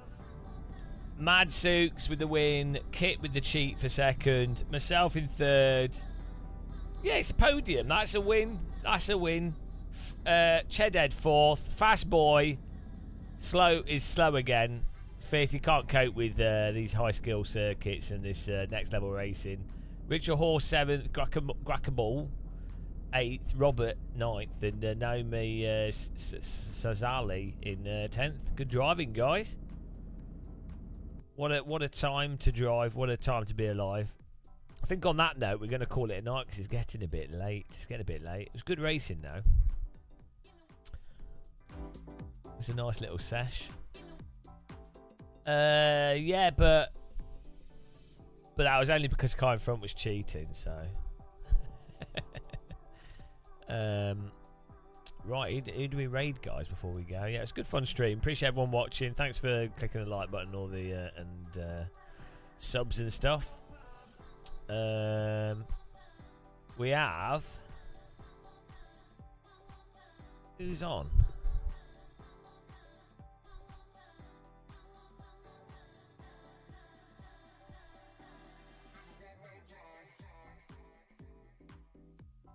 Who's on at this time?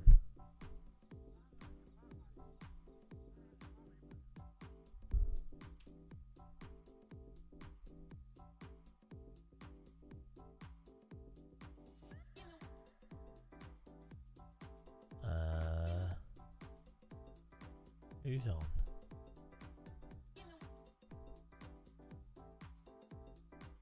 The pace car is out of control.